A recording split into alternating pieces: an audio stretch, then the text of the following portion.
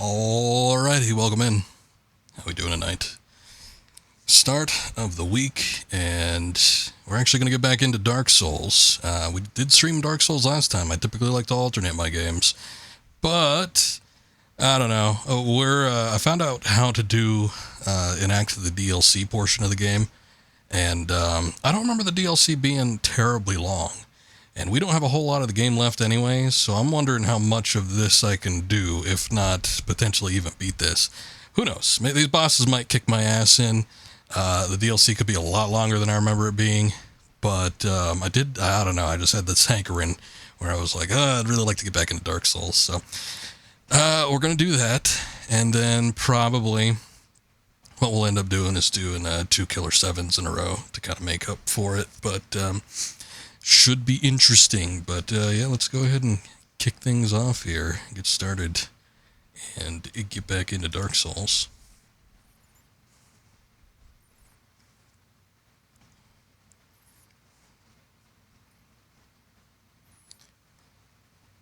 So last time I left off, we ended up making a lot more progress than I thought I was going to. We started off kind of like right before the Crystal Cave section, before we got to Seath the Scaleless.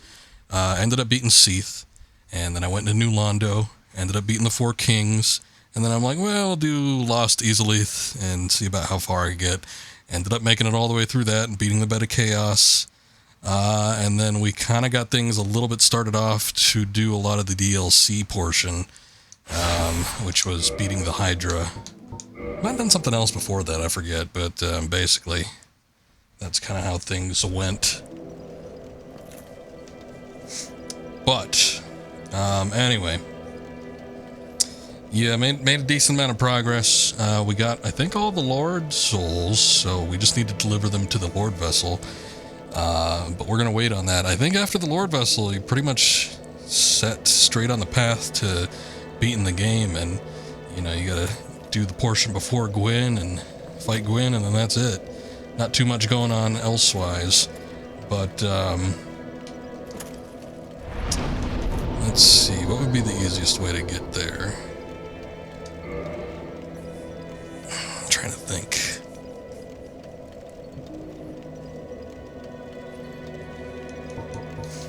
Probably go through the Undead Parish again. But anyway, yeah, like I mentioned before, I had gotten to that portion where we had gotten to the Hydra in the Darkroot Basin, I believe. And I ended up beating the Hydra, and then I was like, well, okay, so he's dead now. I looked around the area, I was like, I remember there being something you had to do to kind of enact this. This game's brutal. Oh, it's not even that bad, man. It's not bad anymore. If you've played, also welcome in, Daler, how you doing? But, like, if you've played, like, Elden Ring and Bloodborne, those games are much worse than this one. I think the one that really pushed me over the edge was Sekiro. I think Sekiro was so brutal, but it was so fun. But it really upped my reaction time, and it really kind of put me over the edge for these types of games. Going back to the original Dark Souls, this game is incredibly easy compared to the other ones. But part of that might just be the type of equipment that you use, or how you put your points into your stats when you're leveling up, things like that. Because the first time I played this game was really, really rough. Although, as I've mentioned before, the first time I played this game, I was doing it with mouse and keyboard, and that was at a time where I was not proficient with a keyboard. It was like I had just kind of started PC gaming more regularly, and, you know, I did not really know how to type without looking at the keyboard itself, so it was kind of rough trying to figure out, like, a lot of the controls and stuff. Fortunately, most of what you needed to do was hard-bound into the mouse, but, yeah, it was a pretty bad experience. But managed to get through it. I think when I started using, when I got that cheapo Logitech controller, I started using that to play this game. I sort of started getting it, but I didn't really get proficient with it until much, much later.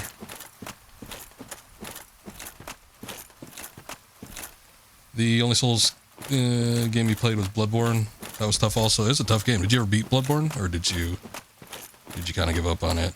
They're super long. I don't blame anybody for, like, abandoning the games, because I regularly do that. They have to be really, really good.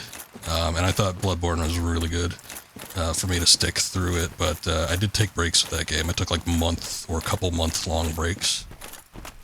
Gave up, I got you. But I hate Dark Souls 2. Made that very clear over my playthrough of this one. Not a fan of that game. Just don't like a whole lot about it. So I never beat that one. Dark Souls 3 is just one of those things where the game was too long and I wasn't invested in it enough to keep playing it. I gave up, even though I think I was probably getting close to the end. Bloodborne, I really, really liked, but I had to take long breaks in between. Sekiro, I loved. Thought it was I still think of it as in my top 5 games of all time. Amazing game. A lot of people don't even consider that one a Souls type game, basically.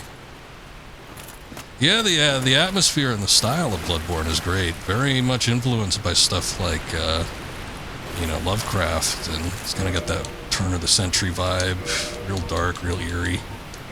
I did go back and I did end up finding this rusted iron ring, which I mentioned before, which negates any traction you get in the water, so you can just like run through. And then Elden Ring was going to become a situation like Dark Souls 3, where I was like, I like this game.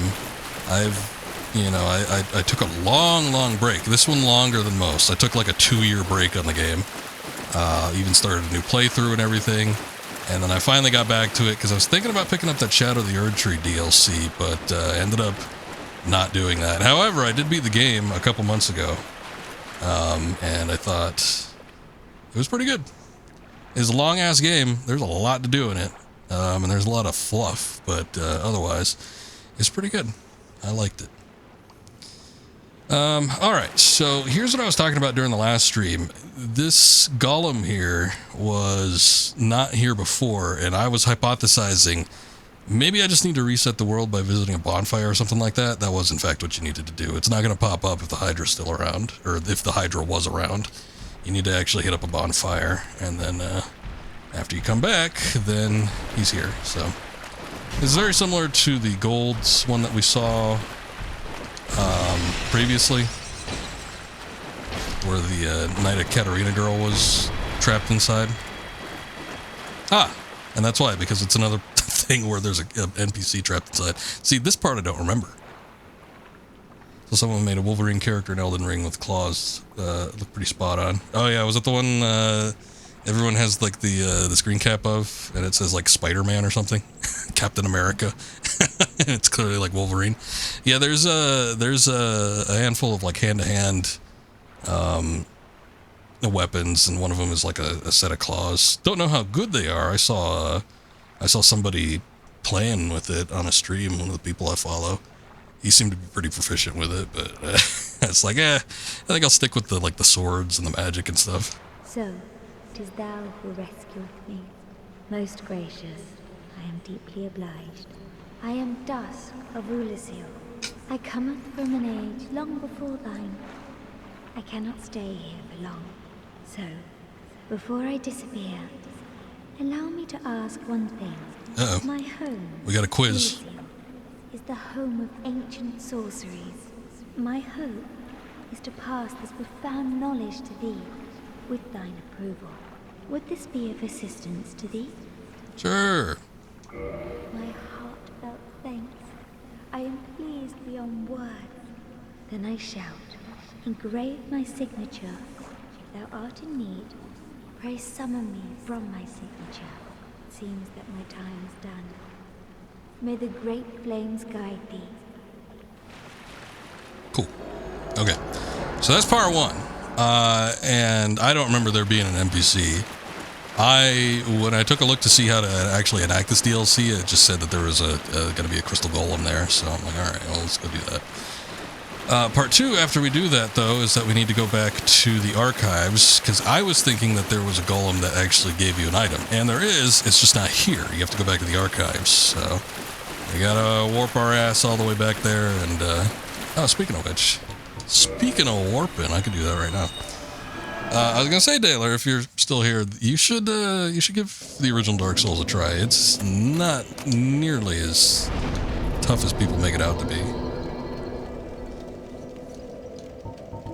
I will say, if you put all of your points into like strength, and you got to make sure you have a lot of vitality, a lot of endurance, but if you go like the strong route, it's super easy.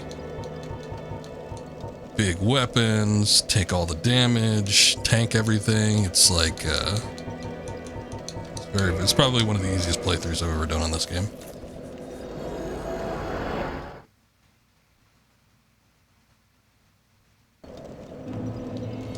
Well, if you're at all curious, I mean, he's right. I guess he's Mega's a bit of a Souls fanatic, isn't he? But yeah, it's a similar situation like when I recommend Tomb Raider games or something like that. Start with the first one. Although I guess technically there was Demon Souls that came out before this, but Demon Souls was almost kind of like a trial and error version of this game. they sort of perfected it by the time they got to this one.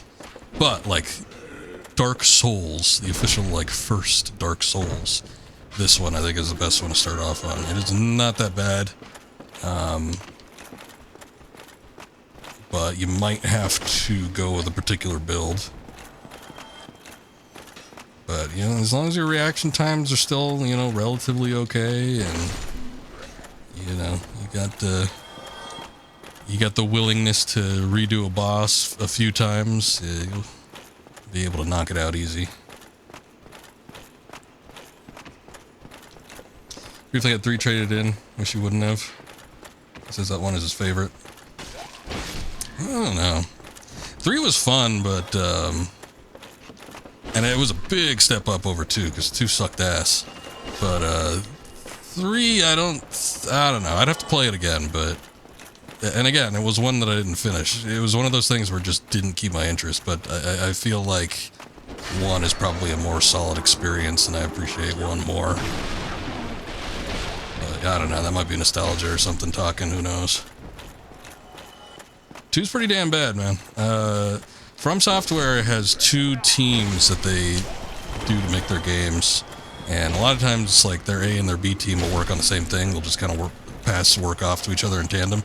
Dark Souls 2 was handled by Team B entirely, because Team A went off to make Bloodborne. And Team B was kind of like the more inexperienced of the group. They didn't quite... There's something about 2 where it just doesn't quite match up to the strength in the gameplay of the original one.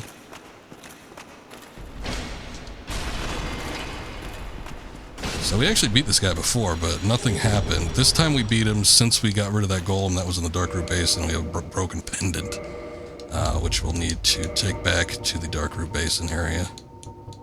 Here is a regular pendant. I don't think that's what we got. Where the hell is it? Oh, maybe it's in key items. That would probably make more sense, right? Let's see. Broken Stone Pendant. Deeply enchanted. Half of Broken Stone Pendant vine appears to originate from Ulasil. Powerful magic can be sensed from this ancient stone, yet men of this time can neither manipulate nor sense its power, which has a distinct air consisting of both reverence and nostalgia.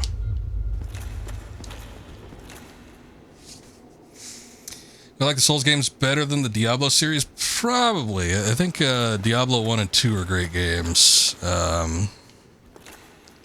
Didn't play 3 for all that much, and I didn't even take a look at 4. A lot of people seem to not like 3 at all. And then 4, a lot of people said it was a step up, but there were still issues with it. I still think the first 2 games are great, but it's such a different type of gameplay. It's hard to compare the 2, but I think overall I probably prefer Souls games a little bit more, even with Dark Souls 2, to Diablo. Oh yeah, I keep meaning to save what they say, because I want to put it in the word filter. And them stupid bots are making a comeback. They were gone for like a good year. Nah, you're good. I can still see it. I gotta remember to do it though. That's the problem. I think even like when I look back at videos, or I could see what people were banned for, like what they said. So it's not a problem. It's just I gotta remember to do it. Anyway, we're looking at starting the DLC segment here. There's been something I've been wanting to do for a long, long time, and that's use a new weapon. And for the longest time, we've just been using like the Great Sword of Artorias or the Black Knight's Sword. And those are great. They're lightweight, they do a lot of damage, but I want something to mix it up. So, enter the Great Axe, the Great Dragon King Axe thing. This thing is heavy. So I leveled up quite a bit so I could actually wield it and still have the Giant's armor on. But it weighs a lot.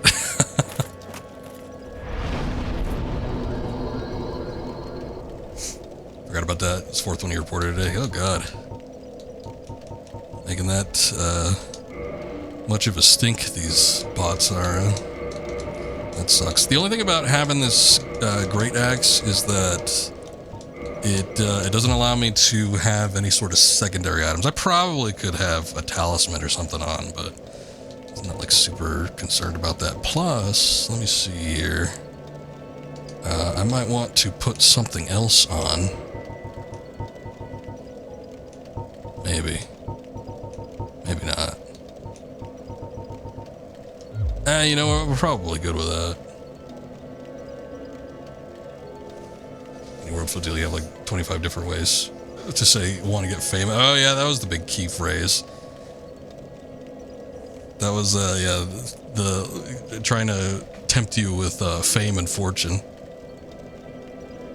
That's how it goes, though.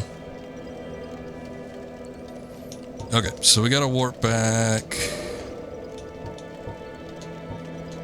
And let's do something different this time. Let's warp back to the sunlight altar and work our way down.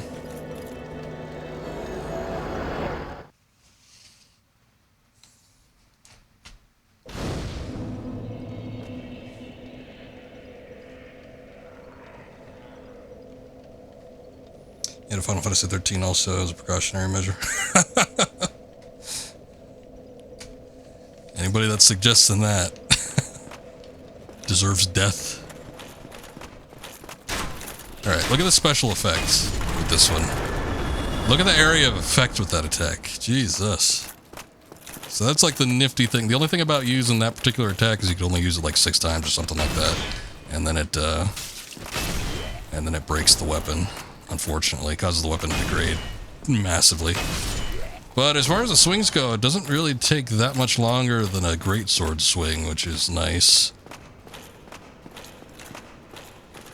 The game which we do not speak of. I've been thinking about potentially playing it again at some point, just because it's been so long since I've actually played Final Fantasy 13. I wanted to relive the suffering. Yeah, that game was not great, I don't think. But again, it's one of those things where it's been so long, it's like, I feel like I maybe want a fresh opinion on it, but it could end up being a mistake. Honestly, I kind of want to play Lightning Returns and see how that one is. I played a bit of, 13.2, and I actually ended up liking it quite a bit. I just never finished it. But I thought it was a decent game. The soundtrack was amazing for Final Fantasy 13. That's probably one of the better Final Fantasy soundtracks, and what's even more amazing about it is that Uematsu didn't compose it. Also, I just screwed up something with my chat. Hold on.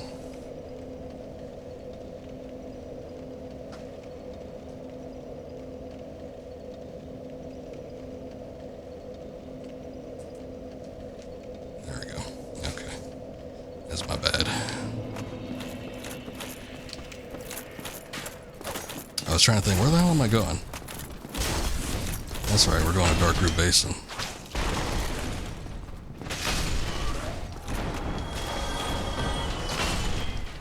Trying to come after me, are ya?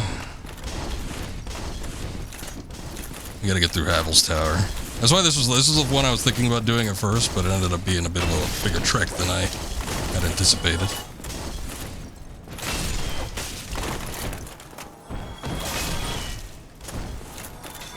Oh, and you know what? I'm walking around with this rusted ring like a chump. Although I guess I probably need it if I want to get back in the water there.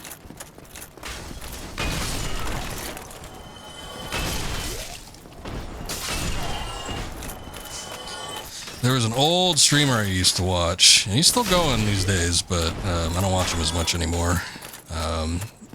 But he streamed this game once, and I was like, I wonder if that playthrough is still available, because I remember he just had a shitty time playing it, and I just wanted to see him suffer a little bit. But I found it on YouTube. Somebody had uploaded it, not on his channel though.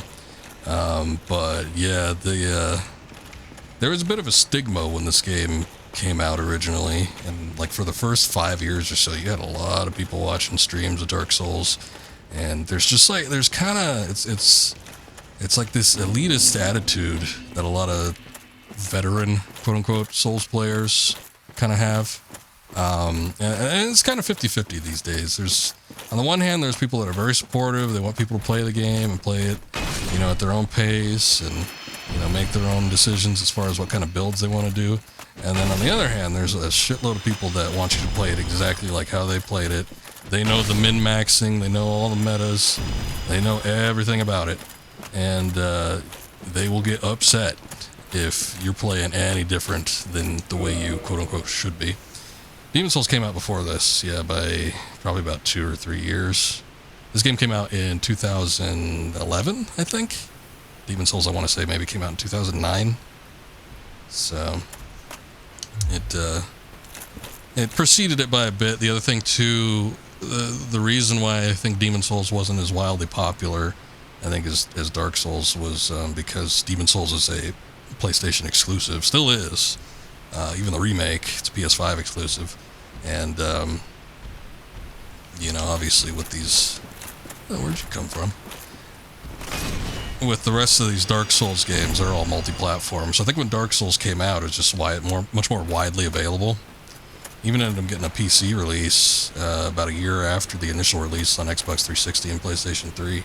So it resonated with a lot more people, just on a pure, you know, numerical value.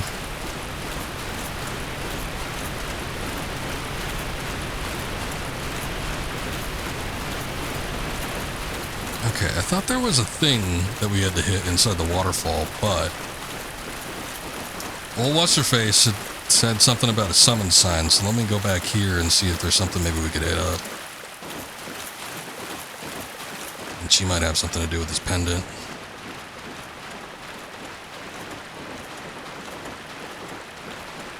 There's something back here. What is that? Oh no, this is the portal that I was thinking of. I thought it was in front of the waterfall. Demon's Souls I don't think is nearly as good as this game though. There's something about it. It's very similar in terms of gameplay, but just like kind of like the healing item method, whereas this you get, you know, unlimited basically with the Estus Flask. You don't have to like purchase new healing items. You just have to visit a bonfire. And then the way that the levels are structured, I feel like when it comes to Demon's Souls, it's a lot more spread out, few and farther between when it comes to the bonfires. And this one already feels like it's kind of stretching it pretty thin. What's up, Chuckin? How you doing?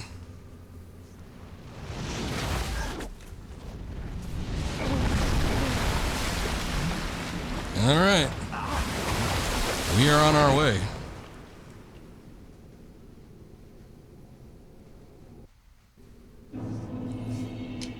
Sanctuary Garden. So this is the first section of the DLC area, which I think it starts off with the boss battle. Could be wrong about that. I kind of want to... we'll just see what happens. Let me repair my equipment real quick, though.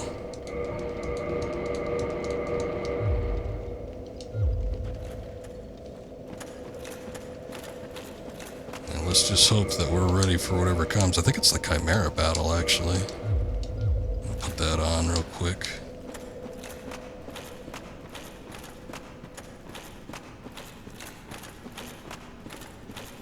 Oh yeah, it starts off with the fog gate. It's never a good sign.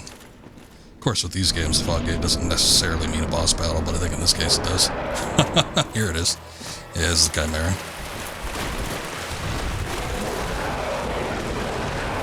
That might be a situation where I want to, God damn.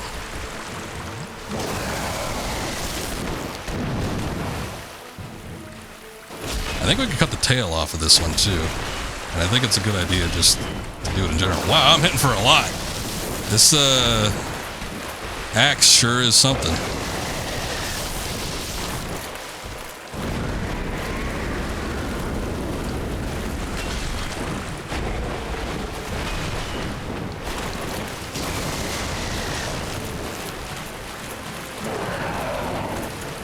What the hell's that? That flying animation. Yeah, I would have hit him if he didn't raise his tail.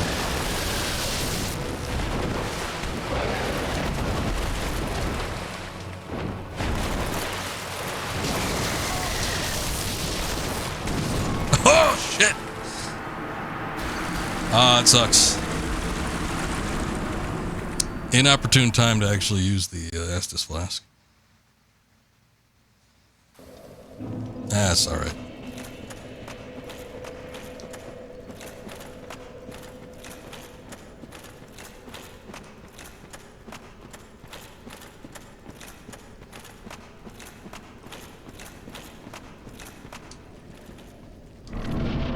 We were pretty close, but, yeah, I think I made a mistake early on by trying to, lock on. This is not a boss I don't think that you want to lock on to unless you're doing magic.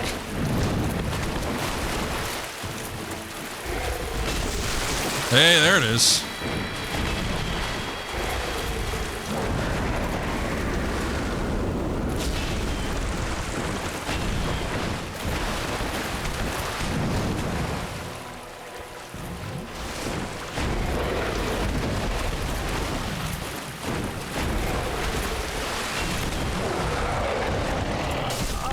Surprisingly hard to hit. I mean, I guess it's fine considering how much damage I do, but still.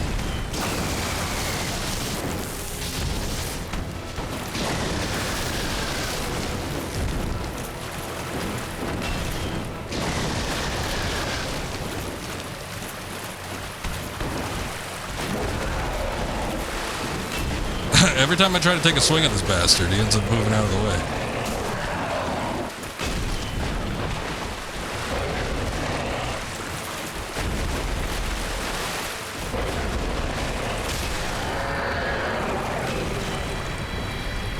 There we go. Oh, he's even got his own unique soul. Cool. And a little bit of humanity. I guess that makes up for what we potentially lost out on before. That probably puts me up for a level up as well with 30,000 souls. It's not bad. Alright, well, first thing done. I don't know what the hell the Guardian Tail is. I can't imagine it'd be something I want to switch over to, but...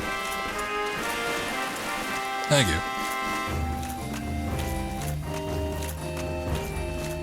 Is this even... Is this where we came from, or is this the exit? This must be the exit.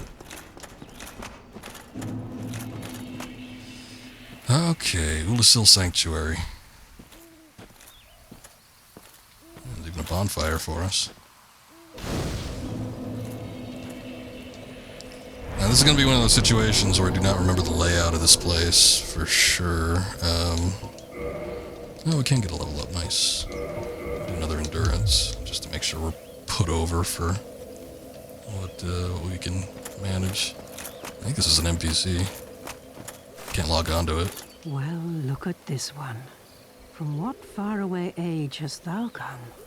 Thy scent is very human indeed, but not intolerable. Ah, Princess Dusk's savior.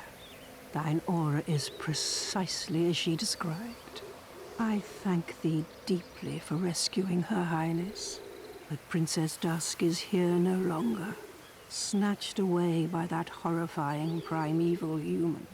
And so I must ask, couldst thou once more play the savior?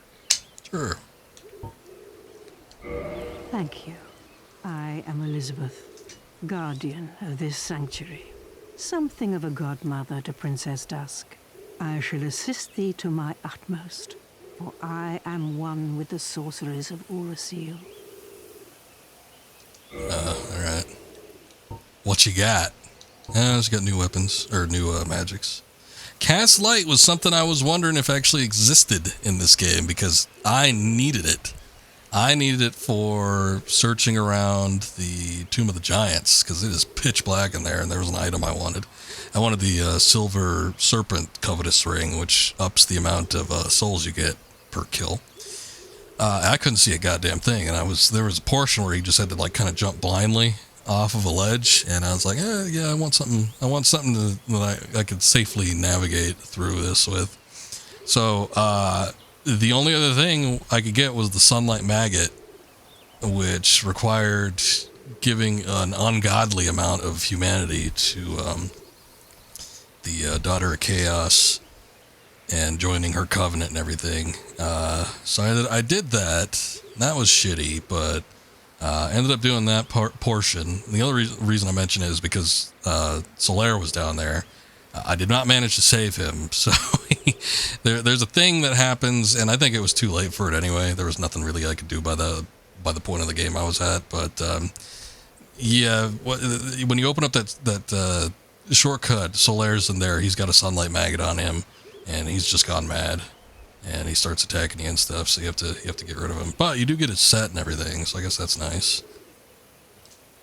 I'm not gonna wear it, but I got it. Anyway, handful of spells here. Cast Light might be the best thing for me. Otherwise, Chameleon sounds kind of funny. I guess there's something you could use to repair your weapons. You can turn yourself invisible. You can make your weapon invisible or something. New Catalyst, not bad. You got some repair powder, gold pine resin. Thou shalt see further on. An abyss was begat of the ancient beast, and threatens to swallow the whole of Urasil. Knight Artorius came to stop this, but such a hero has nary a murmur of dark. Without doubt he will be swallowed by the abyss, overcome by its utter blackness. Indeed, the abyss may be unstoppable. Still, I have faith that Princess Dusk may be rescued yet. May the flames guide thee. I got half a mind to kindle this bonfire, but I don't know how often we're going to be coming back to it. So I'm going to press on for right now, and I don't know if I feel like we'll be making repeat trips back here. I might do that, but for right now, we're just not going to worry about it. I don't remember this portion of the game being that long. It's kind of funny though. This section of the game reminds me of a section of Ghost of Tsushima. There's a portion in Ghost of Tsushima where I kept playing it and I kept thinking, boy, this feels a lot like a Dark Souls level. And I couldn't remember specifically what it was, but at some point I recall that it's this royal wood. Yeah, one-shotting bastards, that's not bad. We gotta take this off too. Boost item discovery, maybe? We'll see what these guys drop. Even though I am hollowed out, but might be worth it. They might got something cool on them. New stone giants.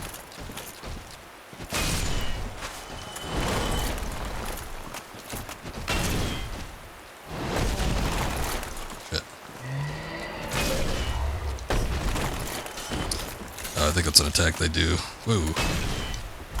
Ragdolling out of control there. I think it's an attack they do where they smash whatever they have into the ground and then they do like an area of effect attack where everything just bursts out of the ground. Probably not something we want to mess with. If these guys just drop poison things, maybe I want this instead. Poison heals.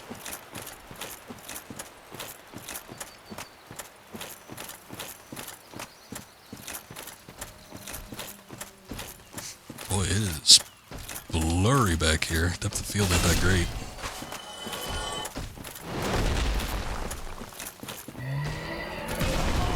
Oh yeah. Yeah, it goes back behind quite a ways, too.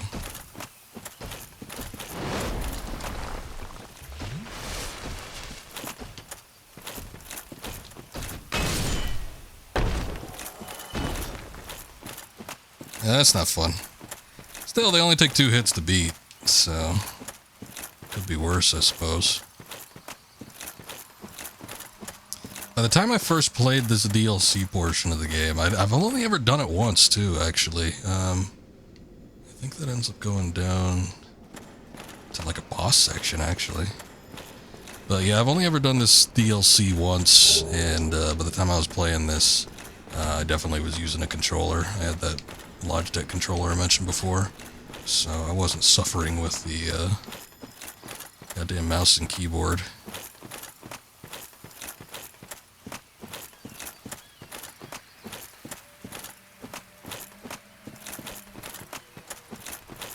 But I think I started using the Logitech controller when I had done Smaug and Ordenstein, which a lot of people consider to be some of the hardest bosses in this game, if not the hardest boss. And yeah, it was rough. That was the point in the game where I said, I can't do this. I can no longer play this game with mouse and keyboard. I need something that's a little bit more responsive for, you know, where my ability is at to actually utilize this shit.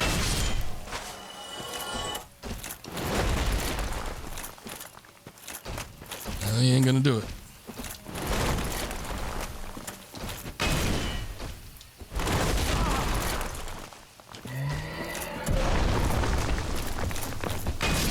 Tricky part is trying to hit him twice in a row. I don't think it's gonna be possible in most cases. Not with the weapon I got.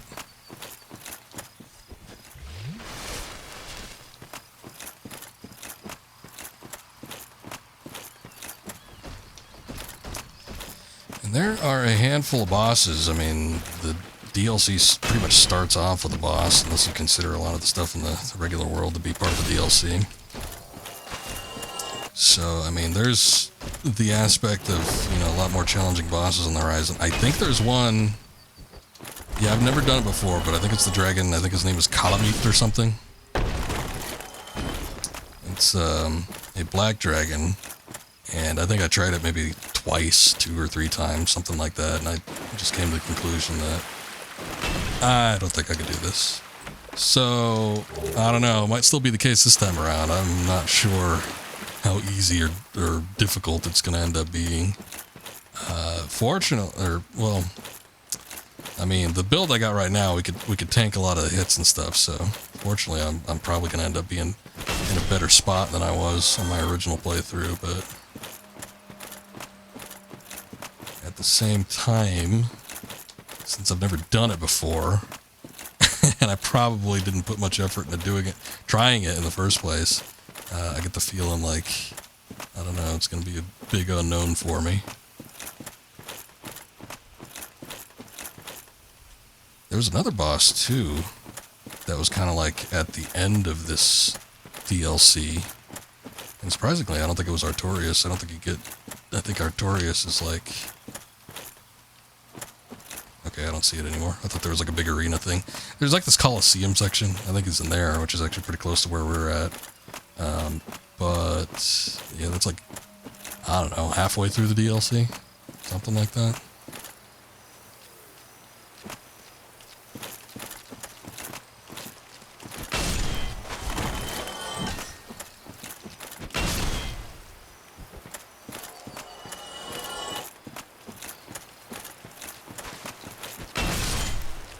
They're coming to greet me.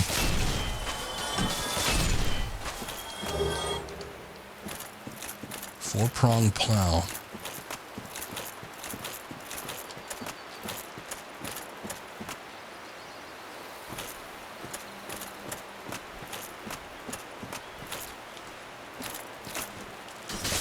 Thought I heard something.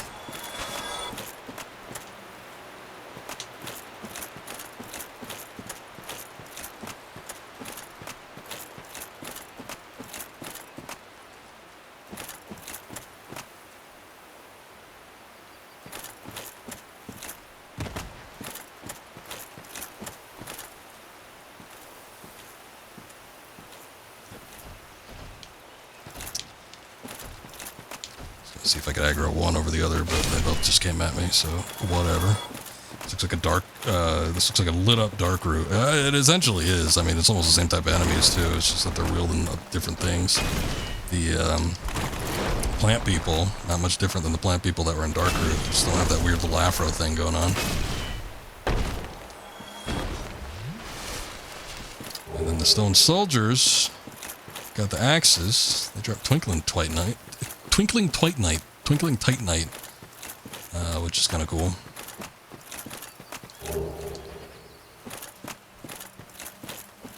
Oh, you know what? I think this Guardian gear that we're getting is actually like the Stone Guardian stuff. I think that's what it ends up being. Which might even be a little bit better than the Giant set. I'm not 100% positive, but I suppose we could take a look at it. The only problem is I'd probably have to spend a lot to upgrade it. Which I've already upgraded the Giant set. Hey, it's that dragon!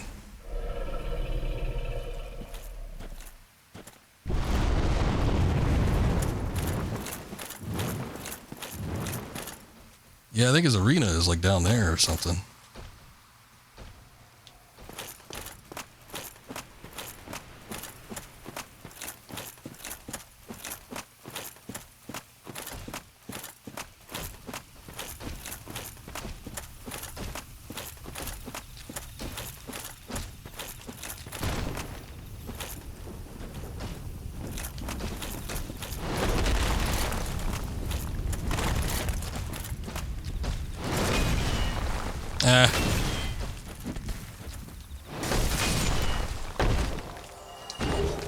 Rare instance where having the high ground is not the advantage.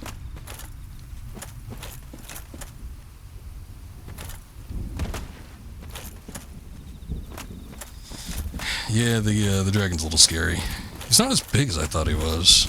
I seem to remember him being a lot bigger. But with that aside, he could probably put a dent in my armor pretty easy. This guy's got shears. He's got like gardening shears.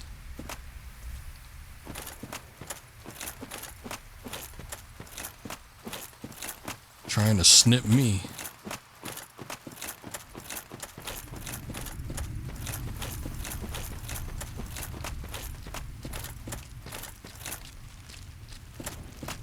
There's a section over there, but I'm not sure how to get to it.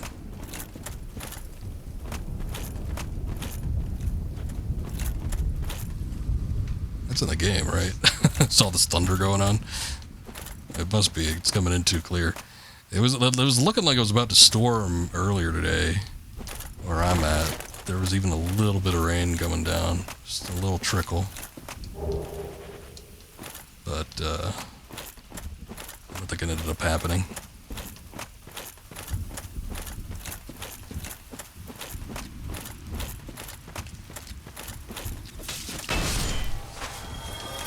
Okay, well, if you could hear it, then it's definitely part of the game.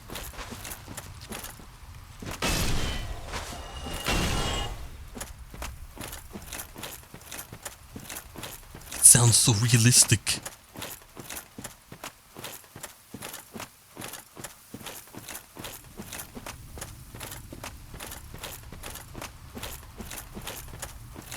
Similar to the Darkroot Garden and the forest and everything, I just kind of want to take a look through here fairly thoroughly because there's a lot of stuff that seems to be able to be picked up.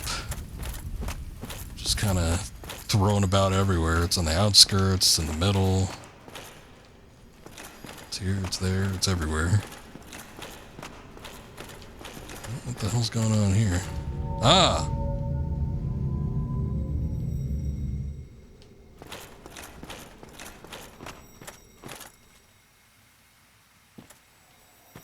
We've been taken down below.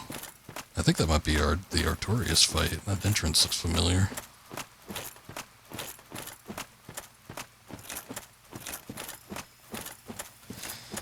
I kind of want to see if there's a bonfire around, but maybe at the very least a shortcut. This guy looks like he came out of Bloodborne. Let me guess. Snatched by a shadowy limb and dragged off to the past? Yes. Yes, of course. Exactly what happened to me. We are both strangers in this strange land. But at least now there are two of us. He's selling shit. 10,000 for humanity? That's insane. Your prices suck, sir. I don't think I want any of this stuff. Yeah, 600 for a homeward bone. I don't think it's that bad. Although I think regularly they used to go for like 500 somewhere. I don't think I need any of this. Did you happen across Knight Artorias? The legendary abyss walker from the old tales? Well, if you haven't, it's just as well. He's a colorless sort, if you ask me. So long. Man, I wonder what the lore on this guy is. Because, like, British accents weren't necessarily a thing too strongly, I feel like, in the, Dark Souls franchise as a whole. But it felt a little bit more strong and prominent in Bloodborne. Also, that attire, that getup, that does not look like the high fantasy type, gear that a lot of people in Dark Souls games wear. It definitely more reminiscent, again, of that sort of turn of the century look that Bloodborne has. So I wonder if Miyazaki was cooking something up. Who knows?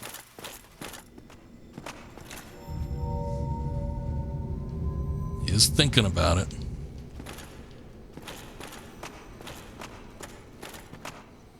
Oh, okay.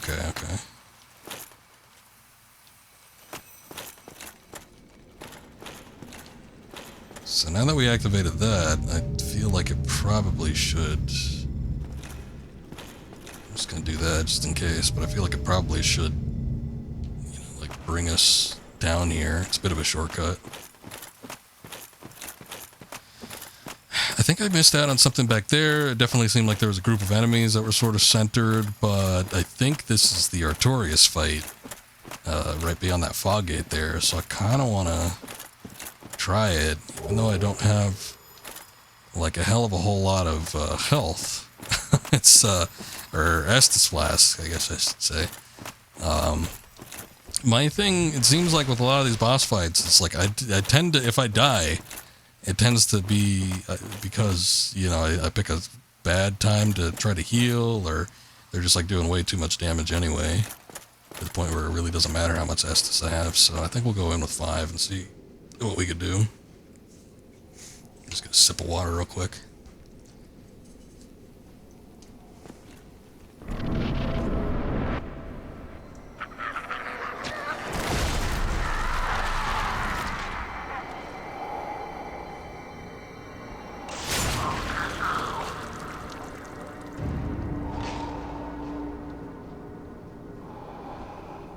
There he is. The Abyss Walker. Gone mad from walking that abyss too long. Or something, I don't remember the lore.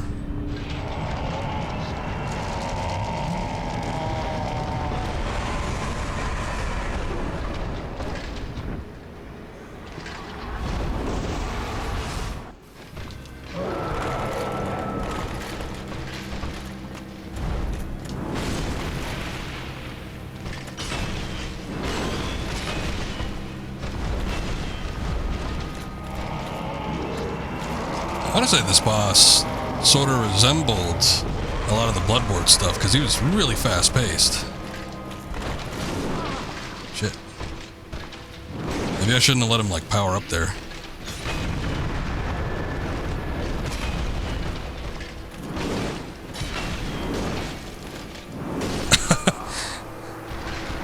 Alright.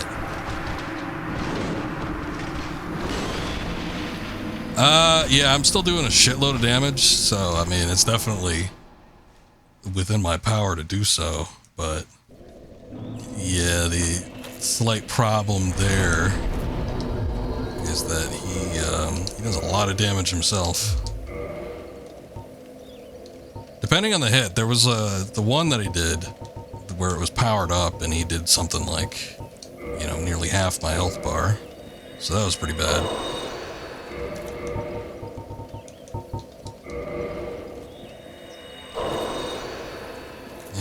Oof. Pretty rough.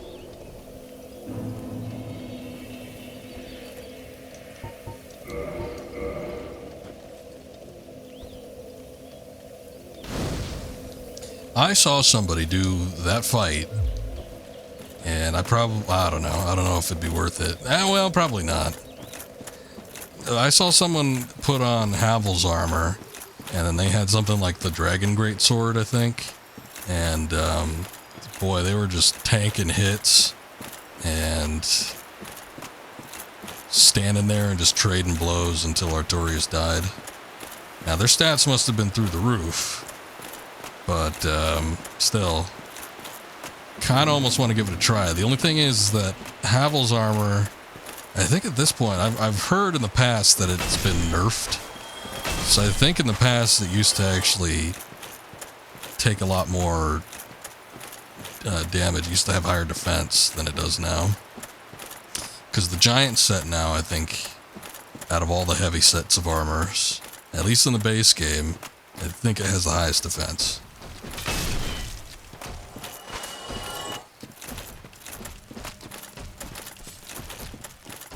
Just gonna see if I can run over here. Not even deal with these mooks. Okay, so it does work, so that's nice.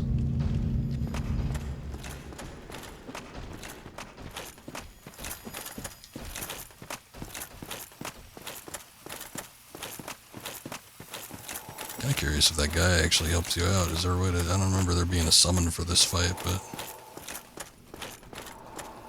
I guess there's nothing at the entrance. Anyway, the only thing that I think... Is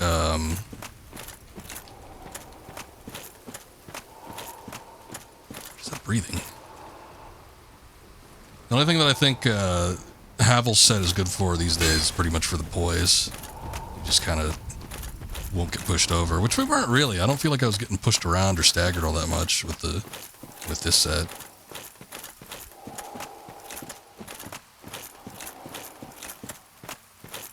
Oh, you know what? I think at the top of this there's like a giant or something. That might be, it might be like him breathing.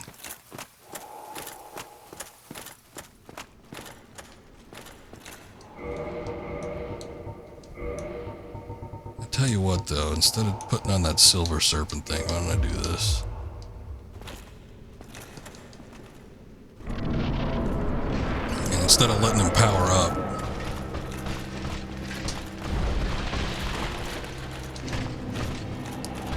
see about just hitting them.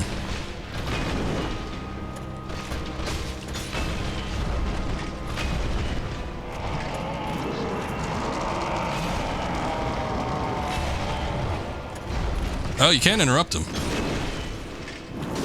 So that's good. Yeah, I got plenty of poise because I'm just standing here while like sipping Estus. And he's like he's trying to hit me. Okay, he got me with that one. That was like the final.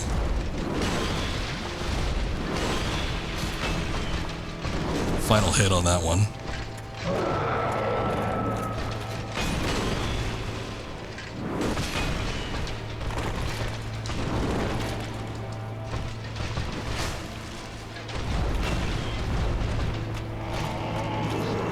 Oh no, you don't!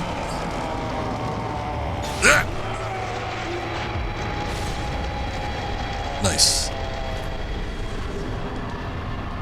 Alright. That's Artorias for you. Oh, we don't get a bonfire for this? That sucks. Maybe something after. Okay, yeah, the battle gets really, really tough when he's actually able to buff himself, whatever that thing was. See, I avoided it first because I thought it was going to be a charged attack. I didn't think that he was just going to give himself more attack power. If I had known beforehand, I would have done exactly what I did this time around, which was just like rush in there and try to beat him before he could actually apply it. And you can stagger him. It looks like it takes quite a bit though, so probably not able to do it unless you're packing some heavy damage. Which fortunately in this case we were. Okay, so there's that little Coliseum area to explore. There's something else going on in there. I want to take a look around up top here.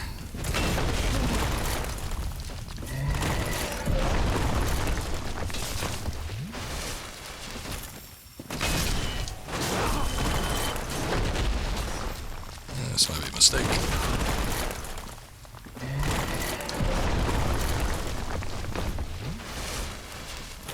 Two of these guys at once, not ideal. I just need to hit that one, I think, closest to me first. Probably got it, but... oh no.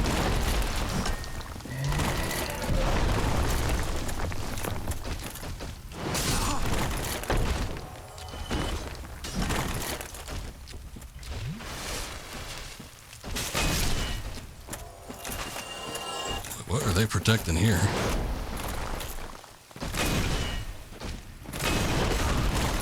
Yeah, you know, I hit... oh god. I hit a couple of them like twice and was able to kill them. I even remarked about it because I'm recalling what I said.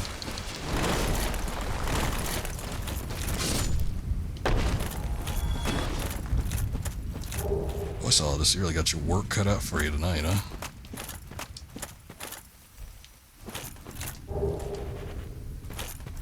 So it's just another twinkling titanite they were guarding?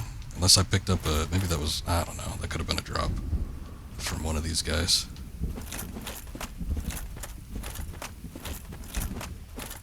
Anyway.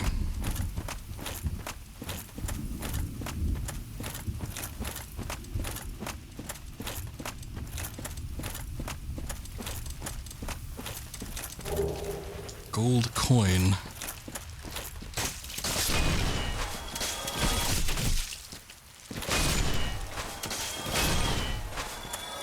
Snip, snip.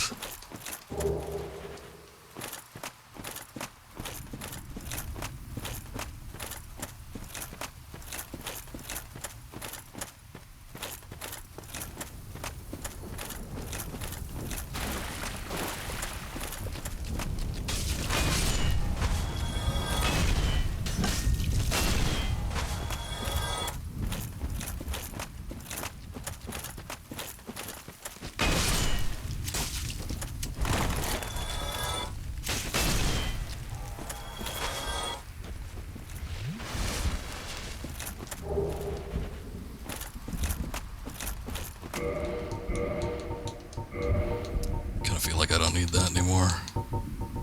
I just try to look at getting more souls since we're pretty close to getting a level up here, but I don't think we're quite there yet.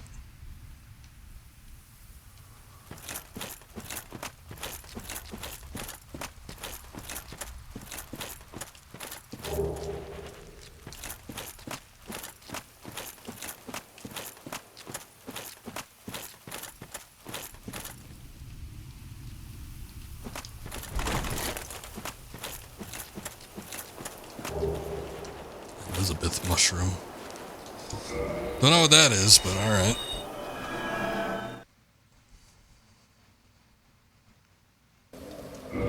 Doesn't seem like it was worth jumping down there for.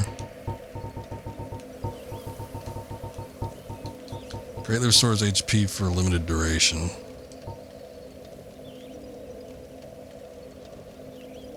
Dramatic effect can make the difference between a warrior's life and death. Greatly restores HP for a limited duration. Huh. You got anything to say, well, since I beat Artorias? Thank goodness thou art safe. What is thy wish? I offer thee my all. Thou art from a time far, far. There are many, but I know that I must not. The perils of our time are overwhelming enough. May the flames guide thee. I think there was actually new dialogue. I'm like, wait a second. Is this something she said before or not?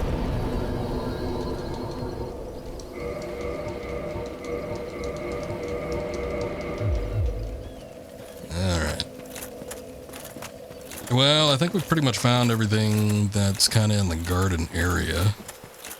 So, let's try to make my way back to the Colosseum portion.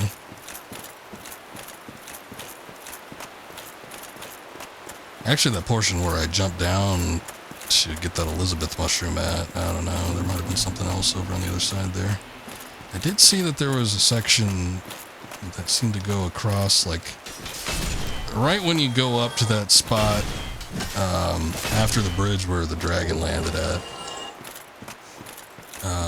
Like you come in through the middle, and then you can go into the portion that's on the right, but it looked like there was something going on the left, and I don't know if I went up that way when I jumped down to get that Elizabeth mushroom, or if that was something else, actually.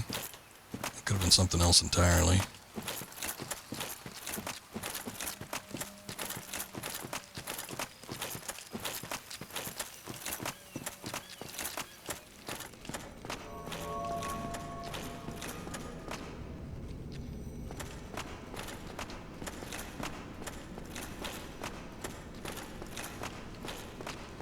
I was waiting to see if they walk in here, but I guess not.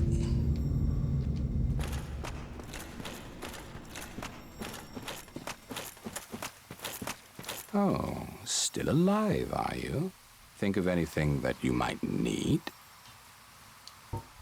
Did you really slay Knight Artorias? Yep. I'd heard the Abyss found him first, but even still, that's absolutely treacherous. Yes, magnificently so. Everybody always yucking it up in Dark Souls. So long. It's something funny.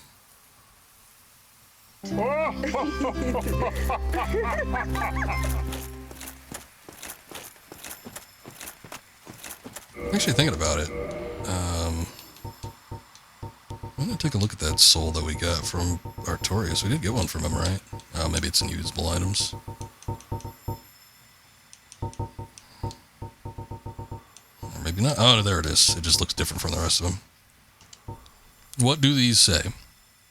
The Guardian Soul, the Guardian that we fought when we got in here. Soul the White-Winged Lion Sanctuary Watchkeeper who dreaded the spread of the Abyss.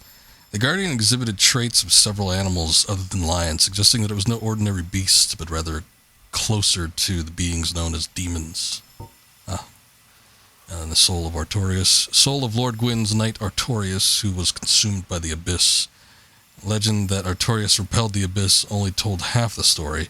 It seems that he was defeated and his honor preserved by some unsung hero. Who is the true victor over the Abyss? Oh. Why, I think it might be me, eventually. We are dealing with time shenanigans here. I guess I'll get that weapon. The Guardian Tail. What does this got to say? Sliced tail of the Sanctuary Guardian. This flexible, spiked, and highly poisonous tail would make a rather obnoxious weapon. Rather obnoxious, don't you think? I guess it's a whip. Yeah. Never really been too into the whips. The more exotic weapons, I tend to not worry about too much. Oh, you! I forgot about you. You? Is that not the soul of the man who fell on this spot? He was a dear friend. I wish to pay proper respect with that soul. Would you be willing to part with it? If I said no... I'm gonna look it up. Because honestly, I don't remember what we get out of it. I think we get another great sword if you use it at a blacksmith. But, like, I'm probably not gonna end up using that. But, like, if I give it to her, well, what the hell do I get out of it in return? Nothing. Alright, the wiki isn't pulling up, so I can't do that. Somebody proposed on Ye Old Forum, what does the Soul of Artorias do? It could be given to Lord Blade Kieran, who I think is the one before us right now, for the Gold Tracer and Dark Silver Tracer, although these weapons can also be obtained by killing her. Okay. And then ascended with a 10 plus straight sword to make the Abyss great sword.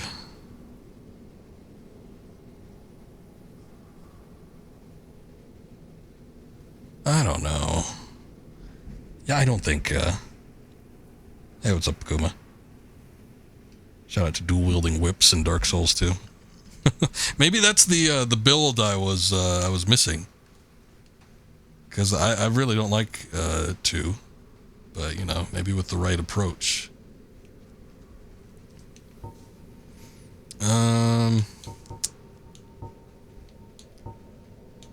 No.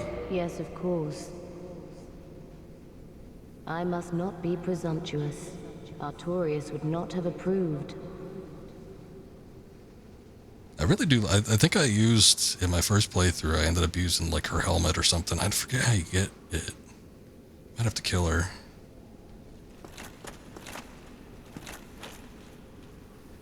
I don't want to do it, but, What is it? Something else? Have you changed your mind?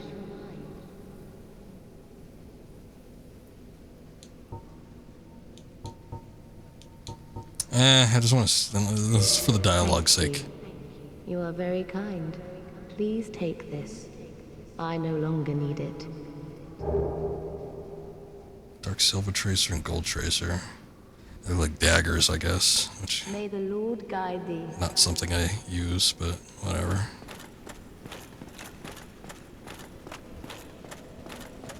Hey, how good some of the movesets in that game are when it comes to weapon variety. You love it. Almost everything else could be left behind. Yeah, I feel you there. I remember a friend of mine freaking out when Elden Ring came out because he said they brought back whatever. He had a specific word for it, but essentially it was dual wielding, which I guess he couldn't do in Dark Souls 3. I don't know. I mean, I never bothered trying to do it because it never seemed... pretty much every Souls game first playthrough was always sword and shield for me. That's always what I wanted to do. No, not the twin blade. It's basically using one blade in each hand, but there was something you can do. Like in Elden Ring, for instance, he found out when he dual wielded katanas, and when you press the L1 button when having a katana in each hand, you have a specific move set. And he called it something. I don't remember what it was. I'm not like that into these games, but apparently that wasn't something that was available in 3. I don't know if it was just due to the fact that the weapons weren't there, or like the moveset was gone. But they brought it back in Elden Ring, and he was like freaking out about it. But yeah, the whatever it was, the specific moveset that you could do when you dual wield blades. Oh, I don't think I want to do this. I don't think I can do this, actually. This game has no server anymore. Alright, let's go up here. I think there's, like I said, a giant or something.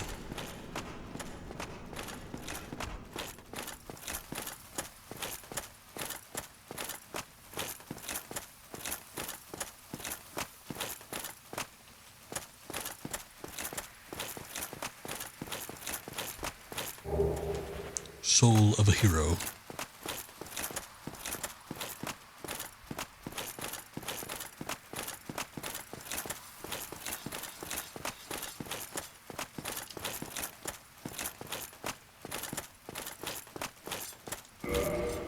What?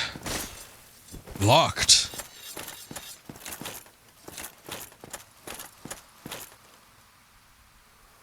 Oh, that just looks like it would result in my death if I jumped down there. Alright, well, I guess we need a key then. So there's a portion after this, and I think it's like a bit of a town or city or something like that, and then there's a cave after that. And I don't think there's anything else. I think after you finish with the cave, you kind of make a round trip, and then you end up back at the beginning again, so... I think we're kind of mostly through the DLC section here. See, this is the start. This is already looking like the town.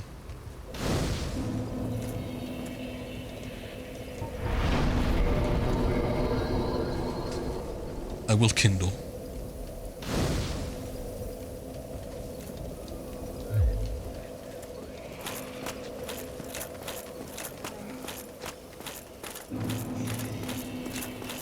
Ulasil Township.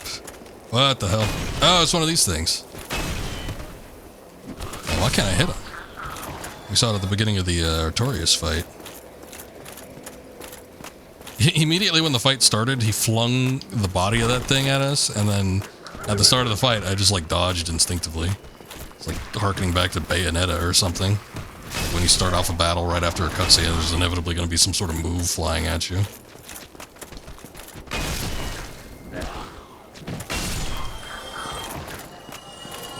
Until you don't think there's dual wielding naturally. The weapon just had power stance, two-hand, but some weapons were just two weapons. Could customize your second hand, could also be misremembering. And he's spinning around a little bit.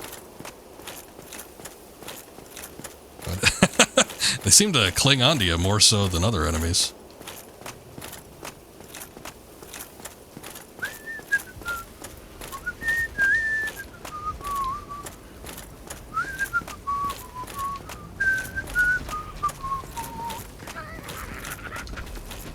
Don't you point at me, sir. That's very rude.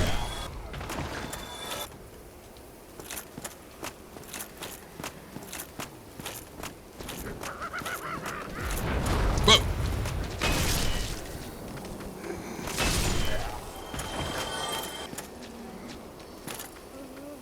I don't know what the hell's going on with these guys. They kind of remind me of like the weird frenzy creatures in Bloodborne, though. I almost feel like with that NPC that was in front of the Colosseum and like these guys, this almost seems like a precursor to Bloodborne in some ways.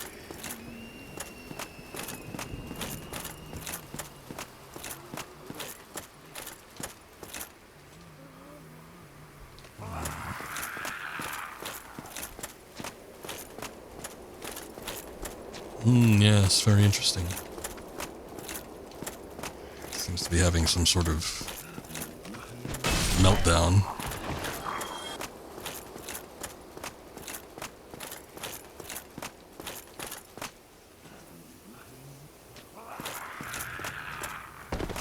There's actually a section in Elden Ring that reminded me of this too. I have to like jump between buildings like that, or drop between buildings.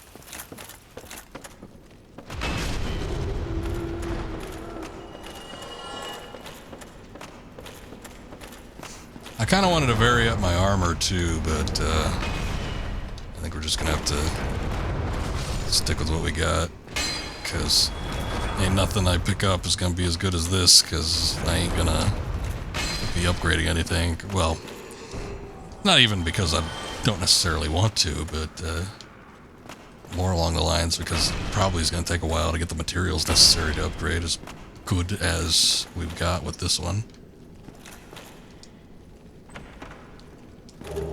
Dark Orb. Oh, that must be what they're using against me.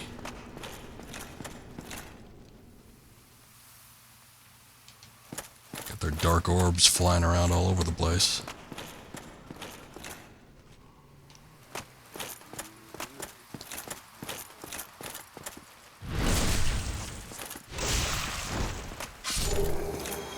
Oh, hey, these things. I love these things. Where is it? It's gotta be here.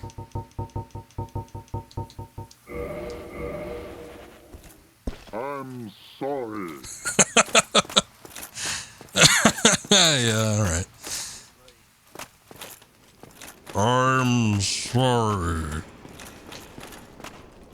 Just take the sound bites of those and use them in various things. Hello. Yes, very good. Somebody actually remembers I have that. Oh, that was you, Solidus. Well, naturally, I guess you would.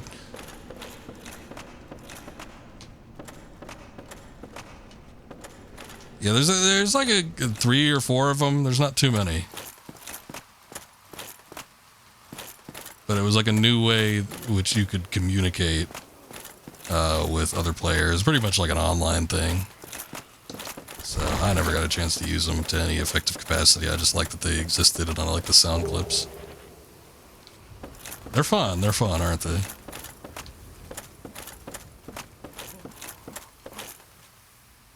That might be some words there. I don't think it's going to be worth looking at, but alright, let's see.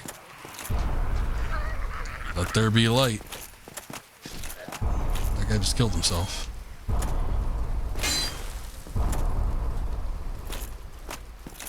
Okay, I don't know what you mean, message.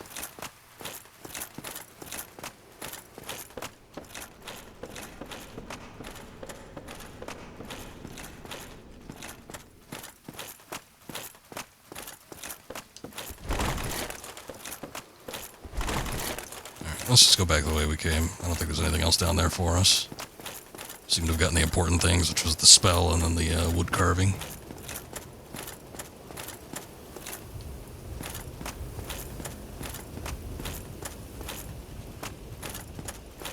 Oh, the voice actor got those clips, the raise for those clips. Is that good, huh? They're very clearly done in English, which I guess all the NPCs are in English too. But I'm just thinking from like a DLC standpoint. Oh, kind of weird. Marvelous Chester. Oh, hey, that's our Bloodborne looking guy.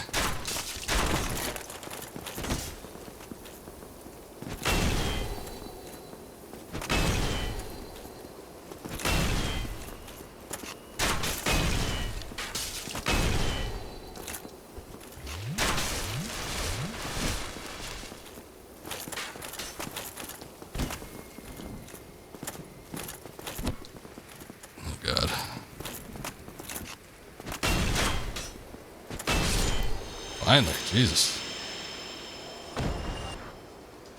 He was hard to hit. He just kept sweep kicking me. Go for the legs. I got a lot of souls from him, but he didn't drop anything, unlike most of the other invasions, NPC invasions.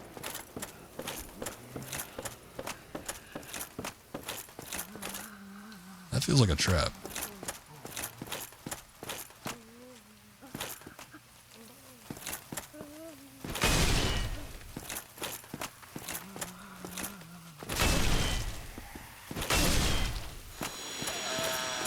The chain was half buried. I couldn't quite tell what was in it, but... Oh, yes. Very good.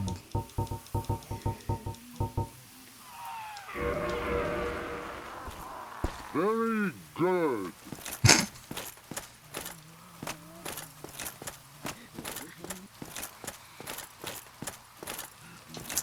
Hell, why stop with hello? I should have put the very good sound clip on the user soundboard for chat. That way people can compliment me. Large titanite shard. Oh shit. Oh shit. Boy, they cast that fast. Or maybe it's not even the casting, but they throw it fast.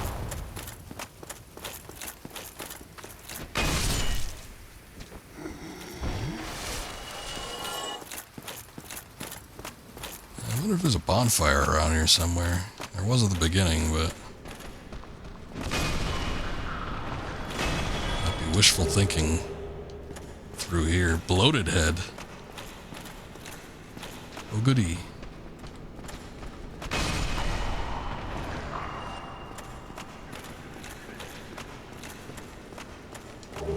I remember being very apprehensive about wandering around through here.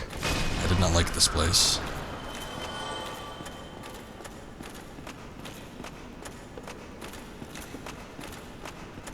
Also, I remember it being a situation where I used a bow and arrow to probably pretty good effect.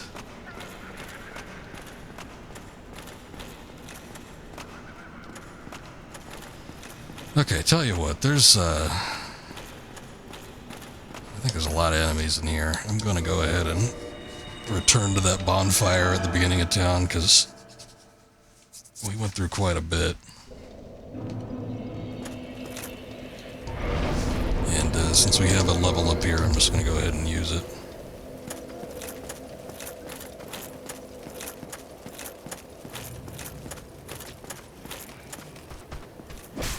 Oh, what the hell?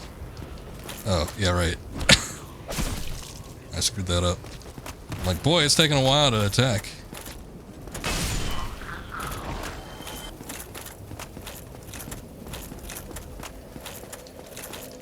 I feel like this is going to be a situation where it's going to be a long time before we get another bonfire. Might not be until we get to the cave portion, I was remembering. So, we'll go ahead and kindle again. Oh, you never played DLC? This is like probably the only DLC that I actually liked that I've played.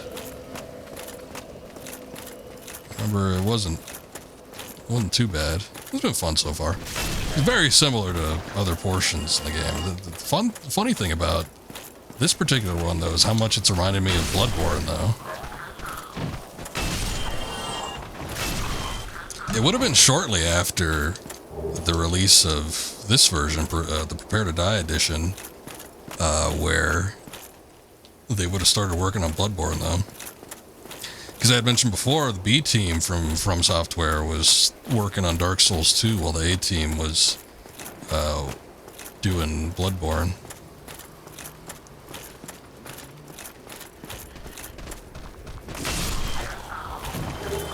So I would not be surprised in the slightest if they had taken some of the concepts and enemy designs or NPC designs, whatever the case may be, from this DLC and implemented them into Bloodborne.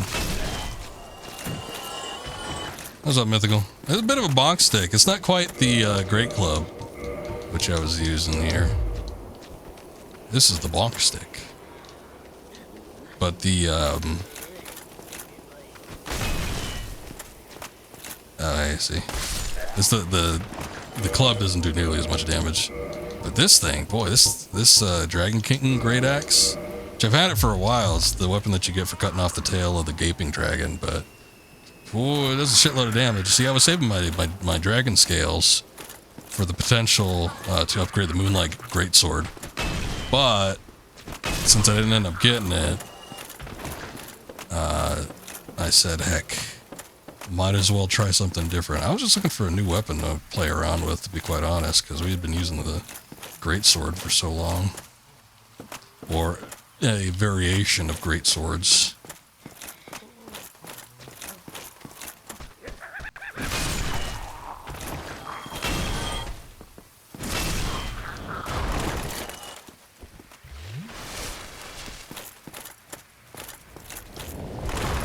Give me the iframes.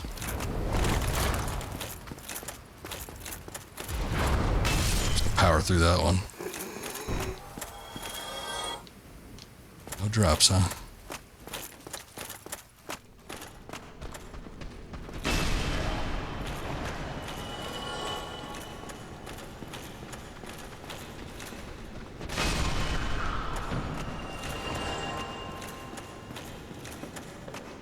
So this part sort of confused me, because I don't...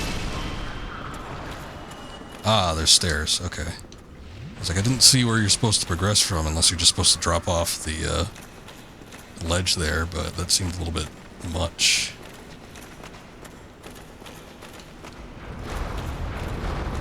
Ah.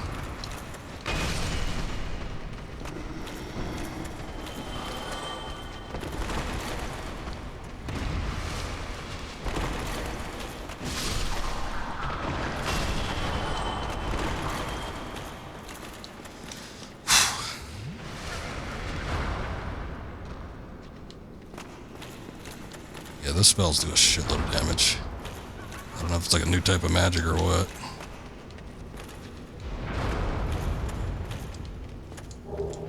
What they are doing, I cannot contend with.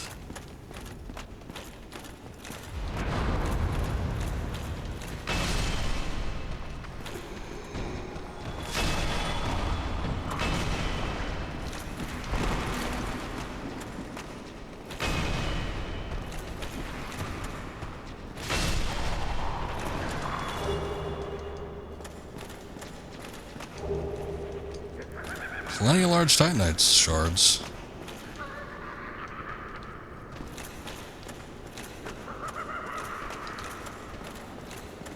I've not been in need of those for a while. What's going on here? Alright, before I move out, I guess let me explore the rest of the building.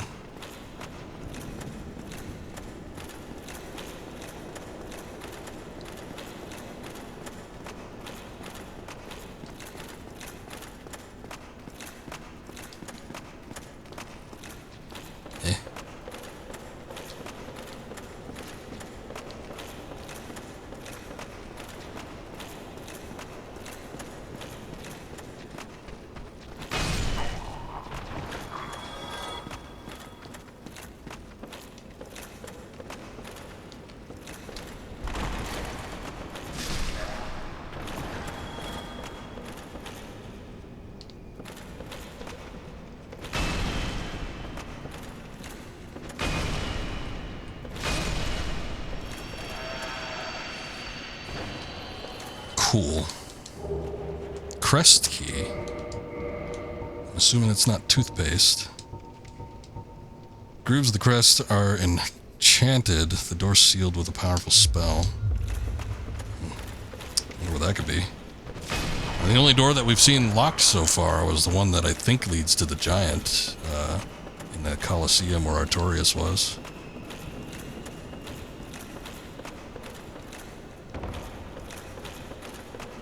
Alright. Alright, well actually this is a good opportunity to see what else is over here, as I jumped down immediately to get that one guy. But there was still a portion back here which we didn't explore.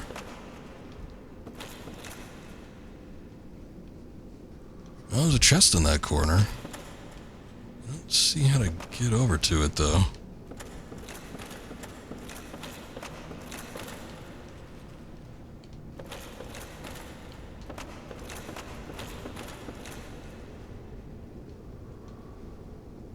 Almost looks like there should be like an invisible path or something like that when it sort of... the path just ends. But I don't think that's the case. Yeah, I don't know what you need to do to get over there. Unless there's a door, it's possible there's a doorway like over there.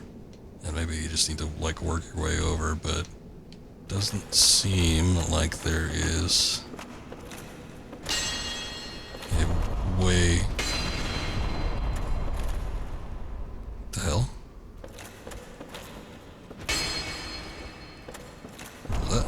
Okay, what is that? Doesn't seem like there's a way from over here to get over there. I was hitting the wall though, and there's like a little thud in the background. I don't know what that is. I don't get it though. It's weird.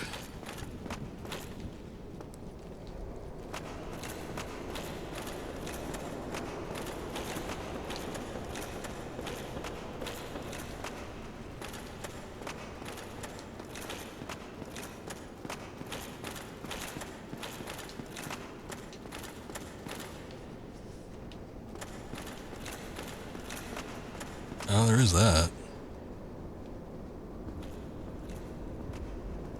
I don't know how to get up there, though. That's like I might be able to shoot it with a bow and arrow.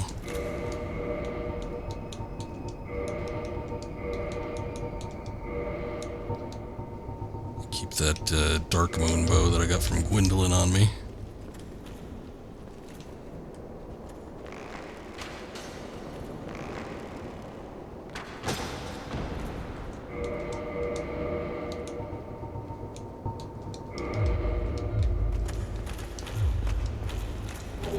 Dark fog. Interesting. My build is not a mage build, so I can't utilize any of these things, I'm sure, but... although I do have, like, sort of high intelligence, so I might be able to use one of them, but they're probably not going to beat out what I have with, you know, just being able to warp back quickly or whatever. Those look like some kind of spellcaster. This, it's got that weird little white torch. Ah, okay. I was gonna say, last time we saw one of those, it ended up being a shortcut for us, which it looks like it's the exact same thing here, so that's nice. I don't need it right now, I guess. So we can go ahead and go back, but good to know that it's there.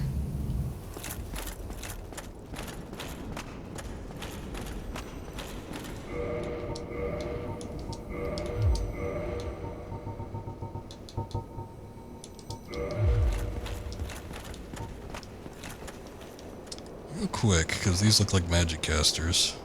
I don't know if they'll be able to hit me from that distance. But if I can hit them, they probably can't hit me, actually.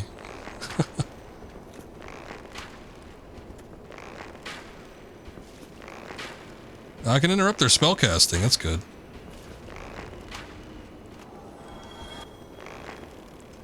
It's just that there's two of them, and I know those magic attacks hit for a lot, so... I'm gonna revert back to my old tactics here and try to, get them from a distance, if at all possible.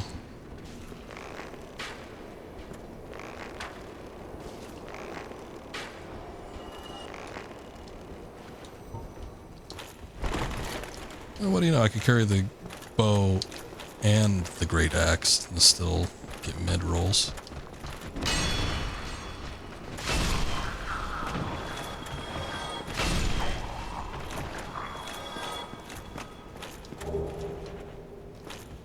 Green Titanite shard.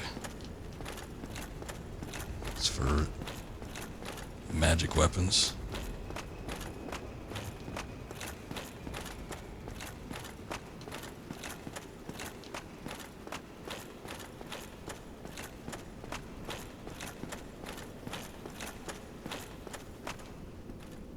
What is this?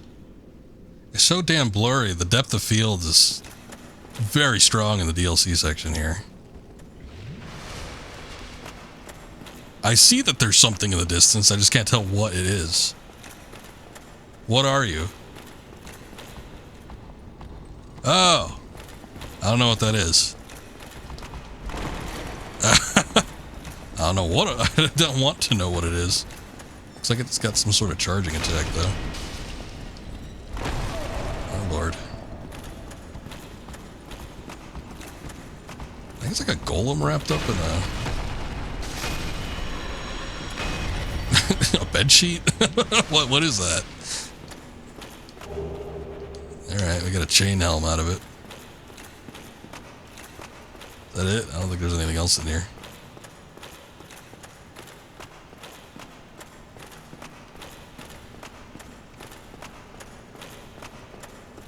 We might be getting into the cave portion, which I remember this being like the last section of the DLC, so might be able to finish this and oh hey. Hello there. Might be able to finish this in a couple hours, who knows.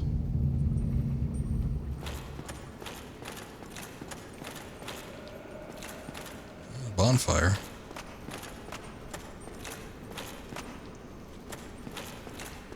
Bunch of cells. When did I get to humanity? I ain't really complaining. I know there's a bonfire, I think like kind of right before the boss in here, so might be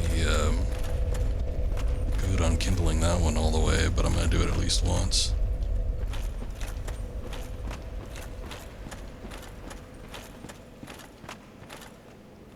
Oh shit, this might be a section. Alright, let me see. I'm way too fat. I got them fat rolls.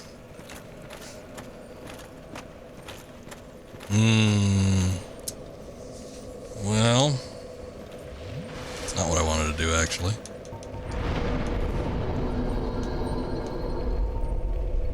Lucille Sanctuary. Lucille Township. Okay. So at least the warp points are fairly generous.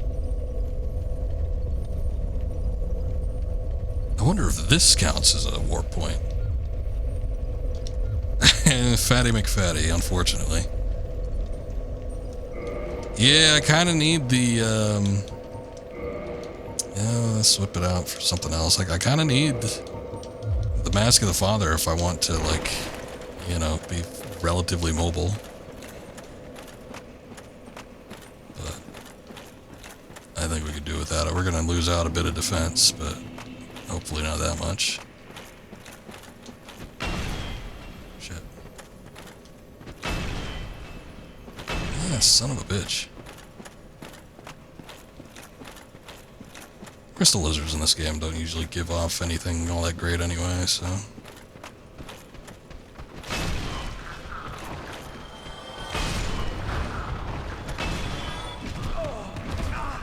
What was that projectile that he threw at me? Oh no, it was somebody behind him. Damn. No wonder I lost so much health.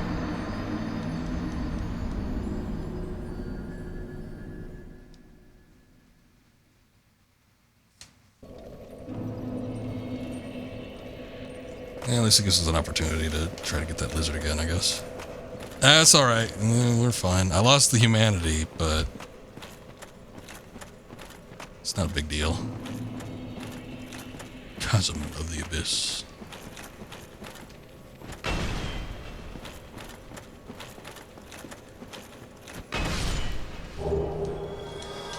Twinkling Titanite, that's not that bad.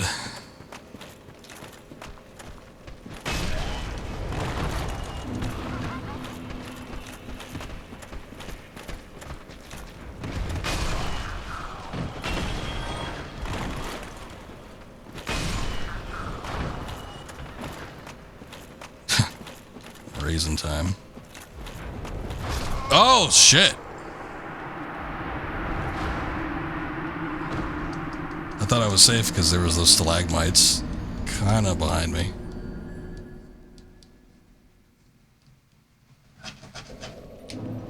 I'll start raising hell in a second here.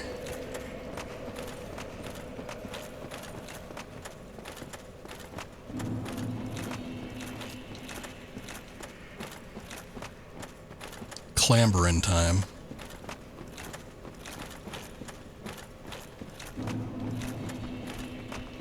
Yeah, it's that spellcaster is the one. So I want to try to aggro these guys because I don't want them chasing after me. They still do a decent amount of damage. They don't do as much as the spellcaster, but you know, a couple of hits, I already got my health bar halfway down. I got a big ass health bar too. Who's laughing now? Dark bead.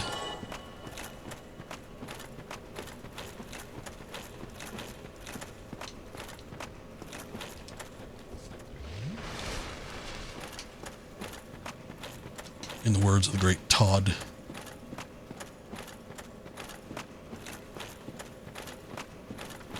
Well, clobbering, clambering, we were probably doing a little bit of both, so it all works out. Oh yeah, the humanities. Yeah, look at that. That's like raw humanity. Those are humanities. They are manatees of hue. I forgot about these things. I think they might be enemies.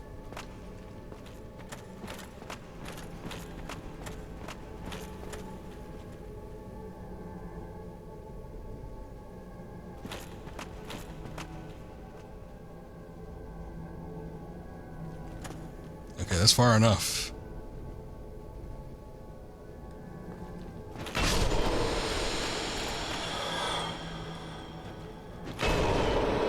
Uh-oh.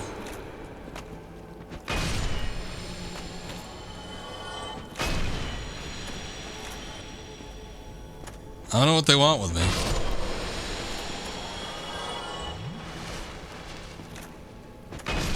Clearly, I have no humanity. Okay, well, I got one, but, you know, I myself am not human.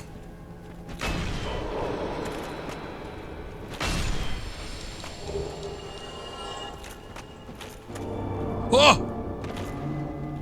Okay. It was a trick. Oh, that cat. She's taking her vengeance for me hitting her before. That was off stream.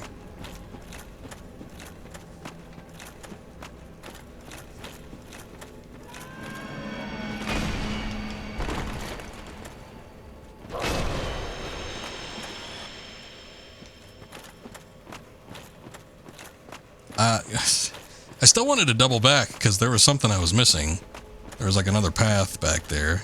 But, alright, fine. We'll go chase after the Cheshire Cat. Oh, twin humanities.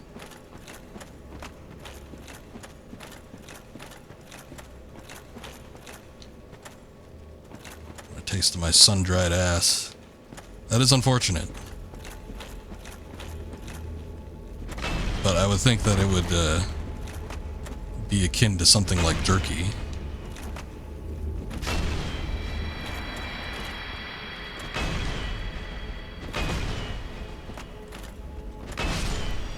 They're kind of creepy, though.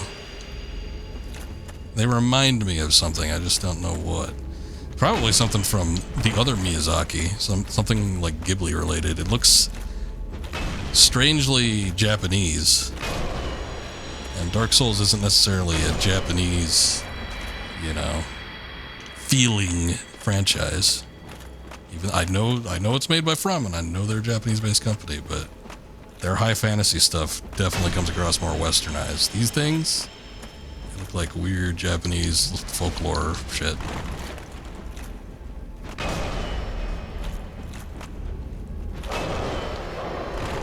Shit, they do a lot of damage too. Goddamn.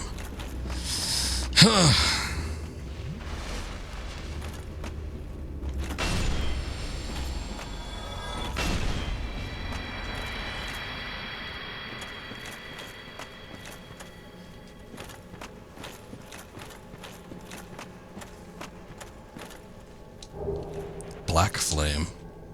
Bunch of new attacks.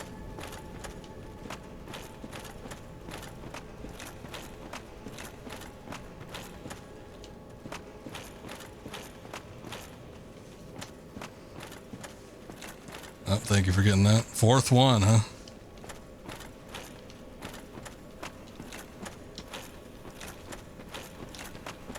Those bots are fiending for somebody to click on their link.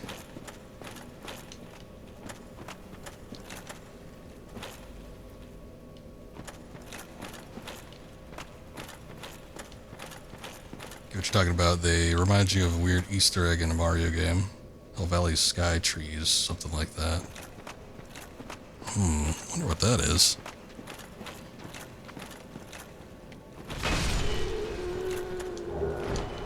I might know what you're talking about. It seems vaguely familiar to me as well.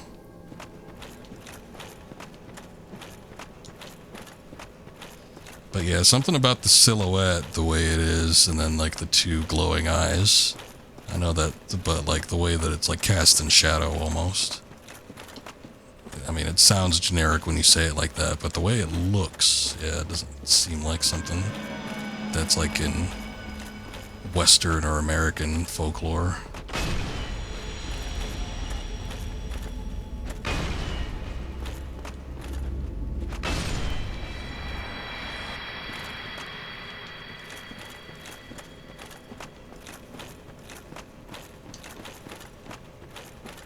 Ah, here's something.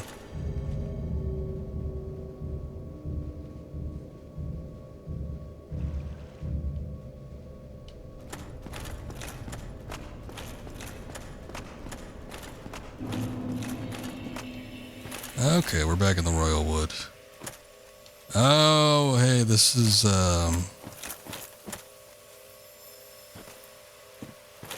bastard over there. That's the Colosseum where Artorias was.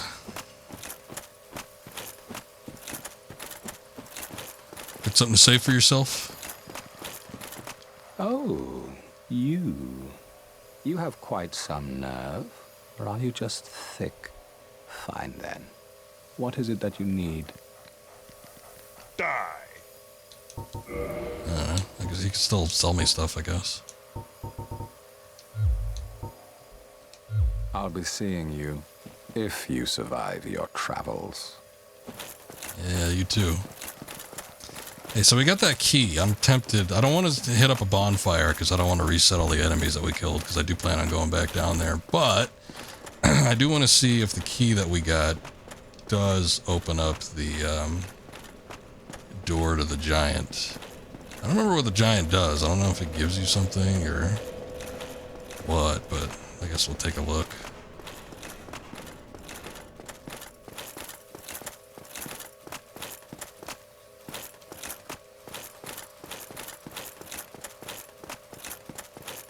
Let's see if this is the key. Because I can't think of anything else. It doesn't seem like there's any other doors that we've come across that are locked. Ah, yes, it was. Good.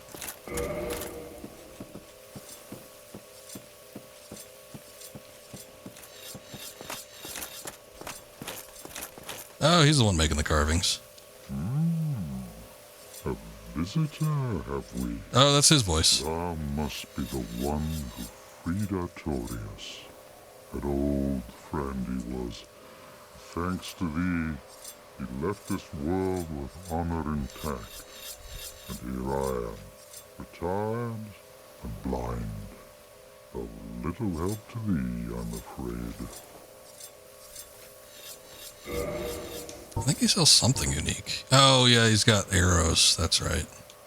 I think we could use those the Dragon Slayer bow for. He's also got the rest of the carvings. Thank you. Hello. I think there's only 4 of them. Oh boy, I don't know. These things are damned expensive, but I do. Live thy life as thou seest fit. I do seem to remember the boss in the cave, you being able to like hit with a bow from afar. I need to fill up on prism stones. You might be right. I should probably be buying 99 of them right now, but I'm going to forego it.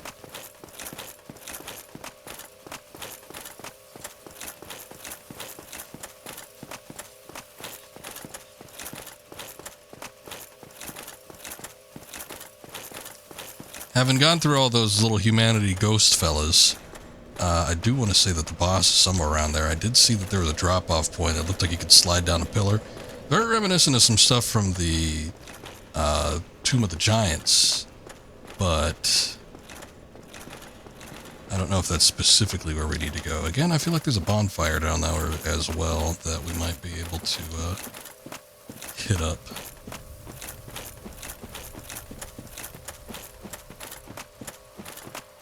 But let's go back and explore a little bit more. I sure hope nothing reset. I don't know why this thing... Oh, was it a different entrance? Did I think I walked through somewhere else. Oh, yeah. See, I didn't even notice that. I just thought it was the same one, but I guess that other one just takes you up to that other area. Or that's how you get down to the Colosseum portion anyway. This is something completely different.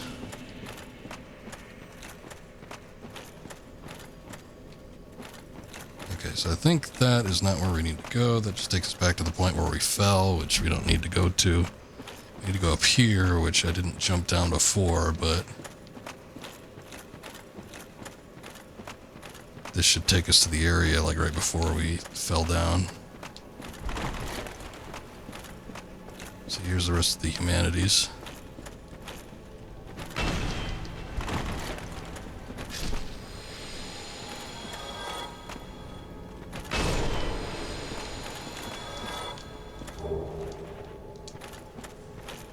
Boy, this section, if these guys respawn, this would be a great area to farm humanity. They seem to have a much better drop rate. 1, there's a ton of them. 2, they die easily. And then 3, their drop rate for the humanity just seems to be a lot more frequent than the rats.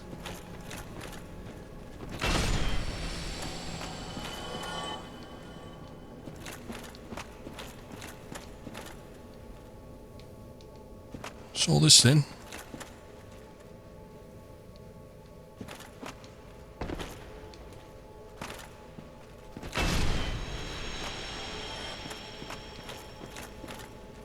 Garden. Help me! I forgot about that one. There's a point where it looks like... Actually, I don't think I can get back up there, so it's either use a warp or jump down. Actually, the help me, I think, is the funniest one. Let's listen to the rest of them, though. Hello. Okay, so that's the one we're all familiar with.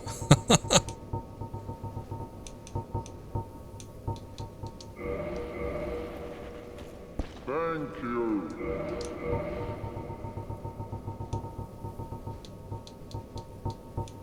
I think we must have heard I'm sorry already.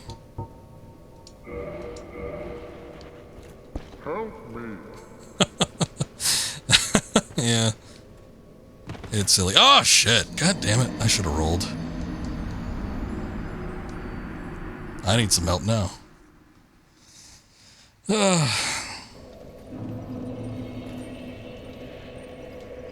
Alright.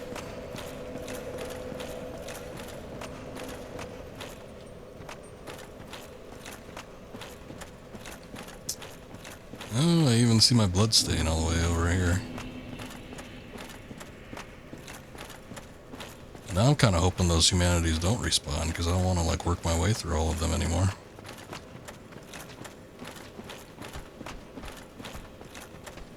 Oh no, there they all are.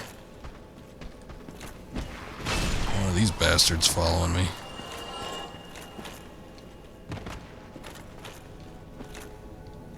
I hope they can't, drop.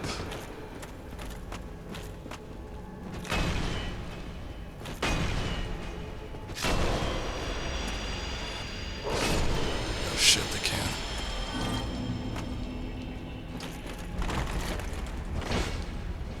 Oh, wait. Oh, no, we were already here. Damn it, I didn't know.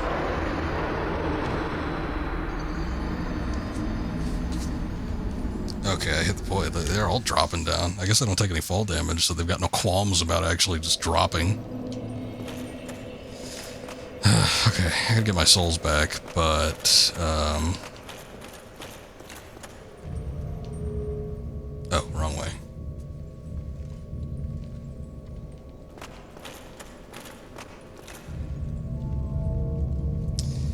Not much I could do at that point. They gang up on you. So I'm gonna have to systematically just try to lure them out, I think. Sucks is I have to do this like twice over. I might try to just like jump past him though. Grab the souls that I dropped and then see if I could teleport out. It's gonna be tricky.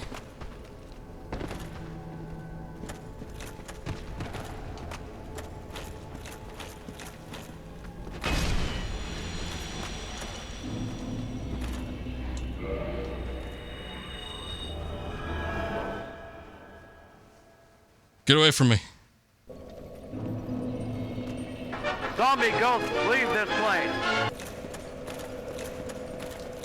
Okay. I got my souls back, which is nice. God damn it, once again. Wrong way. It seems like the only course we can go now is sliding down the pillar. So I think that's where we're gonna have to make our way to. But this time around, that means I gotta fight all the rest of these guys.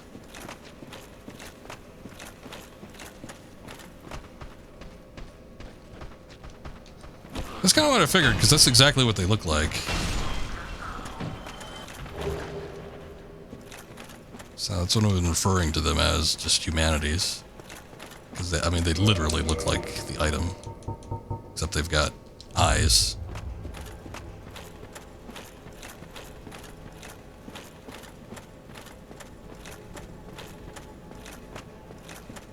But they have peepers. Peepers to watch.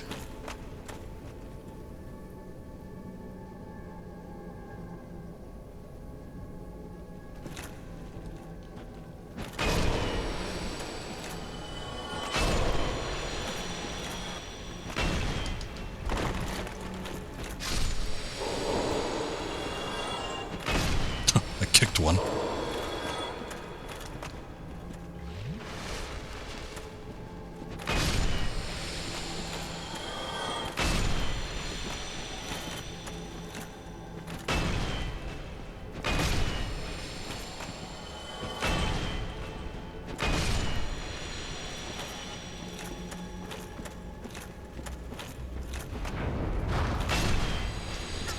Dirty son of a bitch.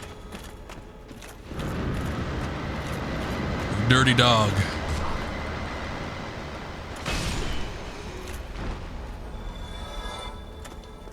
Alright.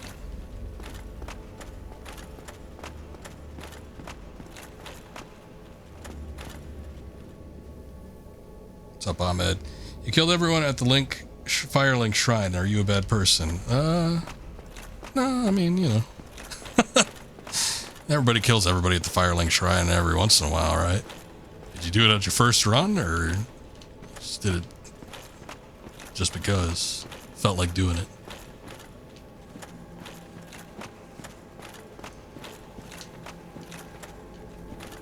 Ah, there's the fog gate. Okay. So this, unless something got updated, I remember there being a point around here somewhere where you could actually fire over the fog gate and hit the boss on the other side. It's crazy stuff. 2 runs in a row now. Okay, okay. Yeah, like I said, everybody experiments with stuff every now and again. No harm in doing that. Most of the people at the Firelink Shrine don't even give you too much of anything anyway, so wouldn't be too bothered about it.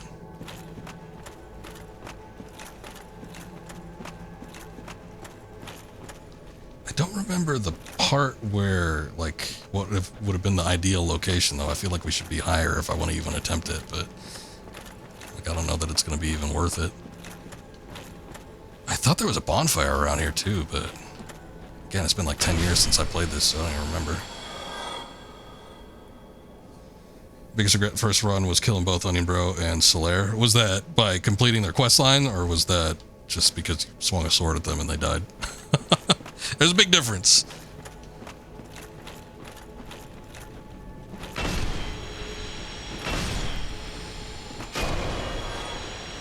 It doesn't look like it's a bonfire. There's plenty of items these guys seem to be backing up, though. What's going on with this? What is this? What you got? Soul of a Hero? It's worthless to me.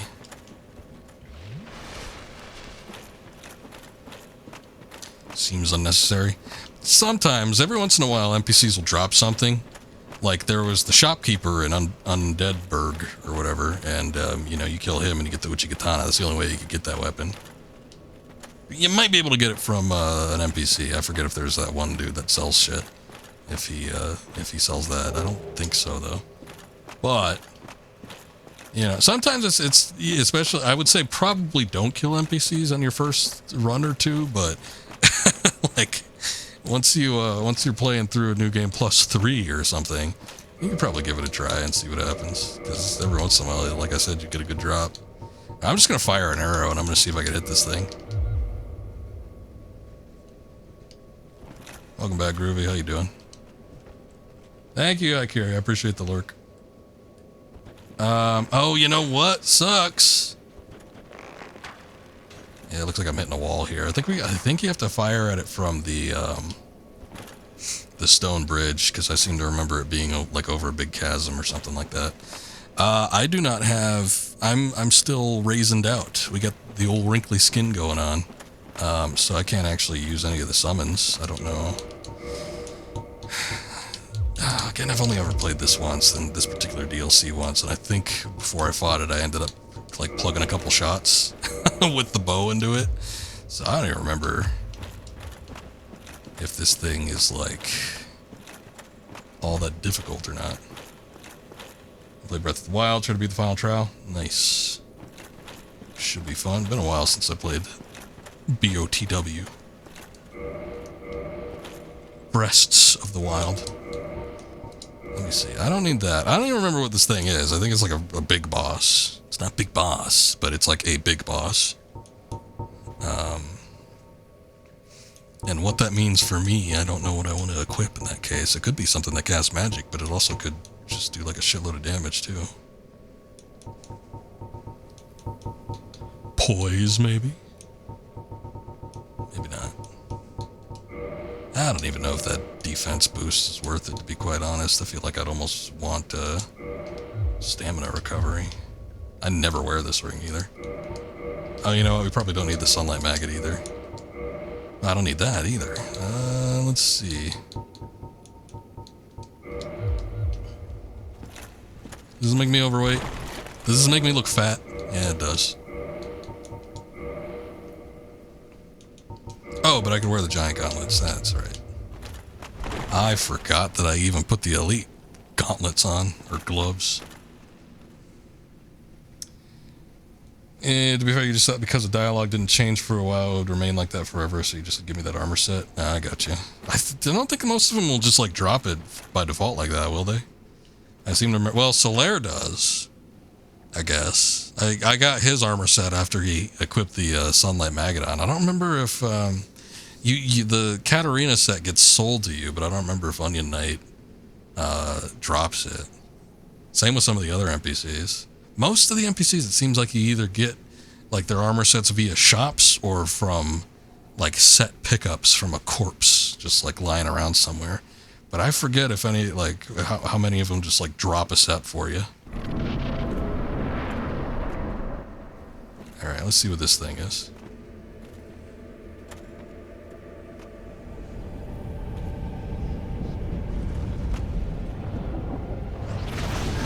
He didn't, so it was a waste. Okay. Yeah, I don't think most of them do, but every once in a while it happens with a few of them, so... You know, if you're just experimenting, trying to see what happens, and just pop a couple off. Oh, look. There it be. If I die during this, I'm probably going to use a humanity and bring myself back up so I can... Because I'm pretty sure you could summon somebody before this fight. Manus. Oh, yeah, oh, Manus. Or Manus. Manus the Anus.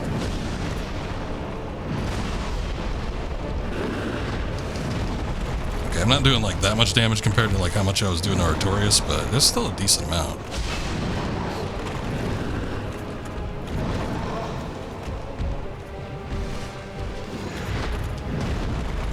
Okay, this definitely seems like one of those boss battles where I don't want to lock onto the enemy.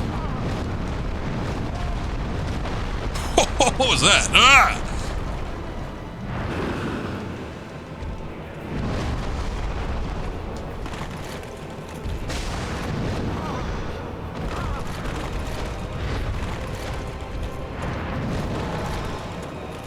Again, this boss battle seems like something out of Bloodborne more so than Dark Souls. He moves so damn fast.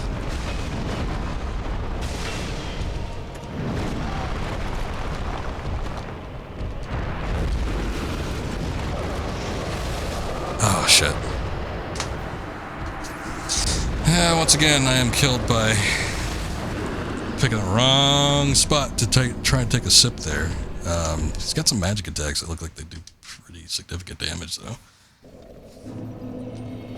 Alright, well. It is worth just seeing what he did. But yeah, we're going to use a couple of humanities because I'm pretty sure you can summon before that fight. I thought there'd be a decent amount of damage to him, though, so that's something, I guess.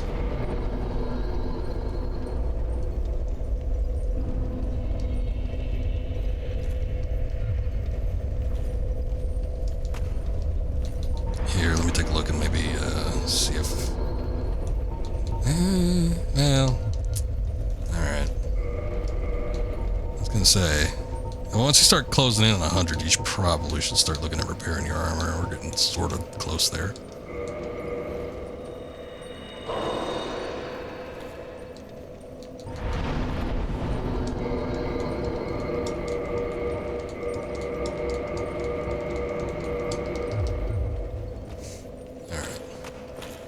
Yeah, Rip, I'm wondering if there's a quicker way to get down to the boss battle. I mean, the thing is about most Dark Souls fights is you usually have to walk a decent amount if you end up dying and need to get back to the boss, but... and this isn't even all that far. The only thing that makes it, like, bad is just the amount of enemies that you have to get through, but I don't know, maybe I could skirt around them or something.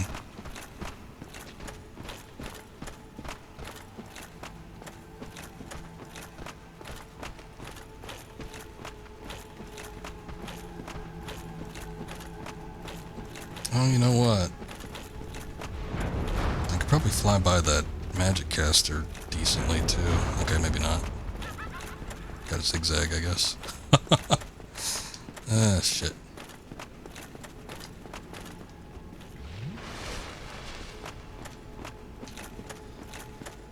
Dark Souls is an iceberg in a way seems so basic yet so deep in terms of gameplay, in terms of lore. I could see it, I guess it's qualifying for both, actually.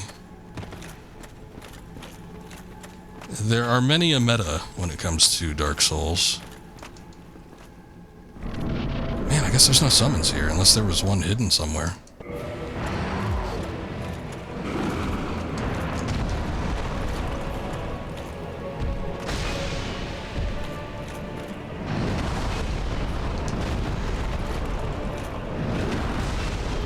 Oh, this guy's got a long-ass tail. I wonder if he's got a weapon that drops.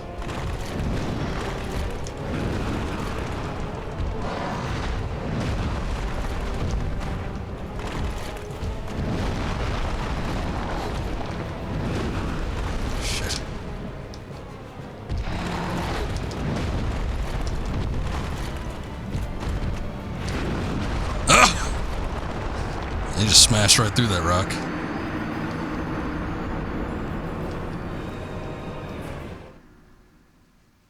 Oh, I got a humanity from somewhere too. I don't know where that came from. Alright, I'm not gonna bother.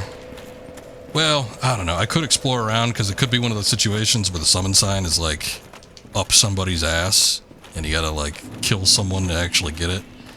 But I think I could probably do it. I just gotta focus a little more on his movements. Dark Souls definitely has a unique way of dispensing its lore. I mean, in and around the time, it was very unique in all regards when these games started coming out. Just because there were so many games that would, you know, so many games that started getting so cutscene heavy, and so many games started getting to the point where a lot of the gameplay, all these lock-on features and, you know, marker points, all that kind of stuff, where they were almost a little too hand-holdy. And Souls comes around, and it's got, you know, like 15 cutscenes that are all span the duration of like 30 seconds each. And then on top of that, the gameplay, you know, you get little bits and pieces if you talk to NPCs and stuff, you figure out what you need to do, but for the most part, it's like, kind of thrusts you out into the world and expects you to kind of find your way. And around the time period, now there's plenty of people that are trying to replicate that these days, but around the time period, it was fairly unique, so you weren't getting a whole lot of video games like this, which is where the reputation for it becoming so difficult started.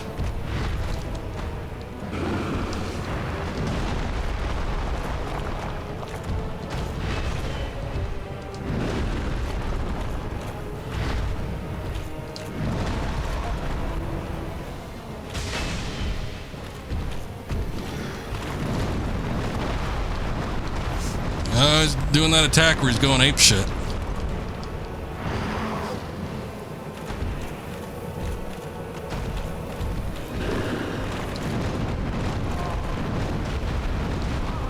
God, twice in a row.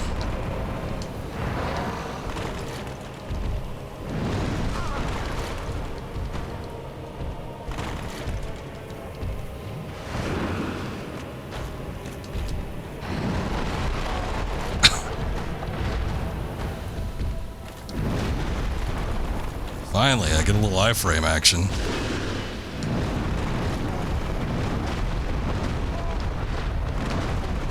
I want to say sticking close to him is probably the better option, but holy shit, some of these attacks that he does.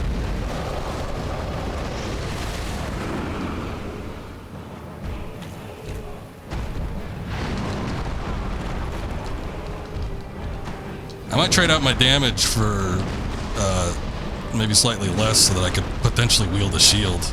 I'm thinking that might be my ticket through this if I can't make it. We got his health bar like over halfway down, which ain't bad, but god damn.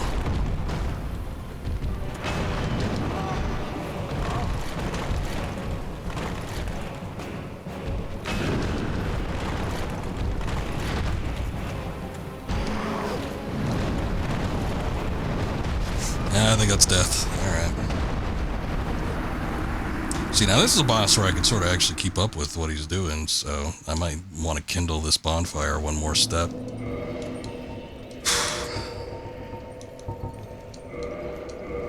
I think I'm going to use the axe one more time just to see if I could do it, but,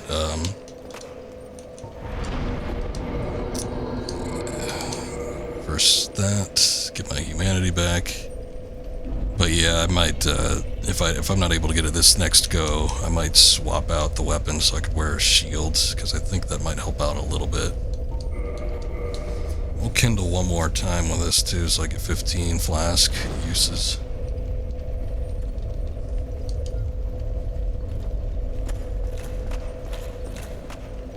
Could also try to go the cheapo route and see if I could actually hit him from the little bridge there.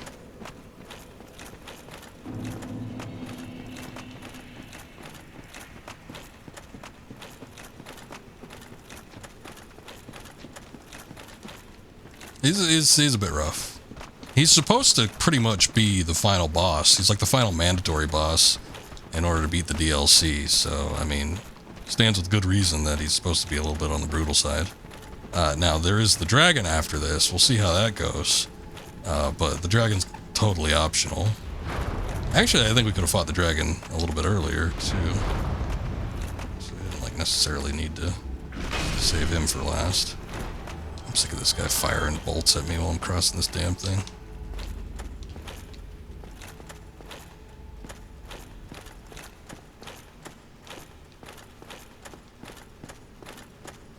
Oh, anyway, I didn't finish talking about what I was talking about. When it comes to the lore, there were, you know, obviously the small cutscenes, but a lot of the lore is dispensed through the item descriptions, which is why I've been sort of vigilant about trying to read through a lot of the item descriptions, because it does contain bits of lore. Oh, hey, that's where it is. Okay.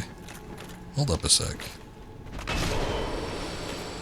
We needed the high ground. It's just I didn't realize how high we needed to go.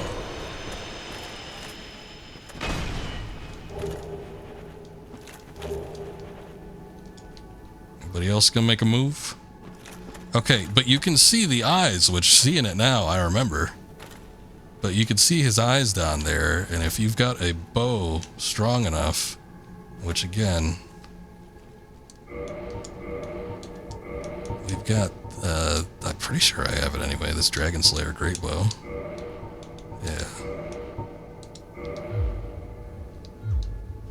Let's take a look. Let's see if it actually works. I think I need to get it from a slightly different vantage point. Man, problem is I can't aim that low. And you would think that being like the top of his head, that's where you would need to fire at.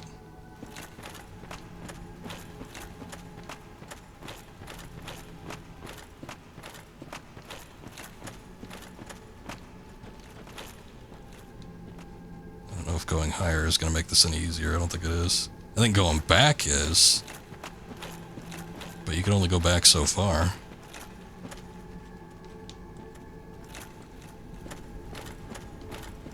It's kind of weird that you could see him like this far out, though. I might try to shoot like over him. Like, let's just see this. Okay, I don't even think I hit anything. Like, I don't think the bolt even flew.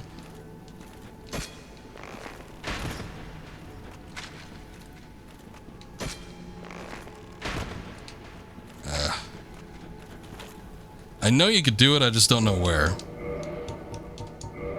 Does the regular bow, like the... Let's take a look at the Dark Moon bow. Can you aim any lower with that? No. Man, that's funky. I don't know where you need to stand in order to hit him. I know I've done it before, though. It's not super important. Yeah. Okay, I'm just gonna use this now, just so we get that little chunk of health rebuilt back up.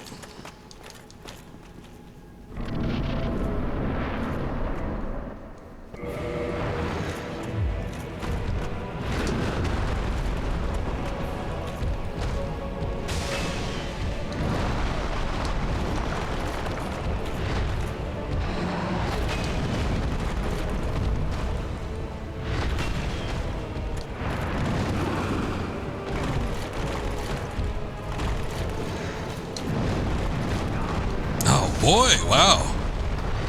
As quick as we've died.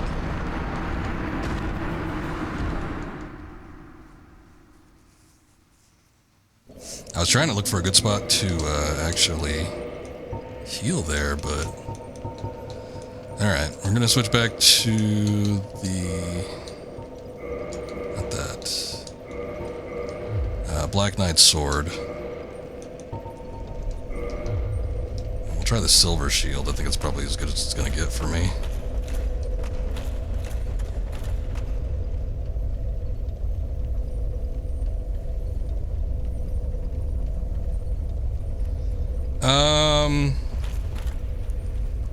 It depends on when you're asking when I played it. The first time I played it, I mean, have you played any other type of From Software games? Have you played Elden Ring? Have you played Sekiro? Have you played Bloodborne? Have you played any of the other Souls games?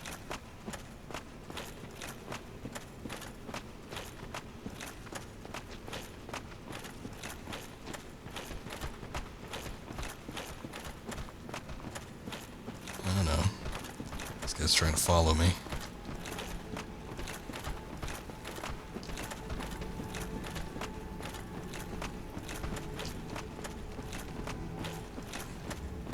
I play like 2 hours of Dark Souls 2.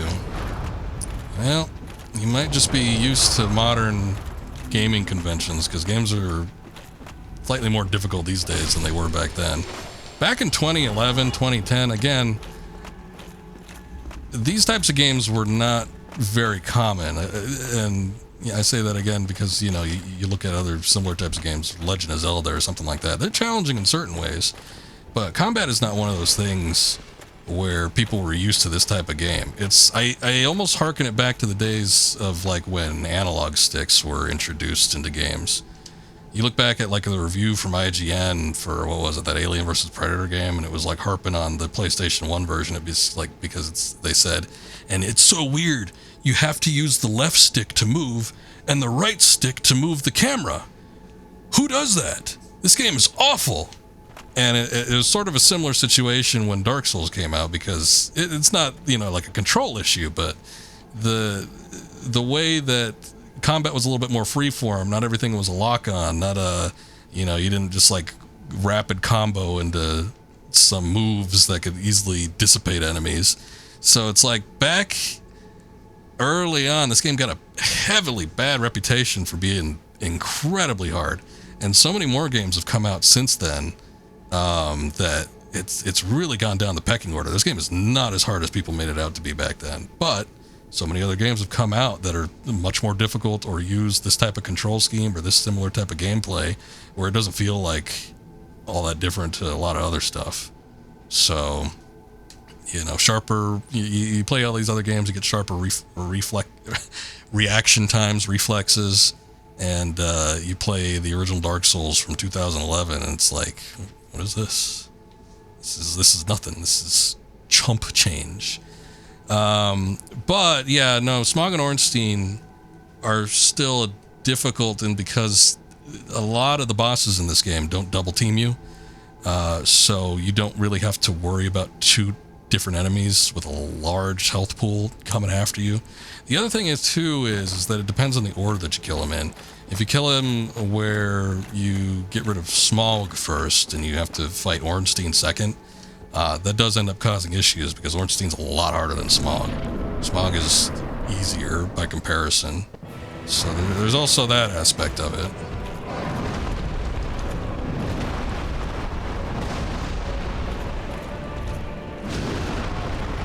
I'm not even getting a chance to use my shield.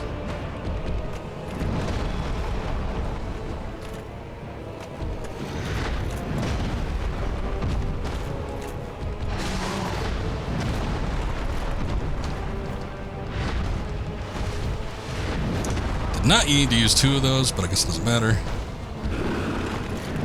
It does look like I can block most of these attacks though, which is good. Doom Eternal. Yeah, Doom Eternal is one of those games where you kind of need sharp reflexes in order to get through, so.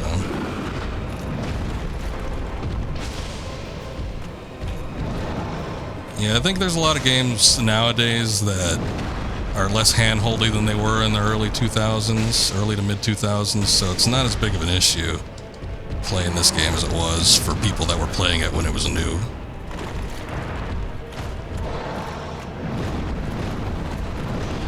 But it's like, you know, people play this game with their feet.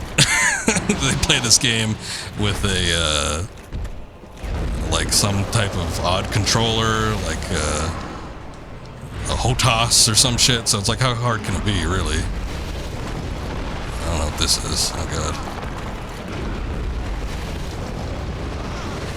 Ooh, that was, okay. That was weird. Yeah, I wasn't ready for the magic attack thing going on there.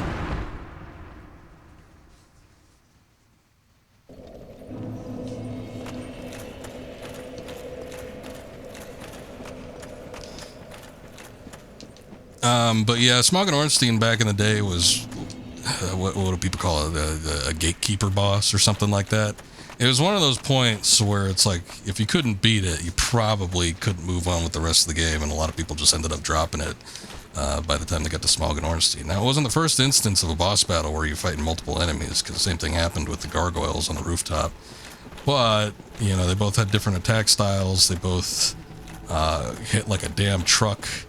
And just the method in which they sort of were able to do their attacks, and then later, like, one absorbs the other's power and becomes super powerful, and you have to, like, learn a third whole new move set. Yeah, it was difficult for a lot of people back in the day. And I think people that are still not used to this type of gameplay and stuff probably are still going to find it difficult. If you use a summon, if you, again, defeat Ornstein before Smaug, it kind of alleviates some of the pressure, but they're still pretty tough.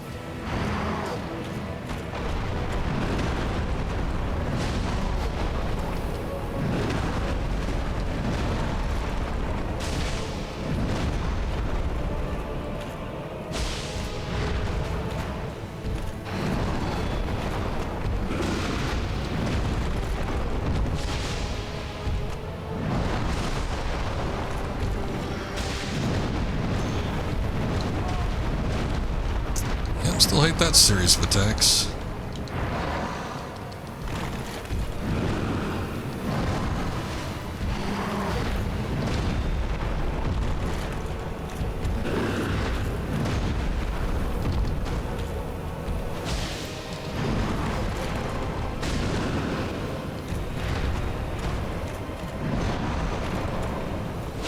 I was talking about Smaug and Ornstein my first time playing through this game before.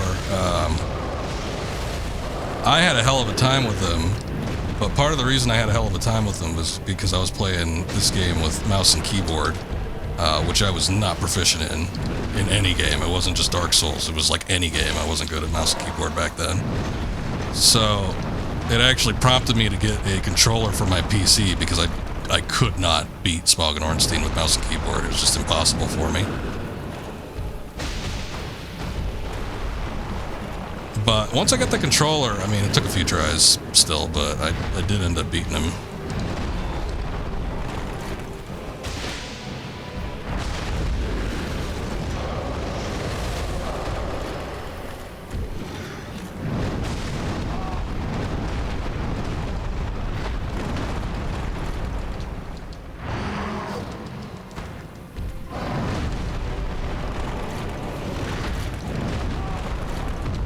I feel like I'm really close to the edge here, and it is making me nervous. Oh, we're so close. Look at that health bar. I was spamming roll too much. I probably should have waited, but oh well.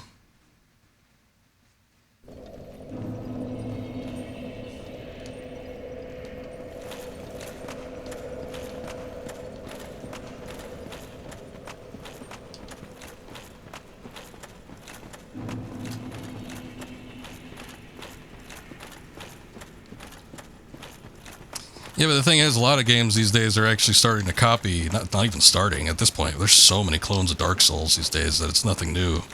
It's like if you have a third-person action game of any sort, chances are it's probably aping some kind of gameplay style from Dark Souls. I think that was true back in the day.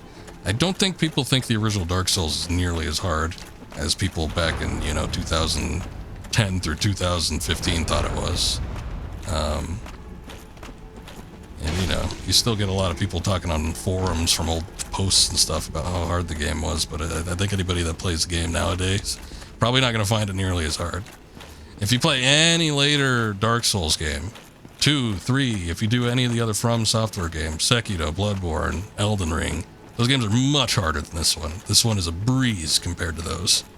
Not in every regard. I'm having a hell of a time with this boss. But everything else has pretty much been able to fly through with no problem. Try it once or twice, and that's all it takes before I get through it. But yeah, I don't think this game is difficulty, or at least its difficulty status, holds up as nearly as much as it did back in the day.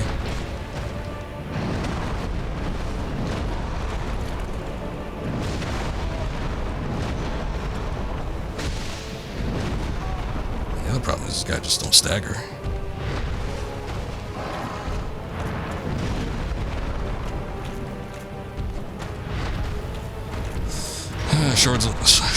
Sword's a little bit shorter than what I'm used to, too, so that's taking a little bit of getting used to.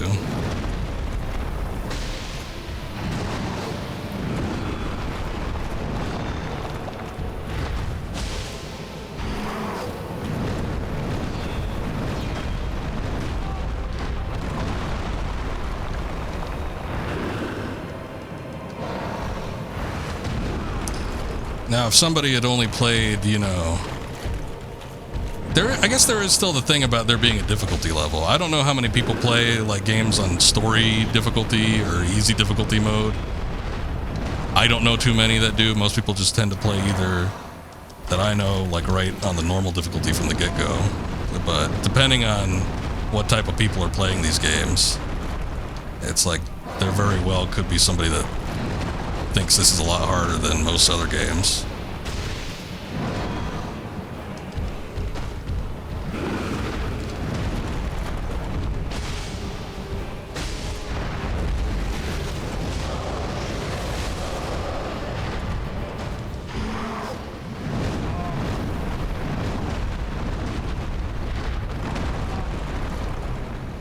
Somehow I tanked most of that.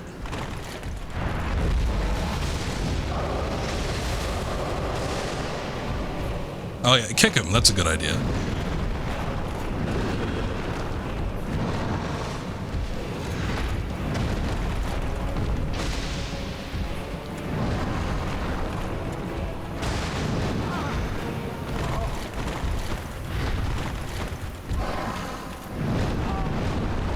Oh. I'm getting wombo comboed here.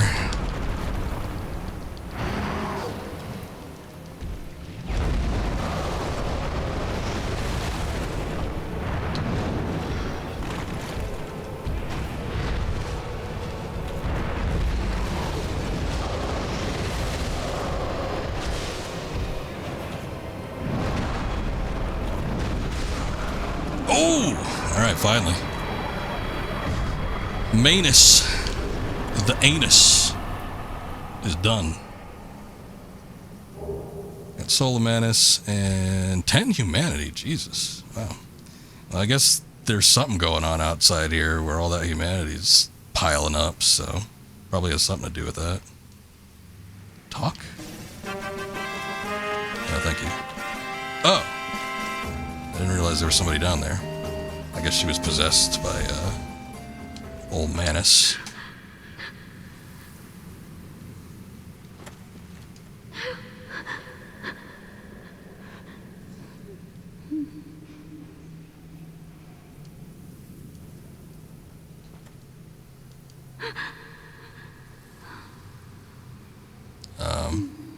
I mean, the dialogue is sort of different each time we talk to her, but, okay, the ah is a repeat. Huh. I don't know if there's something that we need to do for that or what. Let's see what the Manus soul says. Soul of Manus, Father of the Abyss, this extraordinary soul is a vicious, lukewarm lump of gentle humanity. Ancient Manus was clearly once human, but he became the Father of the Abyss after his humanity went wild, eternally seeking his precious broken pendant. Oh, hey, that's the thing that we have. Well, I brought it to him.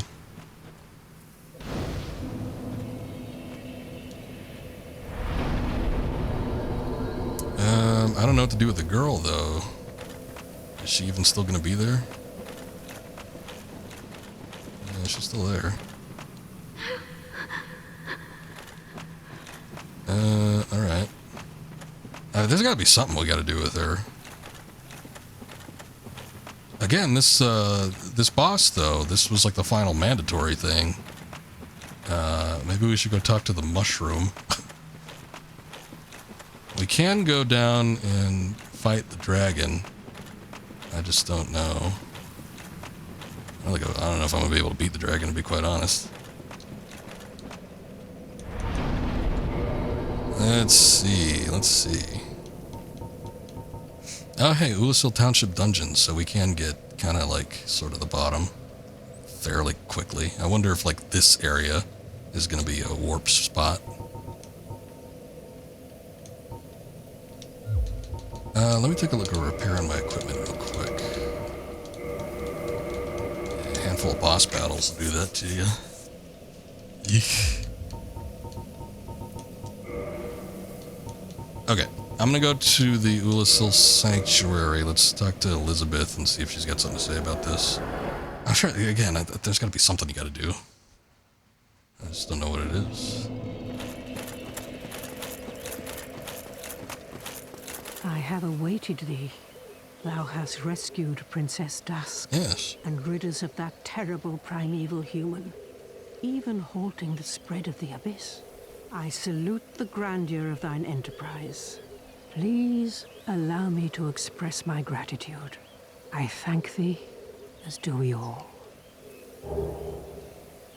Okay. She gave me 3 mushroom. I mean, you know, that's all. She's a mushroom herself. I can't imagine, outside of like these spells that she teaches, that she could do anything aside from that. But whatever, I suppose.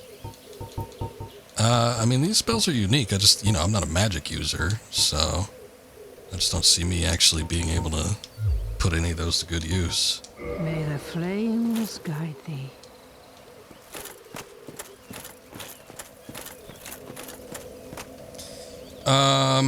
The dragon, I want to say... Where was that shortcut? I just don't know what the quickest way to get down there would be. Oh, Chasm of the Abyss. That's gotta be the...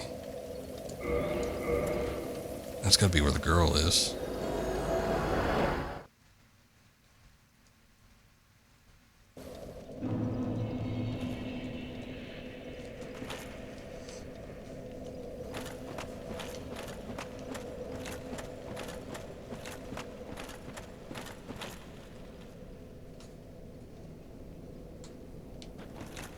She even down here?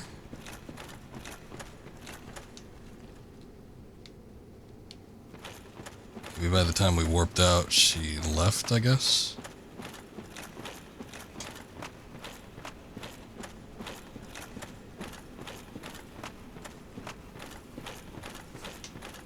I keep thinking I'm, like, getting fooled seeing her, but it ends up being like a pile of rubble or something.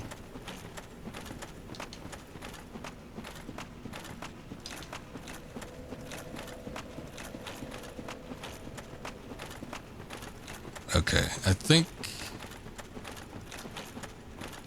she vanished. Huh.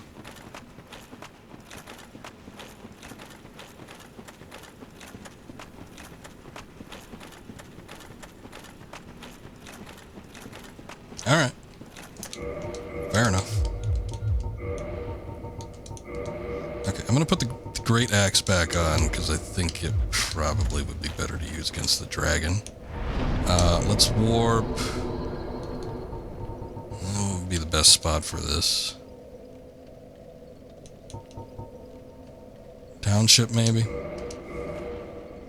Township, we could go through the Colosseum. And then we could go down into that, like, little valley.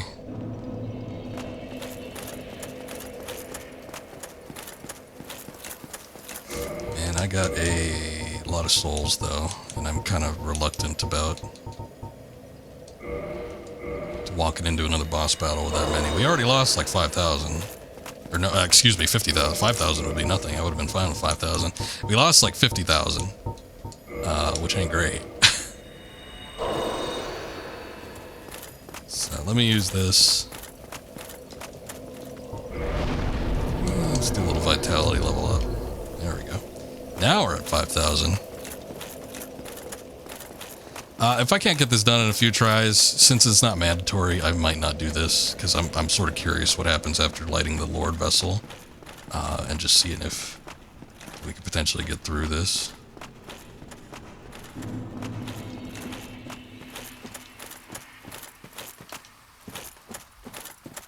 Took us a little bit longer. I was kind of hopeful I'd be able to do it in 2 hours, but I don't know, it took us about like 2.5 or whatever to get that boss battle done and everything, so slightly longer than what I was hoping for when I first started the stream, but still. Not bad, not bad.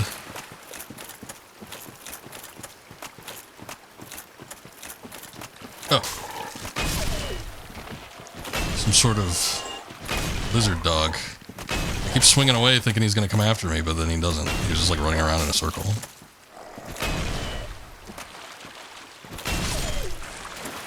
Okay, thanks for coming.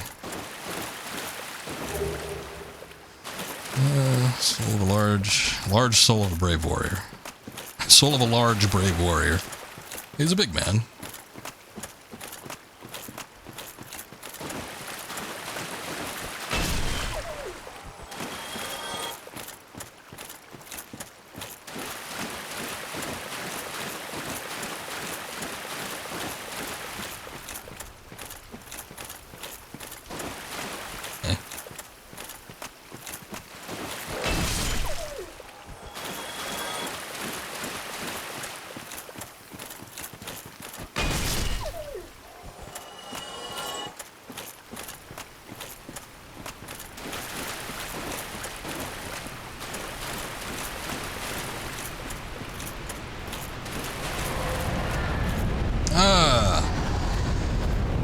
There he is.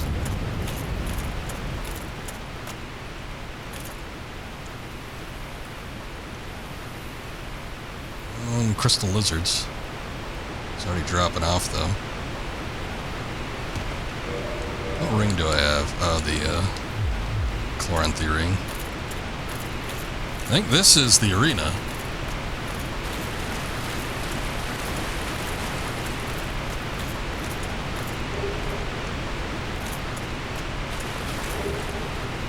Here he comes.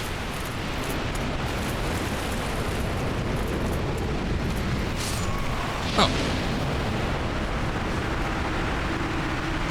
Well, there you go.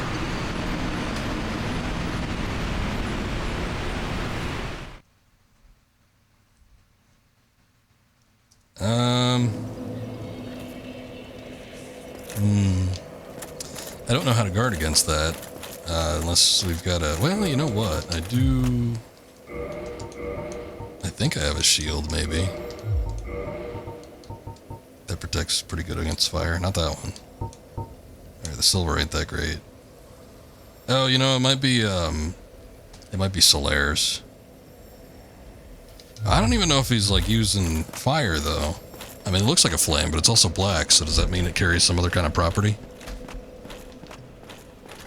It's like the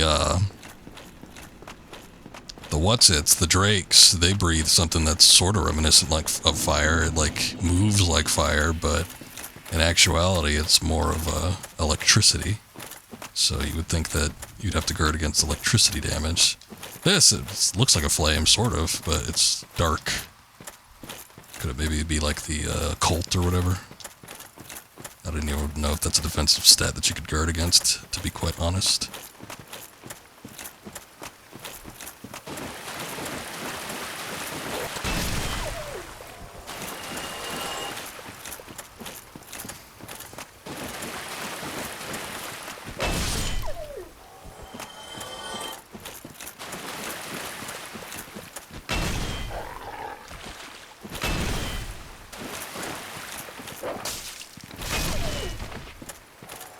Get out of here.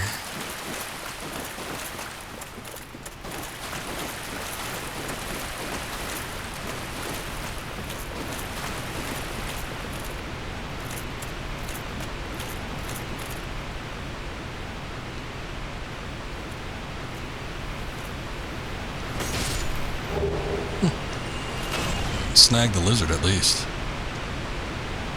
I wonder if this spot is safe. Like if we, because it took a second before he actually came down. I don't know where you would need to go. Because I tried to hide behind, you know, like a wall, that thing over there, but the flames just gonna breach that anyway, so.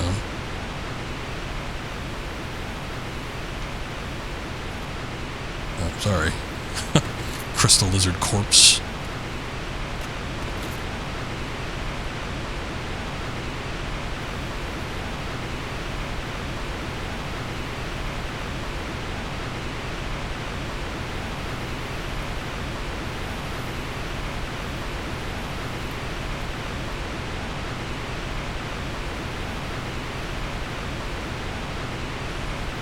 Yeah, I don't think he's gonna be dropping in.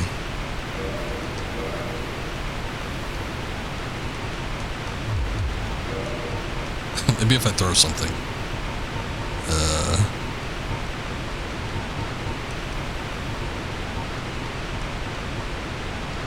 Sure, why not?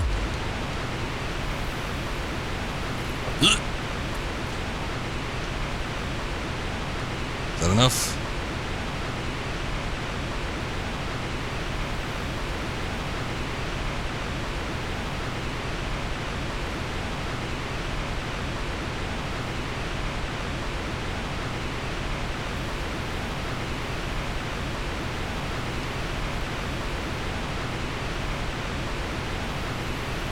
Oh, you know what? I'm like trying to scan over the distance. We do have binoculars. With these binocs to use.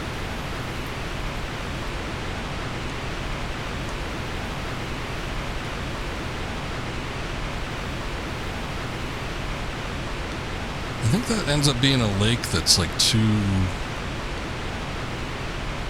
deep.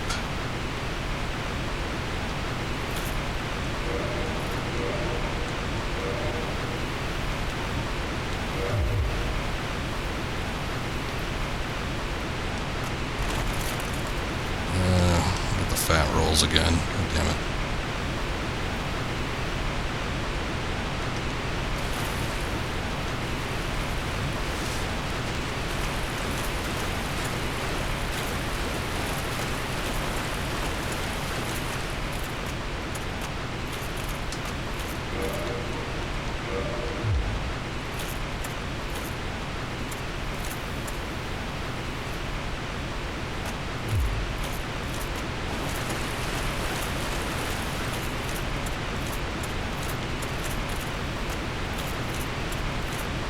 I just kind of want to see if I can trigger. Oh, there he goes.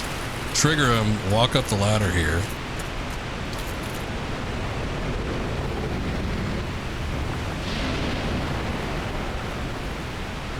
Yeah, that fire goes everywhere. But he doesn't, like, land, does he? Of course, we gotta climb up the goddamn snake eater ladder.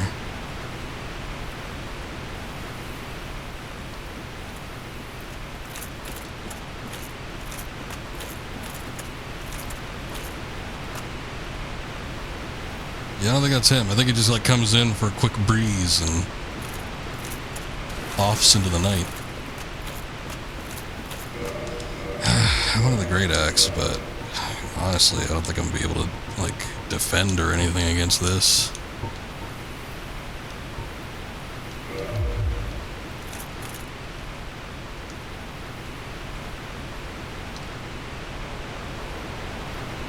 I'm gonna walk in here with the shield. I'll see if I can block this thing. If not, then God help me.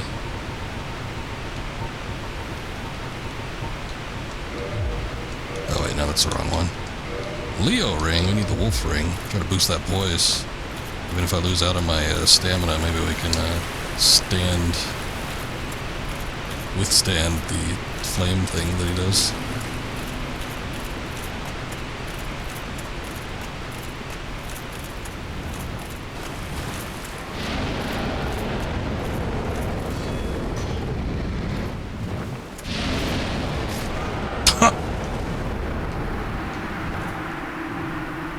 I got it on the first pass. I tried to turn around, but he ended up breaking me. Maybe that's that. I mean, I could have sworn that's the arena.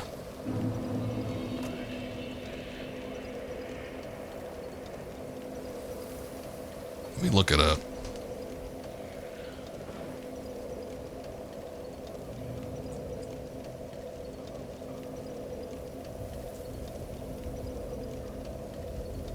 Dark Soul, where to fight Calamite.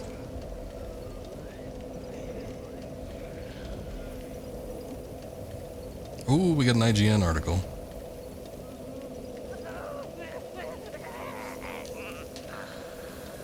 Okay.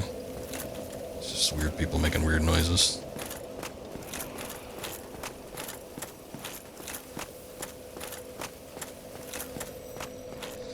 When players can access the area where to fight, where the dragon roams, fighting him is impossible. He will remain airborne. Simply burn the player with his breath attacks. To initiate true battle against him, you will need to obtain the crest key in Ulasil Township. Once you have acquired this, you will have to talk with Hawkeye Go. Short conversation will ask if the dragons are giving you trouble. Ah! Alright. Why, yes he is. See, I wouldn't have known to do that. This is one thing I do not remember. It's funny with the DLC. Again, I'm pretty sure I don't think I played it on any subsequent playthroughs. I think every time I replayed Dark Souls when I was playing it, I pretty much just went through the main game and sort of left the DLC portion by the wayside. I guess I didn't think it was good enough to go back to. I don't know. Tomorrow, is the Black Dragon posing the duress? Yes, it is much duress. Yes, I thought as much. He's called Calamite. Ferocious dragon indeed. Even mighty Anna Londa dared not provoke his ire. I see little good coming from this, but thy intent is to persevere to the bitter end. Yes. Good, good. What is bravery without a dash of recklessness? I've taken a liking to thee, and I owe thee much for thy service to Artorias. Now, watch, and see how Goth hunts dragons. But I thought you were blind.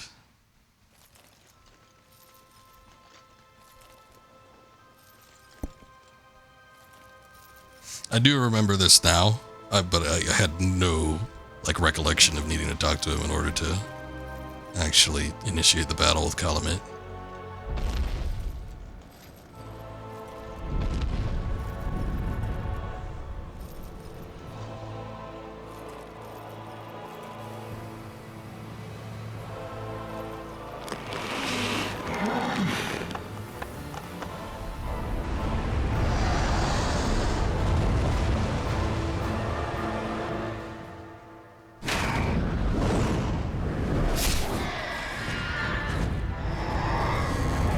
Do that again.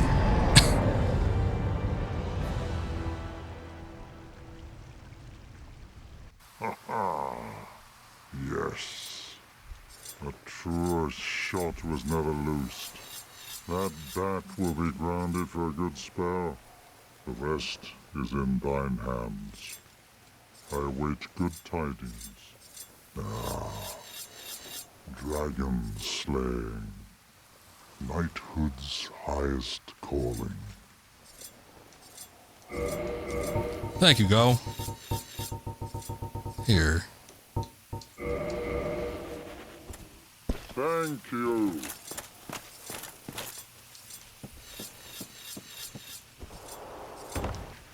Did that pretty much for free. I know he was thanking us for helping out with Artorias and everything, but...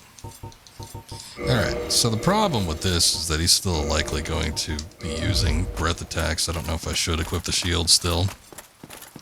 Have ourselves a similar situation when we fought Manus. But I'm going to try to make a go at it with the Great Axe, just because, I don't know, I've always felt better to do more damage and get the battle over with quicker than to take less damage and go for a long haul type deal. We'll see how it goes, though. But now that we'll actually finally get a chance to fight him, we'll see how tough he actually is. If anything, I want to see if I can cut the tail off. That would probably be my primary goal, because I do hear that I think it's the obsidian sword that he drops by cutting off the tail is quite good. However, beating him, I don't know. We'll see.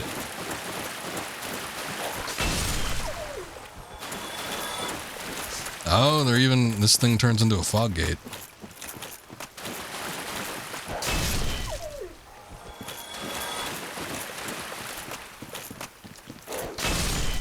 Yeah, the DLC isn't the easiest thing in Dark Souls.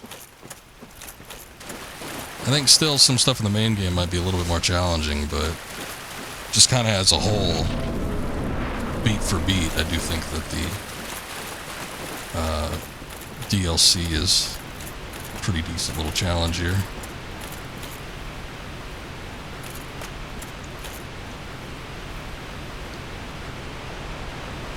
Alright, hopefully he doesn't pull any bullshit.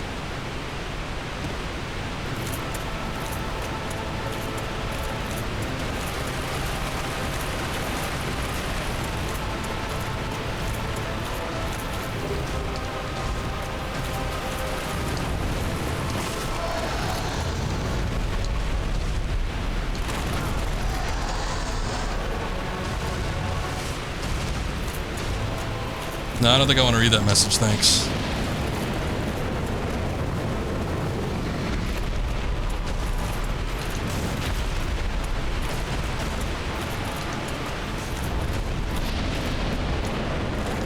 Yeah, that fire is going to be an issue. Shit.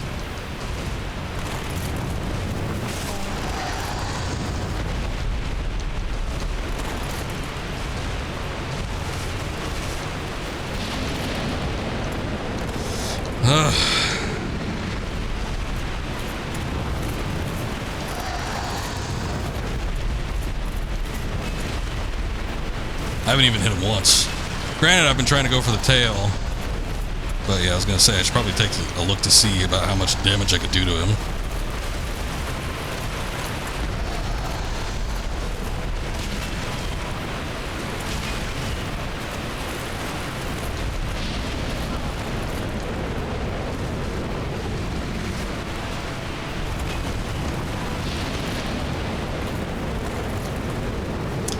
I don't know, I'm thinking a shield might end up being mandatory. Oh, what was that?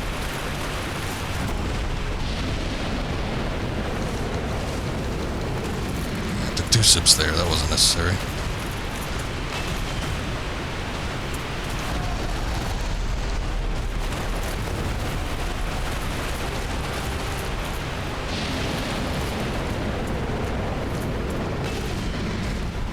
That was a good hit on the tail, but unlike the Guardian, the Sanctuary Guardian, I think it's going to take more than one.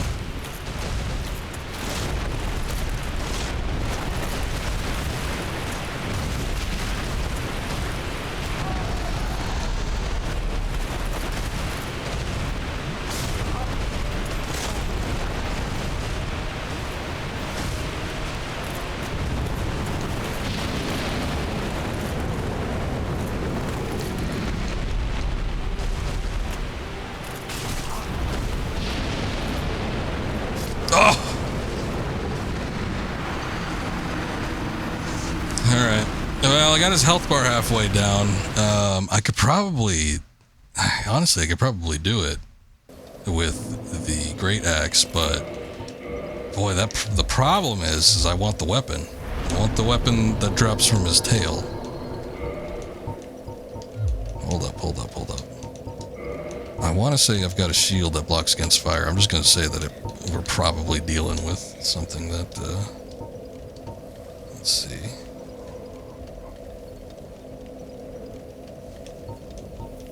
Something that has to do with the fire element, because there's really nothing else unless it does magic damage. 90 with the black iron great shield. There's going to be something else that's a little bit lighter. 95 with the black knight shield. Okay.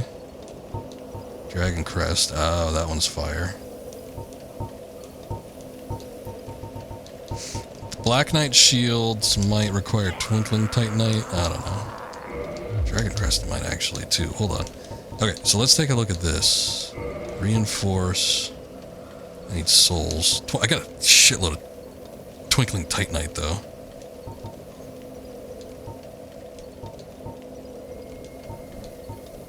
Black Knight, shield blocks more. Okay, cool. We could do this then.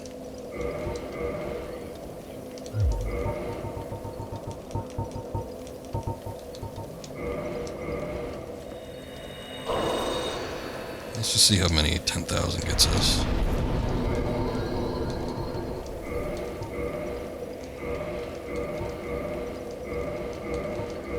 And twinkling only goes up to 5. There's no way you could get that higher than that. I don't think you can ascend it via any blacksmith or anything. At least not from what I recall. Okay.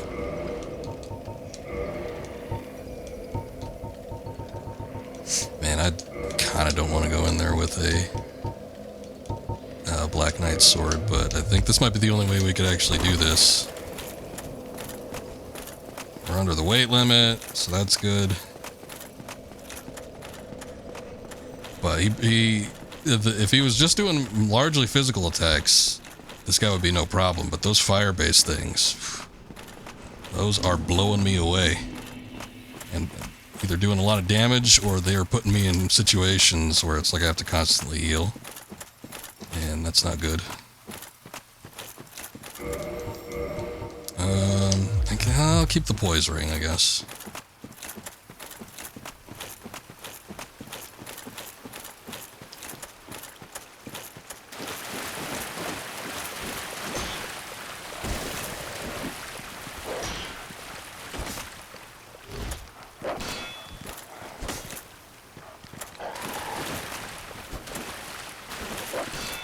See if I can like hit this damn thing, guys.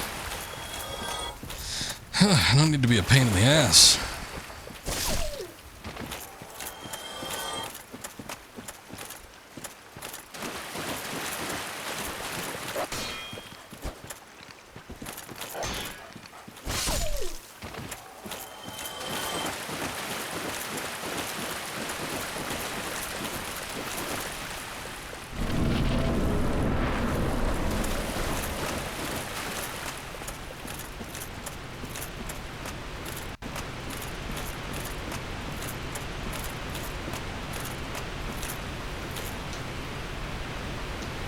Thank you. Yeah, we didn't beat it, but we got him about halfway down. So not terrible for a first go. And again, I don't think I've never beaten this guy before. I just think given what I had stat-wise, it would not have been possible for me.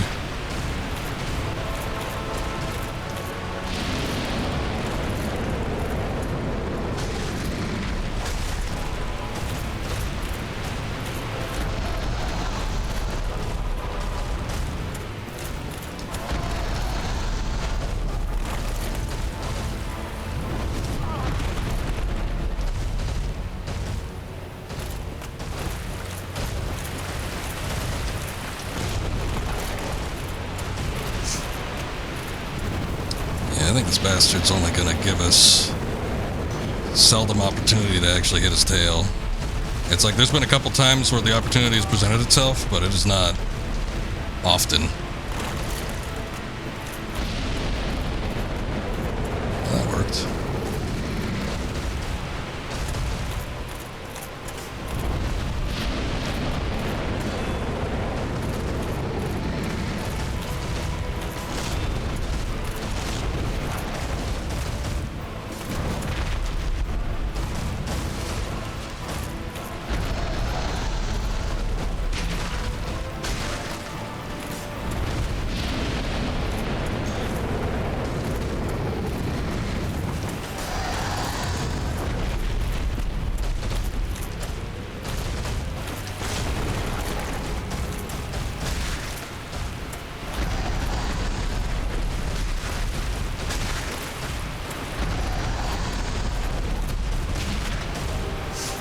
I don't have a good overhead swing with this sword. I don't remember if like two-handing it does any better, but that's sort of becoming a problem when it comes to hitting the tail. Again, sometimes he'll do like, I think it's a breathing attack, where he'll like, hold on, I'm trying to think here. He'll lower his tail a bit, but it doesn't happen too often.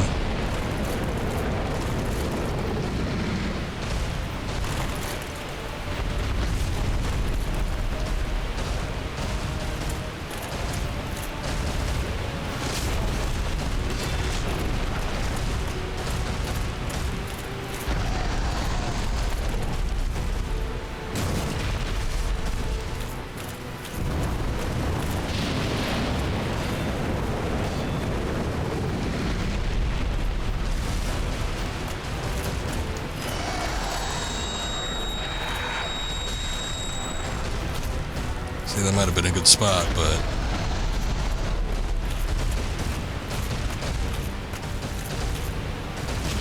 It's like there's plenty of opportunities I've got where I could hit him, but I can't hit the goddamn tail.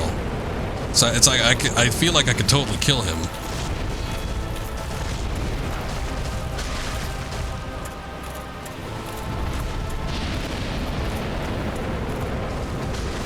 It's just like I can't hit the tail. It's really difficult.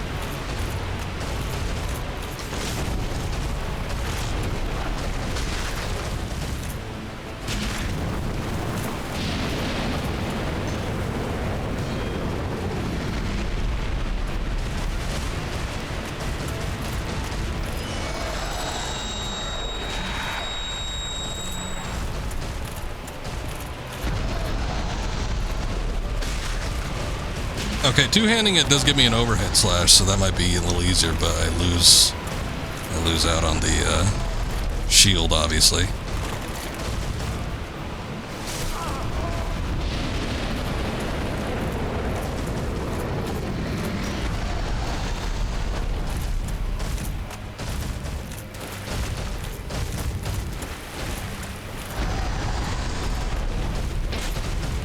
And it's not tall enough to get him at certain points like that.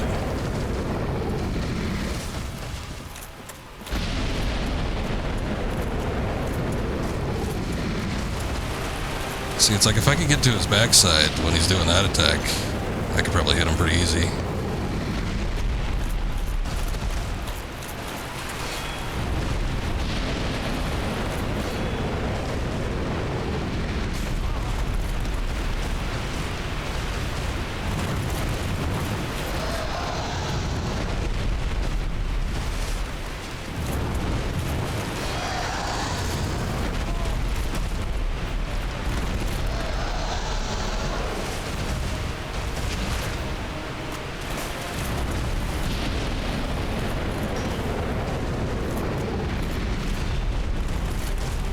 Oh, look at that move.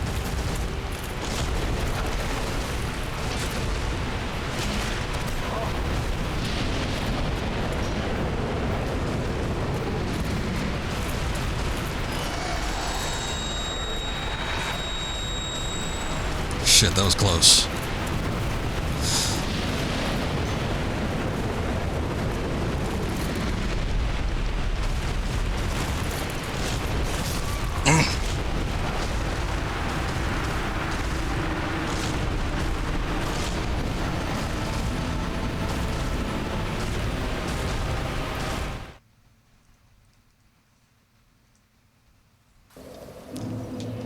Yeah, we were real close with that one. Again, it's a shame. I could beat him. Like, if I was strictly just focusing on hitting him and not hitting the tail in any way, I could do it. The problem is I really want that tail drop, and that's where the issue is at. Because I can't hit that tail. He turns around way too frequently. There's not enough opportunities he gives. And I don't know, I guess the weapon's really good. A lot of people talk about it like it's one of the best things ever. But there's not a lot of opportunities where he presents his backside in that kind of fashion where he could actually kind of hammer away at the tail. I got maybe like 3 solid opportunities. And that was it. That was about what I got the previous time too. So, I mean, I'm sure that's by design. I'm sure the drop is pretty dang good, and, you know, the folks over at From Software are like, well, we can't just give this thing away.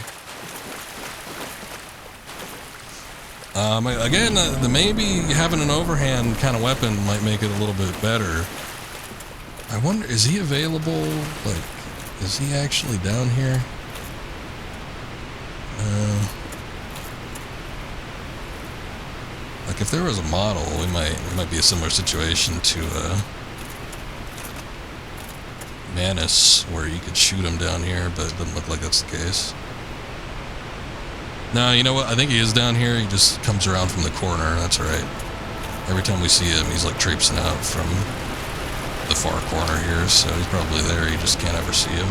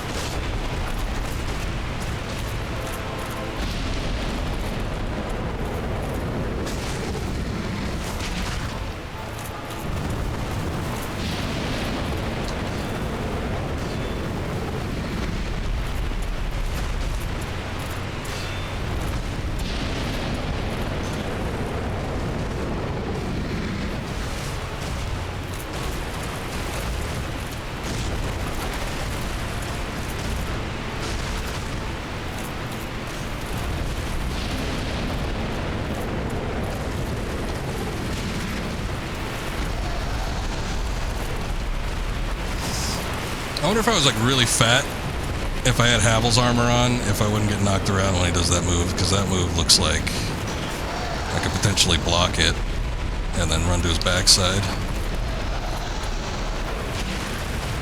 See, that was an opportunity, but I only got one swing in there. I think it was the first time we were actually able to hit the tail.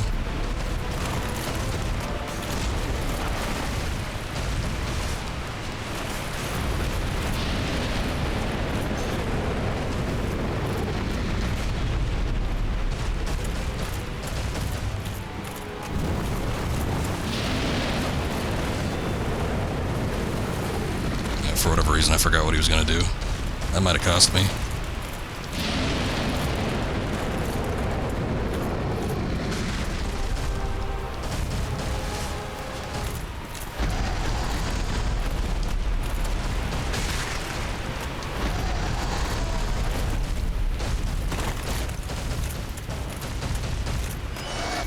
Oh, no!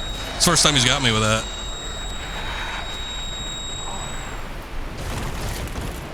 I don't know what that is. I'm like, I've got the eye of Sauron on me.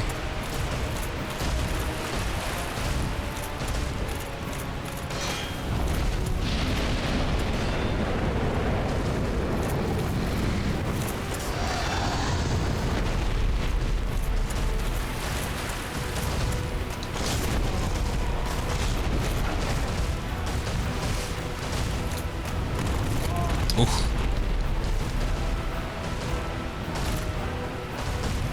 Okay, I no longer have the eye on me, so that's good.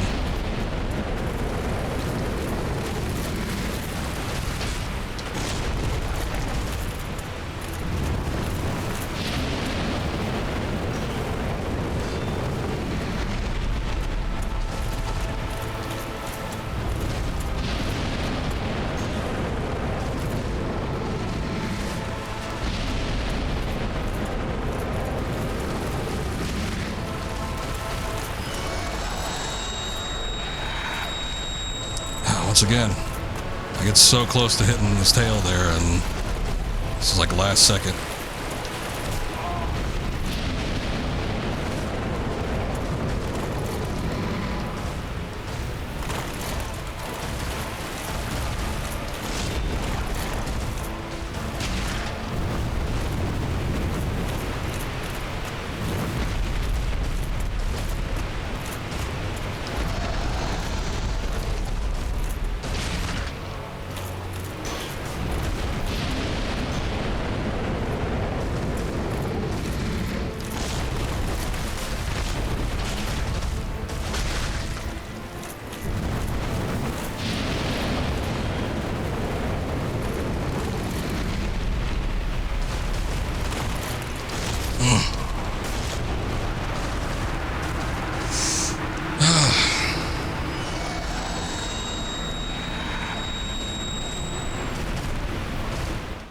Alright, I might give it one more try, and Maybe this time I won't try to go for the tail. We'll just see if we can beat him.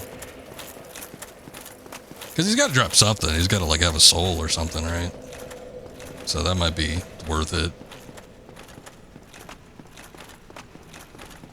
Man, I would like that tail drop. I don't know that there's a way to actually do it. Like effectively. I think probably the weapon I'm using isn't the greatest. Anything with like an overhead swing would probably be better. Because most of the time his tail is just a little bit out of reach. Just so tinily. It's not even a word, but just the smidge. It's just that much out of reach. A cunt hair, as some people would say. Down south. But, yeah, I can't get it with the Black Knight sword. Even if I'm double-handing it and then trying to go for that overhead swing that the Black Knight sword does. It just don't seem possible. I felt like I got it. I tagged him a couple times on the tail with the axe, but man, I tried defending with the axe as well, and that shit don't fly.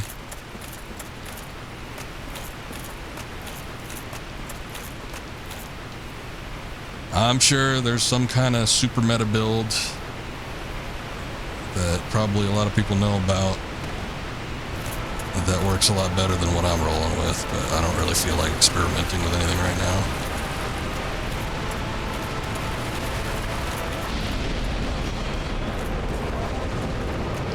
Wow.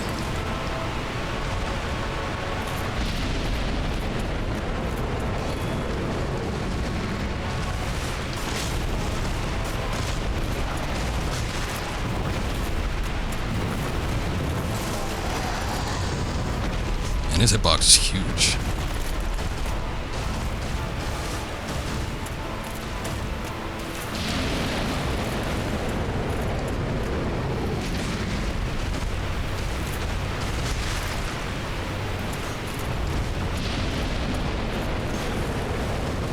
I mean, that should go without saying, but it feels a lot bigger than it looks even when he does that flying attack to you.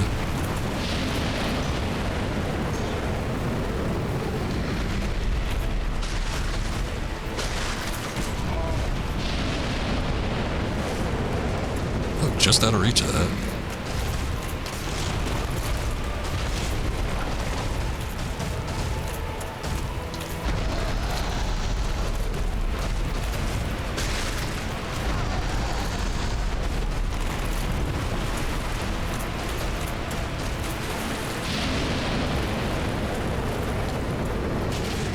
And I always try to go under the legs when he does that, but it don't work.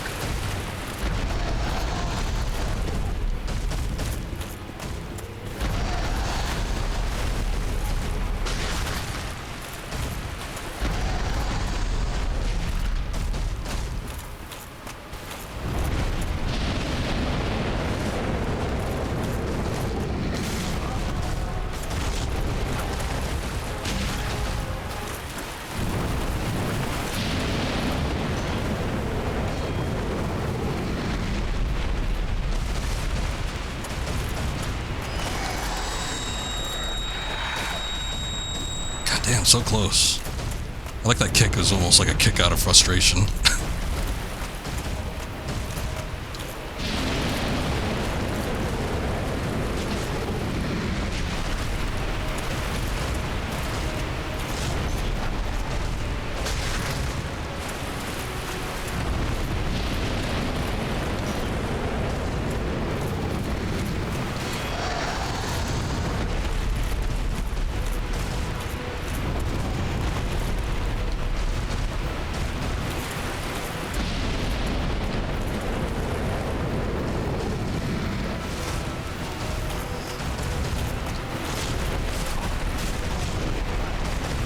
Boy, he hit me at a bad angle.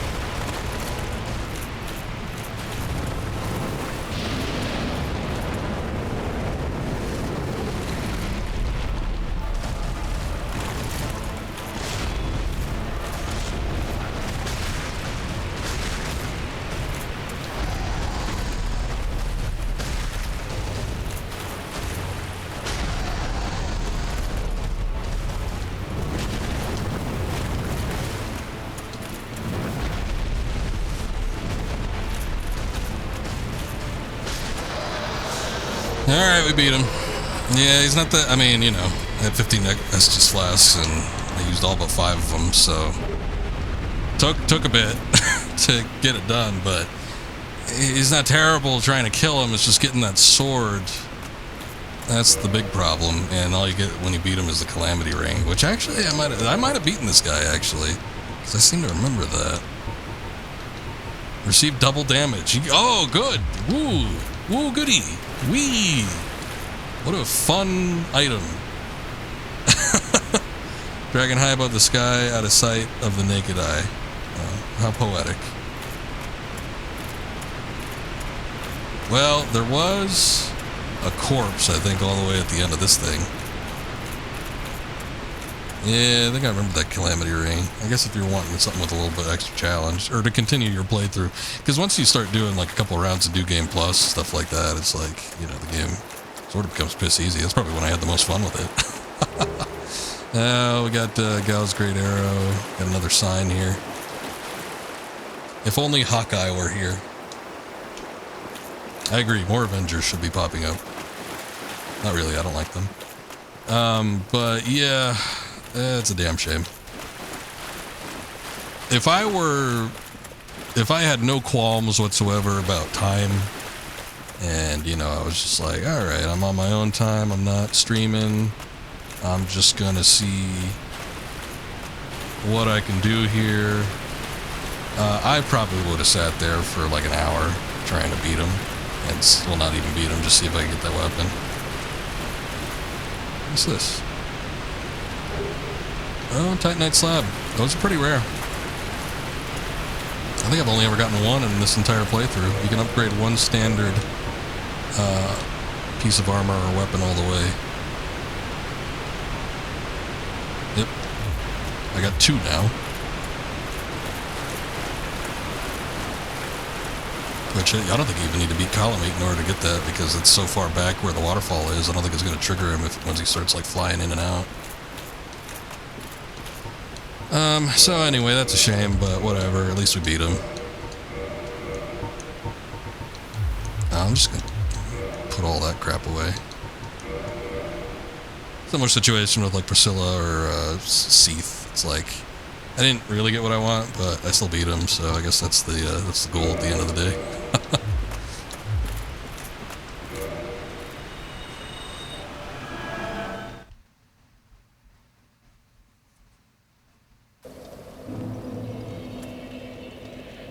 Alright, well, that pretty much wraps it up. Oh, I guess Gao did say come back or whatever when we beat him. Calamite, that is. So, maybe he's got some more dialogue?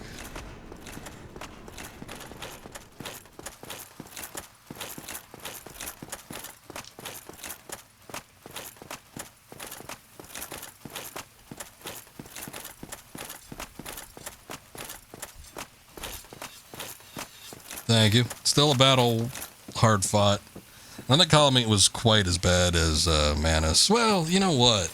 Manus is pretty bad, but I think it's a similar situation. It's like he's a lot easier when you're using a shield. When you have a weapon that doesn't really defend you all that well, like, you know, I was using the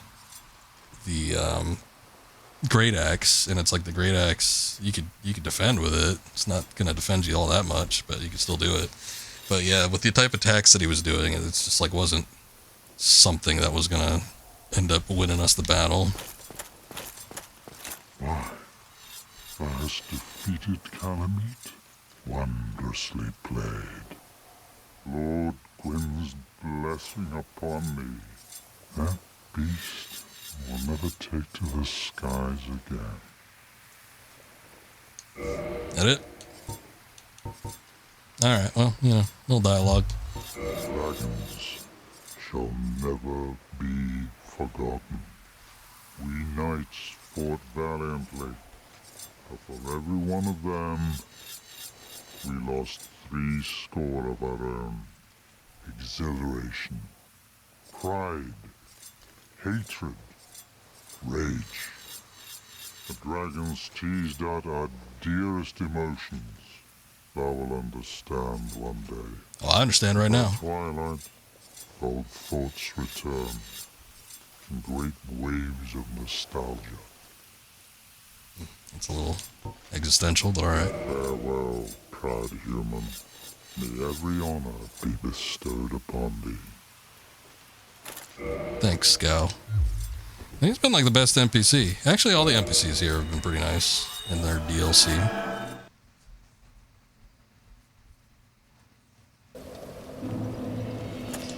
Alrighty then. Well, that about does it for the DLC, unless there's something slightly hidden I'm missing, but otherwise I think we're ready to return to Firelink Shrine and light up that Lord Vessel. And pretty much I look at putting a kibosh in this game. I don't remember the end section all that well. I don't remember, like, how deep you need to go in order to beat the thing, but we're closing in. I'm just gonna keep the souls I got, I guess. And the unfortunate thing is, I think during the last boss battle, you can get a summon. I think it's just one, though. And we ended up losing that NPC off stream, which was Solaire. I did not complete his quest line to the end. Oh, you know, speaking of, there is one we can maybe check on. Let me go down to, where would it be? The Stone Dragon.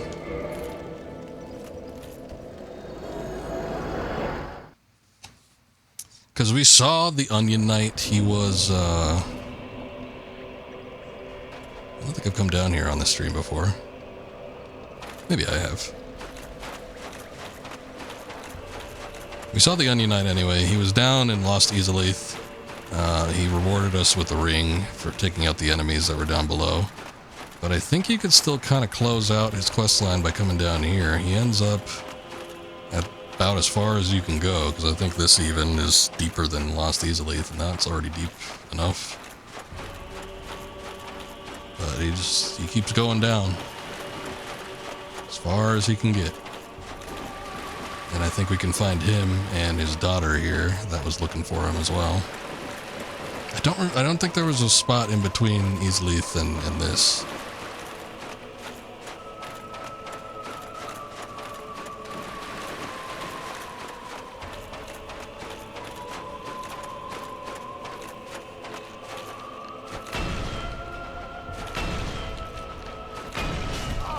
Boy, I cannot hit that thing for shit.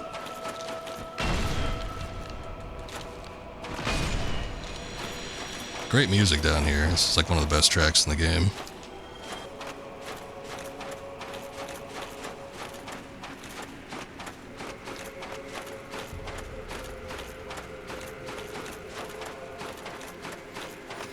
And normally there'd be a Hydra down here as well, but I ended up beating it a lot sooner than I thought I would too. Usually I seem to recall just running past this thing until pretty late, probably until I could beat the one that precedes the Artorias of the Abyss DLC.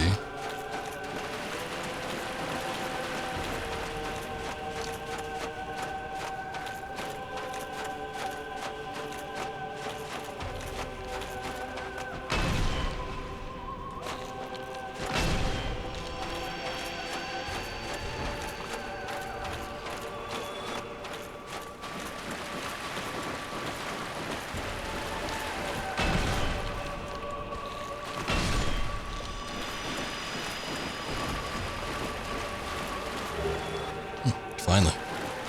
The Twinkling Titanite.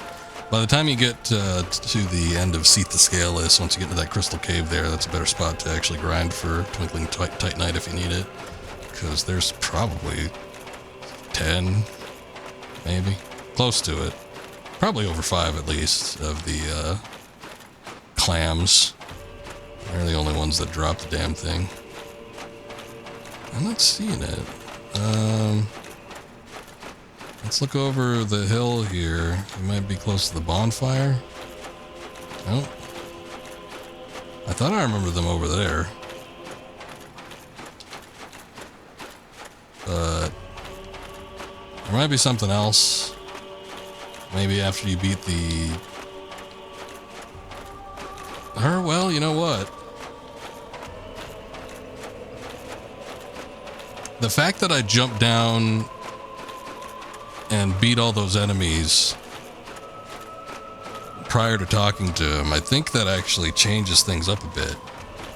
He might not show up down here because of that. I think if you're supposed to, because I remember reading the guide on how to finish NPC quest lines and stuff, and I seem to remember him, like, he basically had to die in order to get it done, because he needs to jump down there, and then I think he contracts some poison or something like that, and then he ends up dying from his wounds, but he still makes it down here.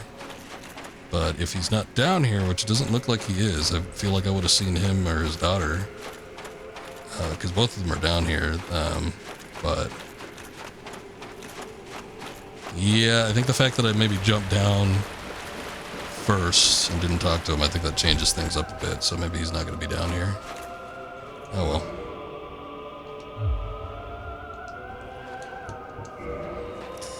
We just ain't finishing any of the NPC's quest lines all the way through, are we?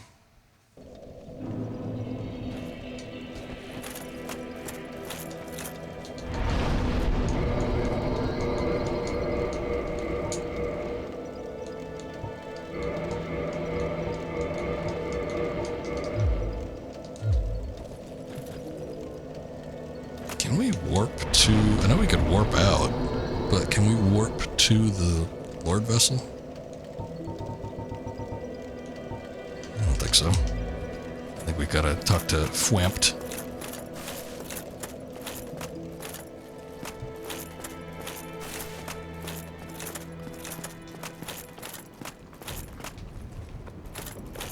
I am pleased to see you well. Is it something urgent? Very well. Then stay still for a moment. Oh, he warps us to the thing.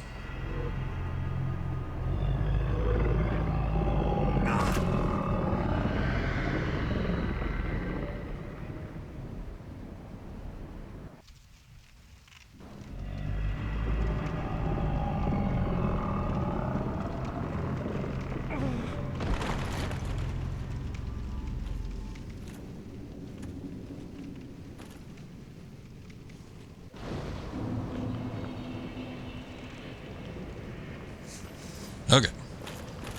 So I think there's actually an alternative to doing this too. I don't remember. There's like an anti-Frampt. It's like Frampt but evil.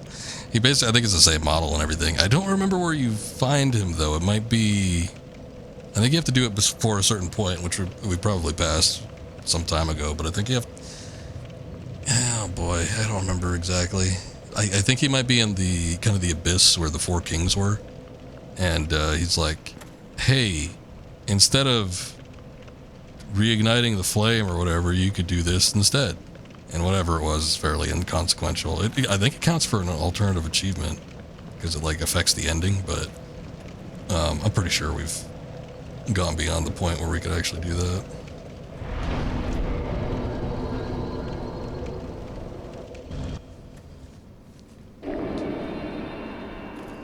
Drop them all in there.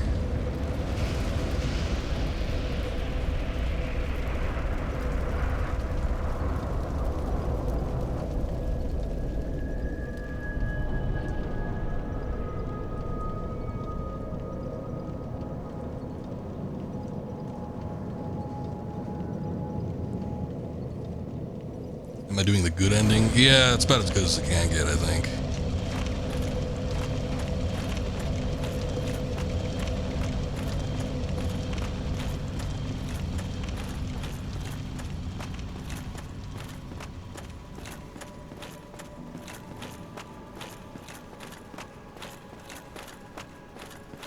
Just a night. Alright, here we are. Kiln of the First Flame. I always like the look of this spot. This, to me, is like the defining image. Like this skybox in this area and stuff of Dark Souls. I know there's like Anne Orlando and all that, and you know, those all have good visuals too. But for whatever reason, I just found this a little bit more, I don't know, enthralling, more memorable.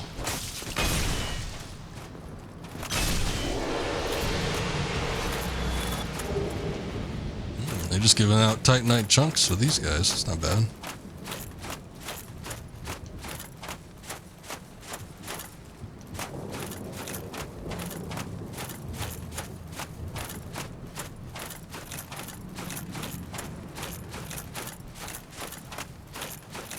This whole area covered in ash, which they end up kind of doing in Elden Ring.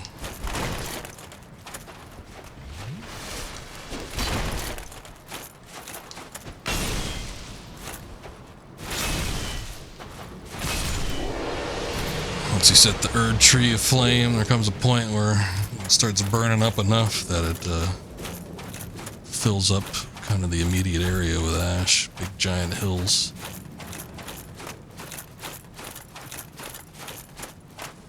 This just like looks like a game that came out of the or like the late 2000s. Something about all this orange and brown.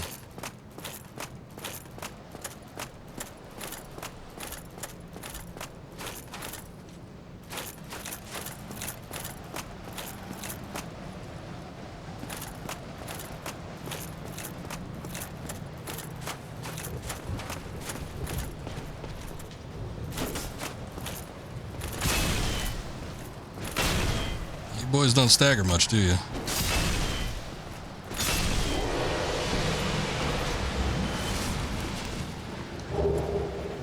Black Knight sword and a Titanite chunk.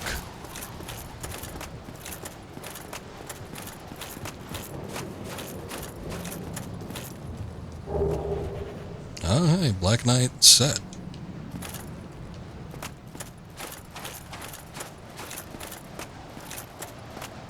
Surprised it was this late in the game, but I guess like the, think back to the Silver Knight set, that was all the way back in Anne Orlando. Shows you how much better the Black Knights are. I thought there was a bonfire at the top of these steps.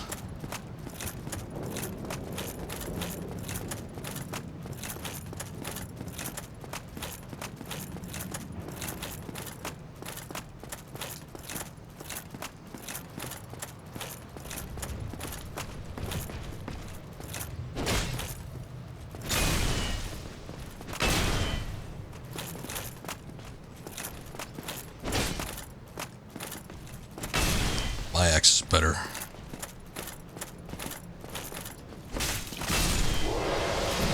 I was just gonna say fuck it and try to hit him because he had so little health left, but I should have waited on that.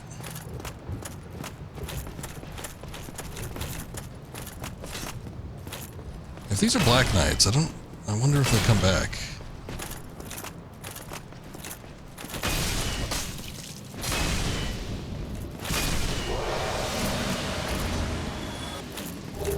Every one of them drops something. I want to say that boss battle's right through there.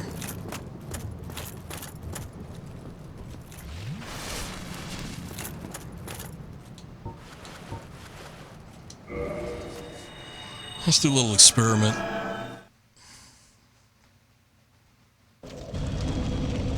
Okay, so we're back here.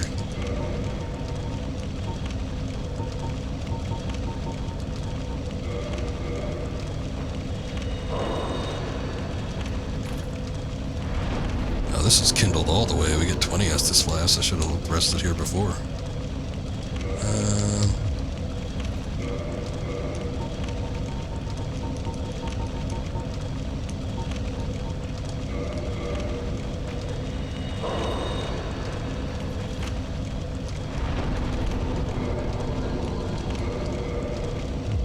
Get more health.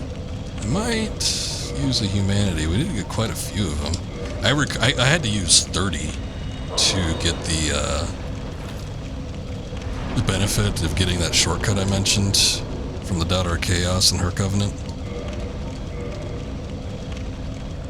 Which was nuts, but obviously that required, I wasn't like grinding random enemies for that. I was using the humanities I had in my inventory. But yeah, that used up quite a bit of what I had on hand. So fortunately, doing the DLC and everything, what with those humanity enemies, and like the 10 that we got from Manus and all the other stuff, that stacked us up quite a bit. Oh boy, okay, now they do come back. Wow, it's weird. Considering that every single one dropped an item.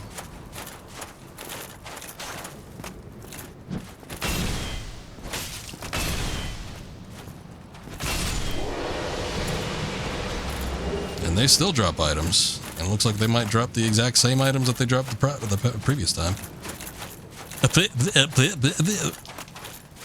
That's all, folks. I'm stumbling over myself.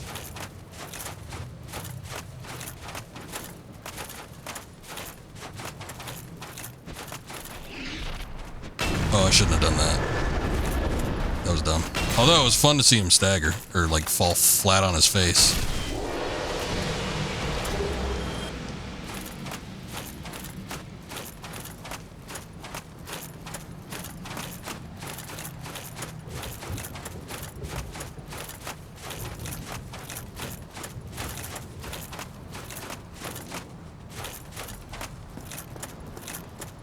I wonder what the hell Porky Pig was trying to say before he says that's all, folks. Because clearly he's trying to say something else. He's saying, abadia, abadia, abadia, abadia.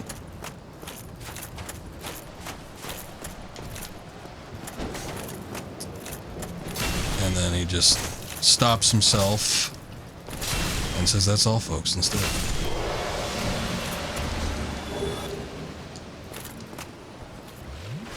It actually would not be a bad spot to grind with these guys, because I mean, I could take them out in 3 hits. And I'm just like standing here taking all of their hits. So somebody more skilled could probably get around and do some backstabs, or probably do some parries or something like that and make real easy work of them. Actually, you're just tanking their hits. All you're doing is grinding.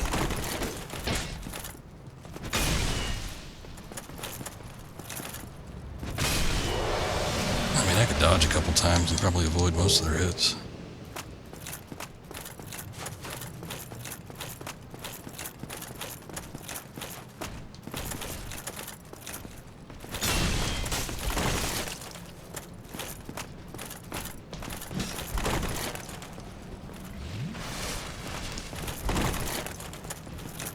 Oh.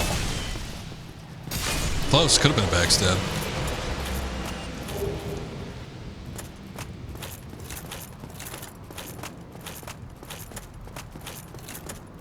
Alright, on the way over here, I had used the humanity to reverse the hollowing to see if there was a summon sign, but I don't think I saw one. I think if Solaire is alive, and I forget exactly, I want to say that there was like some lore pertaining to him where it made mention that he was possibly a descendant of Gwyn of some kind. But I guess that would make sense as to why he's available in this boss battle. Oh, yeah, you can look at the arena from here. But yeah, that's probably why he's the only available summon, is because he has a bit of a connection to Gwyn. But anyway, yeah, I think he's the only one that you could actually summon. I don't think there's anybody else. I don't really remember Gwyn as a boss battle. Sometimes I feel like that might be a good thing. Might mean that they weren't all that tough.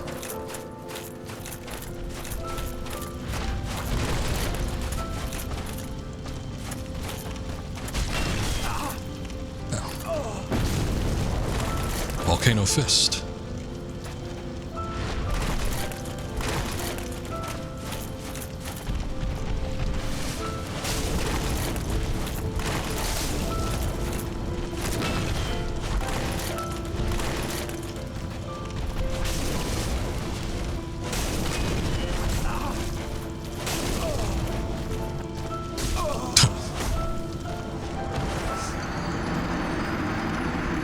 I was hoping he'd pause a little bit longer in between those attacks. I don't think he's gonna be all that bad, but yeah, I was kind of playing a little dumb. I don't think he's got much going on. He's also not too hard to parry, from what I recall.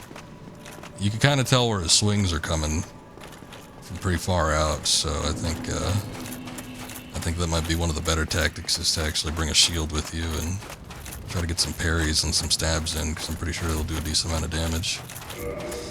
You know what? He doesn't... Okay, I'm gonna save. I might swap my equipment out. I was kind of considering just, like, walking through these guys, or running through them, without actually fighting them.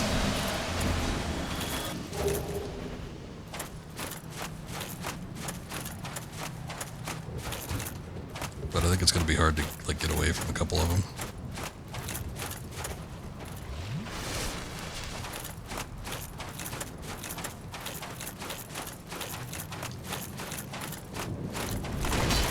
I think the frequency with Gwyn's attacks, though, probably means that we're not going to want to trade blows with him.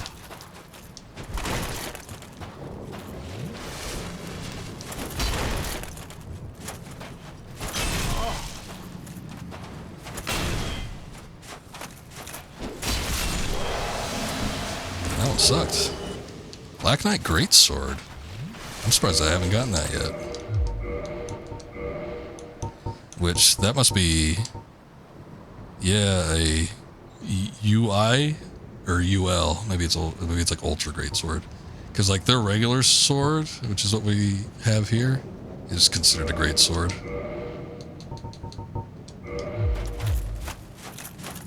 Okay, I'm gonna see maybe if I could run through the rest of these guys, but I'm gonna swap out my equipment because I think it might just be better for us to use a shield against Gwyn.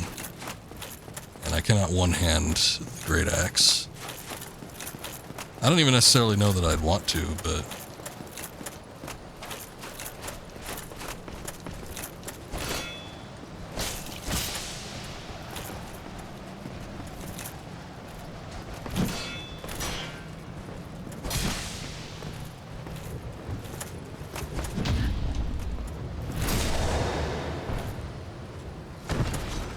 I forgot about this guy, so this is a bit of a problem.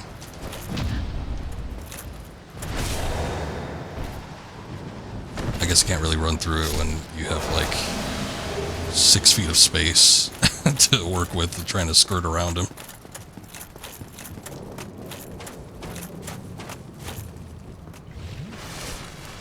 Alright, whatever. There's just one, or is there two? I think it's two, actually. Due to the axe.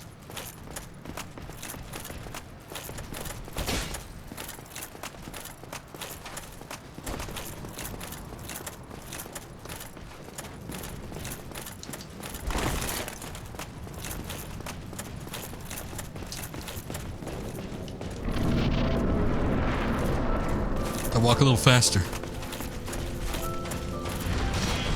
I know you can parry that move. It looks real cool when you do it too, but...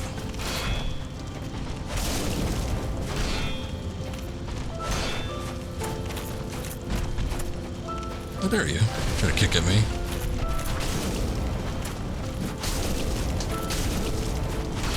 Okay, my timing is not good for him right now.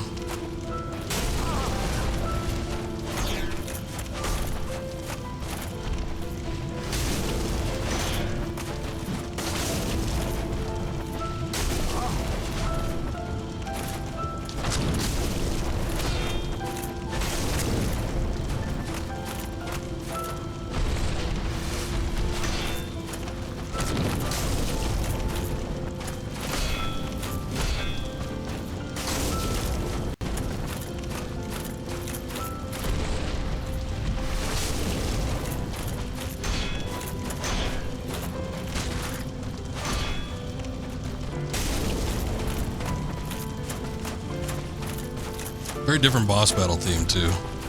It's got a very somber quality to it. Probably because Gwyn is kind of viewed as a tragic character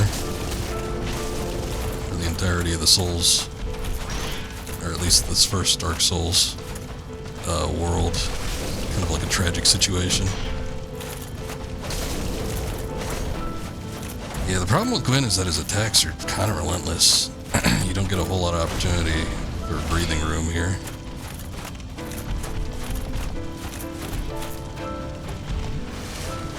Like, it's hard to even find a spot to heal. I've done it a lot of times, but the problem is I could heal, but it's like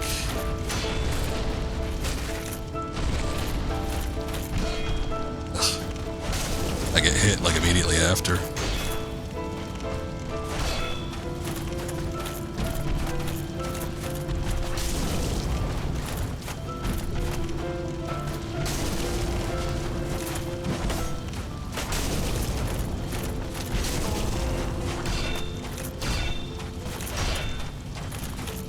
Yeah, his attacks are a little weird for trying to deflect and parry, though.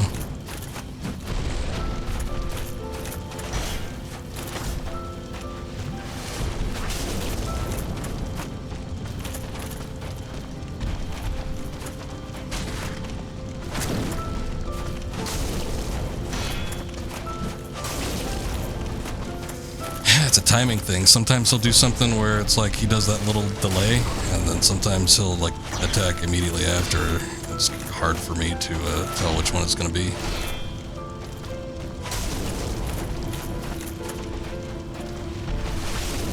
That one, I think that charging attack, I think that's one where you could parry pretty easy.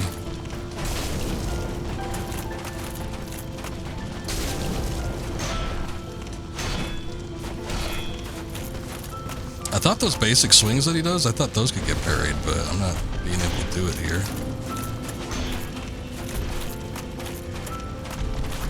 There we go. Yeah, that charging attack, that's the one. Everything else seems sort of difficult.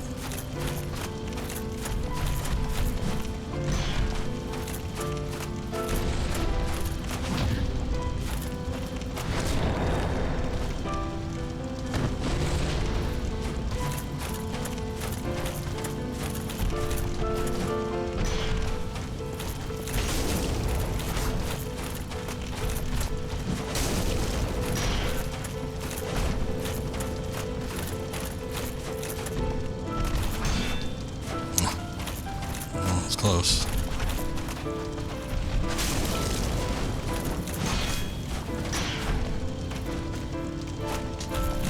Oh shit.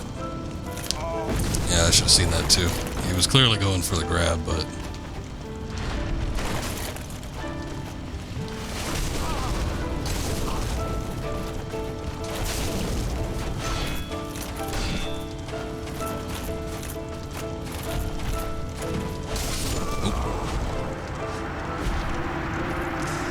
well, I got him over halfway down, and most of that was thanks to the parries. So, I think that's probably the way to go. But yeah, it's like me trying to get the timing down for it is a bit rough. That, and I almost feel like some of his other, like, standard attacks, can't be parried. It's like those charging ones seem to be it. Like those big leaping attacks that he does. I don't know, I could be wrong. The Black Knight Sword does not do a ton of damage either. It's kind of not that great. Oh, the Great Sword of Artorias. Oh, you know what? Wait, am I using... Oh, son of a bitch. No wonder. We had gotten another... That's why it seemed like it was doing so little damage. I was actually quite surprised. I'm like, man, Gwyn must have a huge health pool. No, that's not it. I mean, well, he probably does, but I was not using my upgraded Black Knight Greatsword. Instead, I was using one that dropped just recently, probably from one of these guys.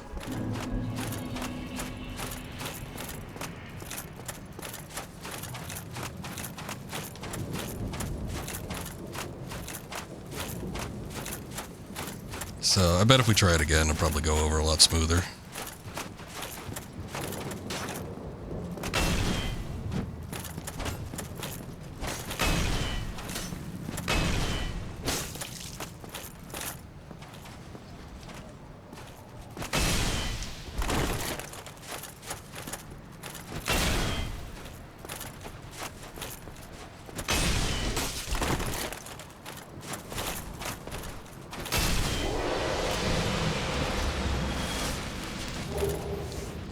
Oops. I'm just so used to having it just there. I wasn't really expecting there to be a second one. I mean, I'm sure I read over it as a pickup when we beat one of these guys. I'm like, oh yeah, another Black Knight Greatsword. Cool. But yeah, I wasn't anticipating it to be like in the inventory when I finally swapped over to all the rest of this. Yeah, at least we get a little bit of grinding action out of the way. Get the drops from these Black Knights. Because some of this stuff's hard to come by. These chunks, Titanite chunks, they ain't too easy. There aren't a whole lot of enemies that drop this stuff.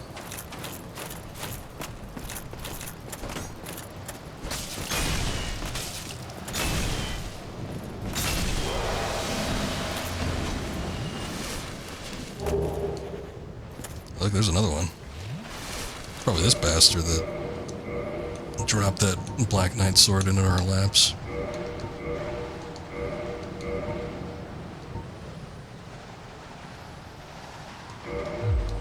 This one negates fire damage a little bit better, so maybe this would be better for us.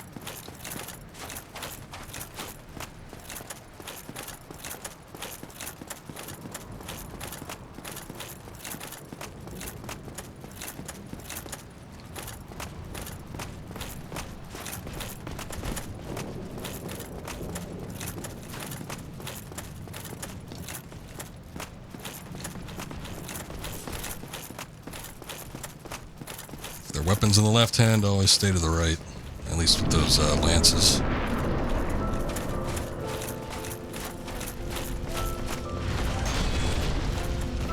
Didn't work that time. That's better.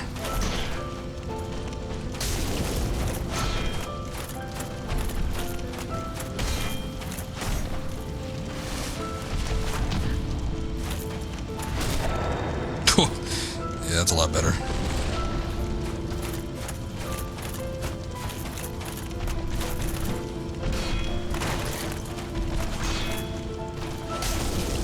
I pressed the wrong button for that. I probably would have parried that had I pressed the right one.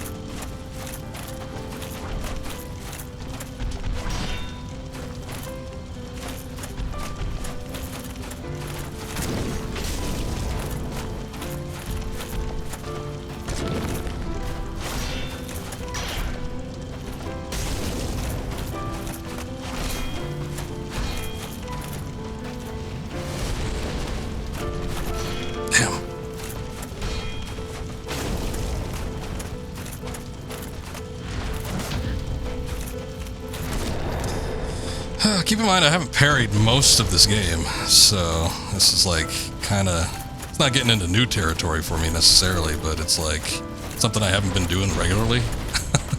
So like having to get used to it all over again.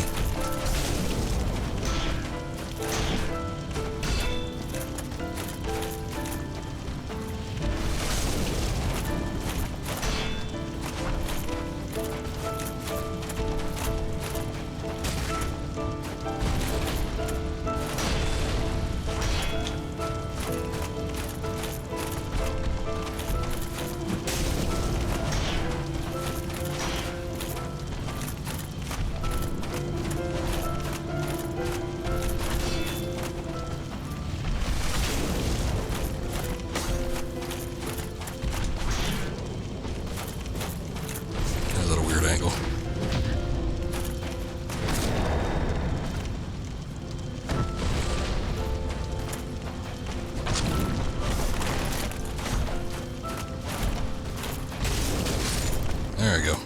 Yeah, a lot easier when I have my upgraded weapon. And I pretty much focus strictly on parrying those one or two leaping attacks. Anything else, a lot harder. Alright. We did it. Soul of Gwyn, Lord of Cinder. contains an incredible power.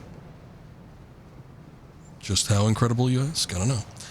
Soul of the Gwyn, Lord of Sunlight, the Gwyn, and Cinder, who linked the first flame. Lord Gwyn bequeathed most of his power to the gods and burned as cinder for the first flame, but even so, Lord Gwyn's soul is a powerful thing indeed. So he's pretty much all zombied out. I'm sure there's additional lore that we can get on him once we,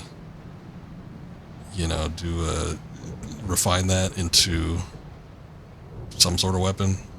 I don't know what kind of weapon it needs to be, though. I don't think I have the necessary amount of anything in order to get it, but we did it. And this is the final bonfire. We will now link the fire. Thank you.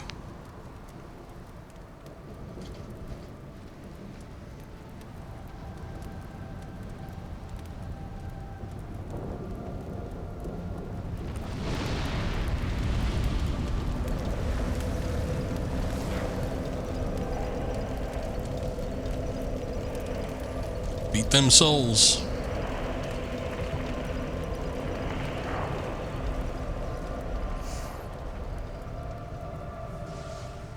So much like Gwyn before us. Kind of like you sacrifice yourself, basically. Self-immolation. Oops. Dropped my water bottle.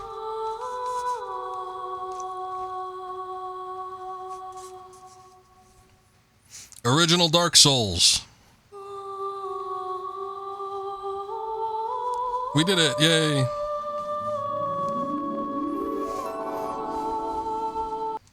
gonna skip the credits because there's nothing in there. There's music, but it's like super loud. So, once you beat it, you're immediately thrust into New Game Plus. Yes, indeed. The dark sign brands the undead.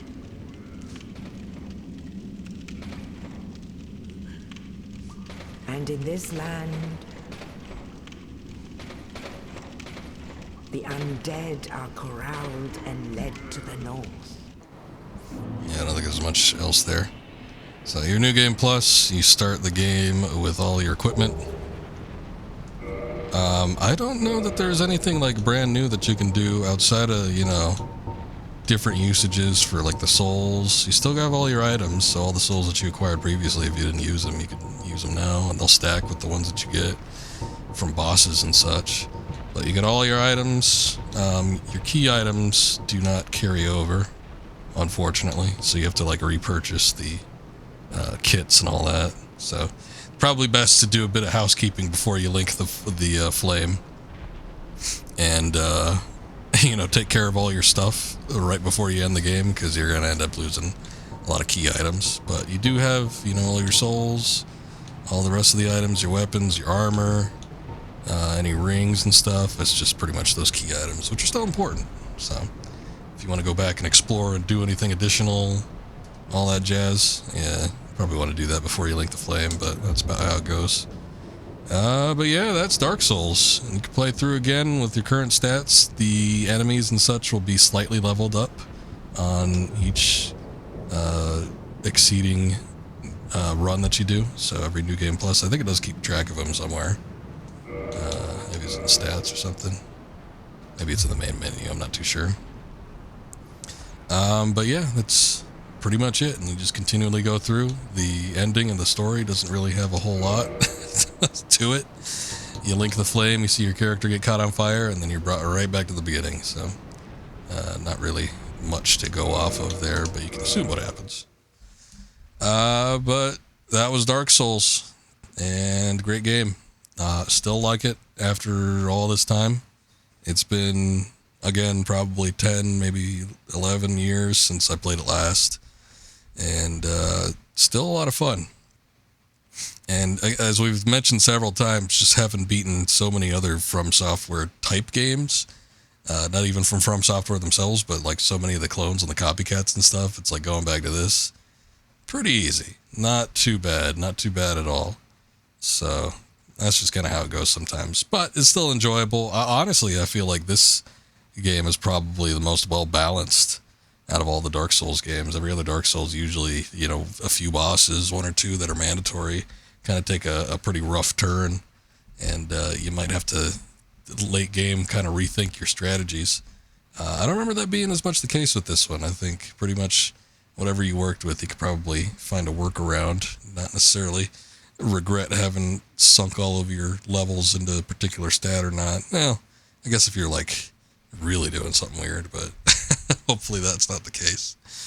But yeah, it's still fun, and I don't know. I still think highly of this one, and I still feel like this one might be the best out of all the other Souls games. But and that's just strictly within the Dark Souls series. I think I still like Bloodborne a little bit better. I love Sekiro. That's always going to be the best. Elden Ring, it's like, yeah, it's pretty fun. Slightly different type of gameplay, but I don't know that I like it as much as this one. But definitely within, you know, Demon Souls, Dark Souls 2 and 3, this has got to be my favorite. So I'm glad I could revisit it and do it on stream, because it's always something I've kicked around the idea of doing, but I'm like, oh, if I'm not good, you know, people going to call me out. And I'm like, well, you know, it wouldn't be the first time, because there's been games such as, like, I don't know, I remember Strangers of Paradise, where we spent like 30, 40 minutes on trying to do a single boss battle. It's like, if people stuck around through that, then nobody's going to mind me doing this. And honestly, we didn't have any boss battles that really took me a hell of a long time. Manus, the stuff from the DLC, Manus and Calamite were probably the ones that I had to repeat the most. I'm trying to think back to some of the other ones. It's like some of the other ones I, you know, ran through maybe 2-3 times or something like that, but I don't think there's any other boss battle that took me like 5+ tries outside of the DLC stuff. So, and Calamite wasn't even as bad as I thought he was going to be. It's just I was trying to go for that tail. It didn't end up working out, but oh well, whatever. But yeah, very fun. Glad I could do this game. Had a fun time playing it. I don't know if I'm going to do any of the other Dark Souls. Again, I've made note of my disdain for 2, but it's also a game that I kind of want to beat.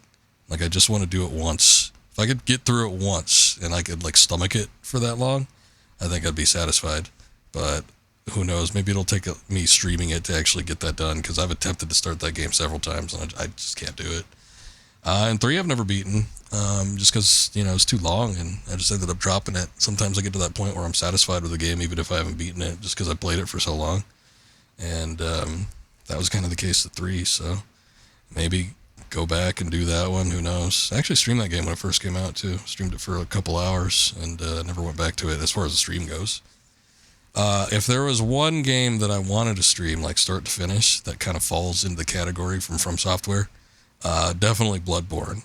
I've got, and especially just like over the past few months, it's been building my desire to play that game again. Sort of like my desire to play the original Dark Souls here. So we might end up seeing a Bloodborne stream sooner than later, and I still need to go through and get that DLC done and everything. I used to be pretty bad at that game as well. I mean, I beat it, but I wasn't great at it. But I feel like, I mean, I was bad at this game too. So I feel like going through all the different types of games, probably a little sharper edge, a little more honed for this style of gameplay. And I probably could make a decent stream out of it without, you know, like completely embarrassing myself. But it's one of those things. Yeah, I don't know when that's going to be. I don't know that I'm going to start it up immediately if I do end up doing Bloodborne or Dark Souls 3 or 2 or something. Who knows? Probably wouldn't mind doing the original Demon Souls either.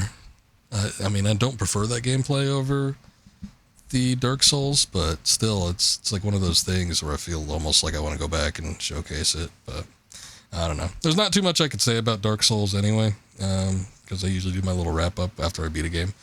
But yeah, it's like, great game. Everybody and their mother has played it in every imaginable way possible, so it's like I can't really add anything new to the commentary. I just think it's a great game, and out of all the Souls games, still my favorite, so good deal. Glad I got it recorded and beaten on stream and all that jazz, and we are good to move on. I will try to be back tomorrow, and we'll look at getting back into Killer 7, and probably hopefully beat that game this week.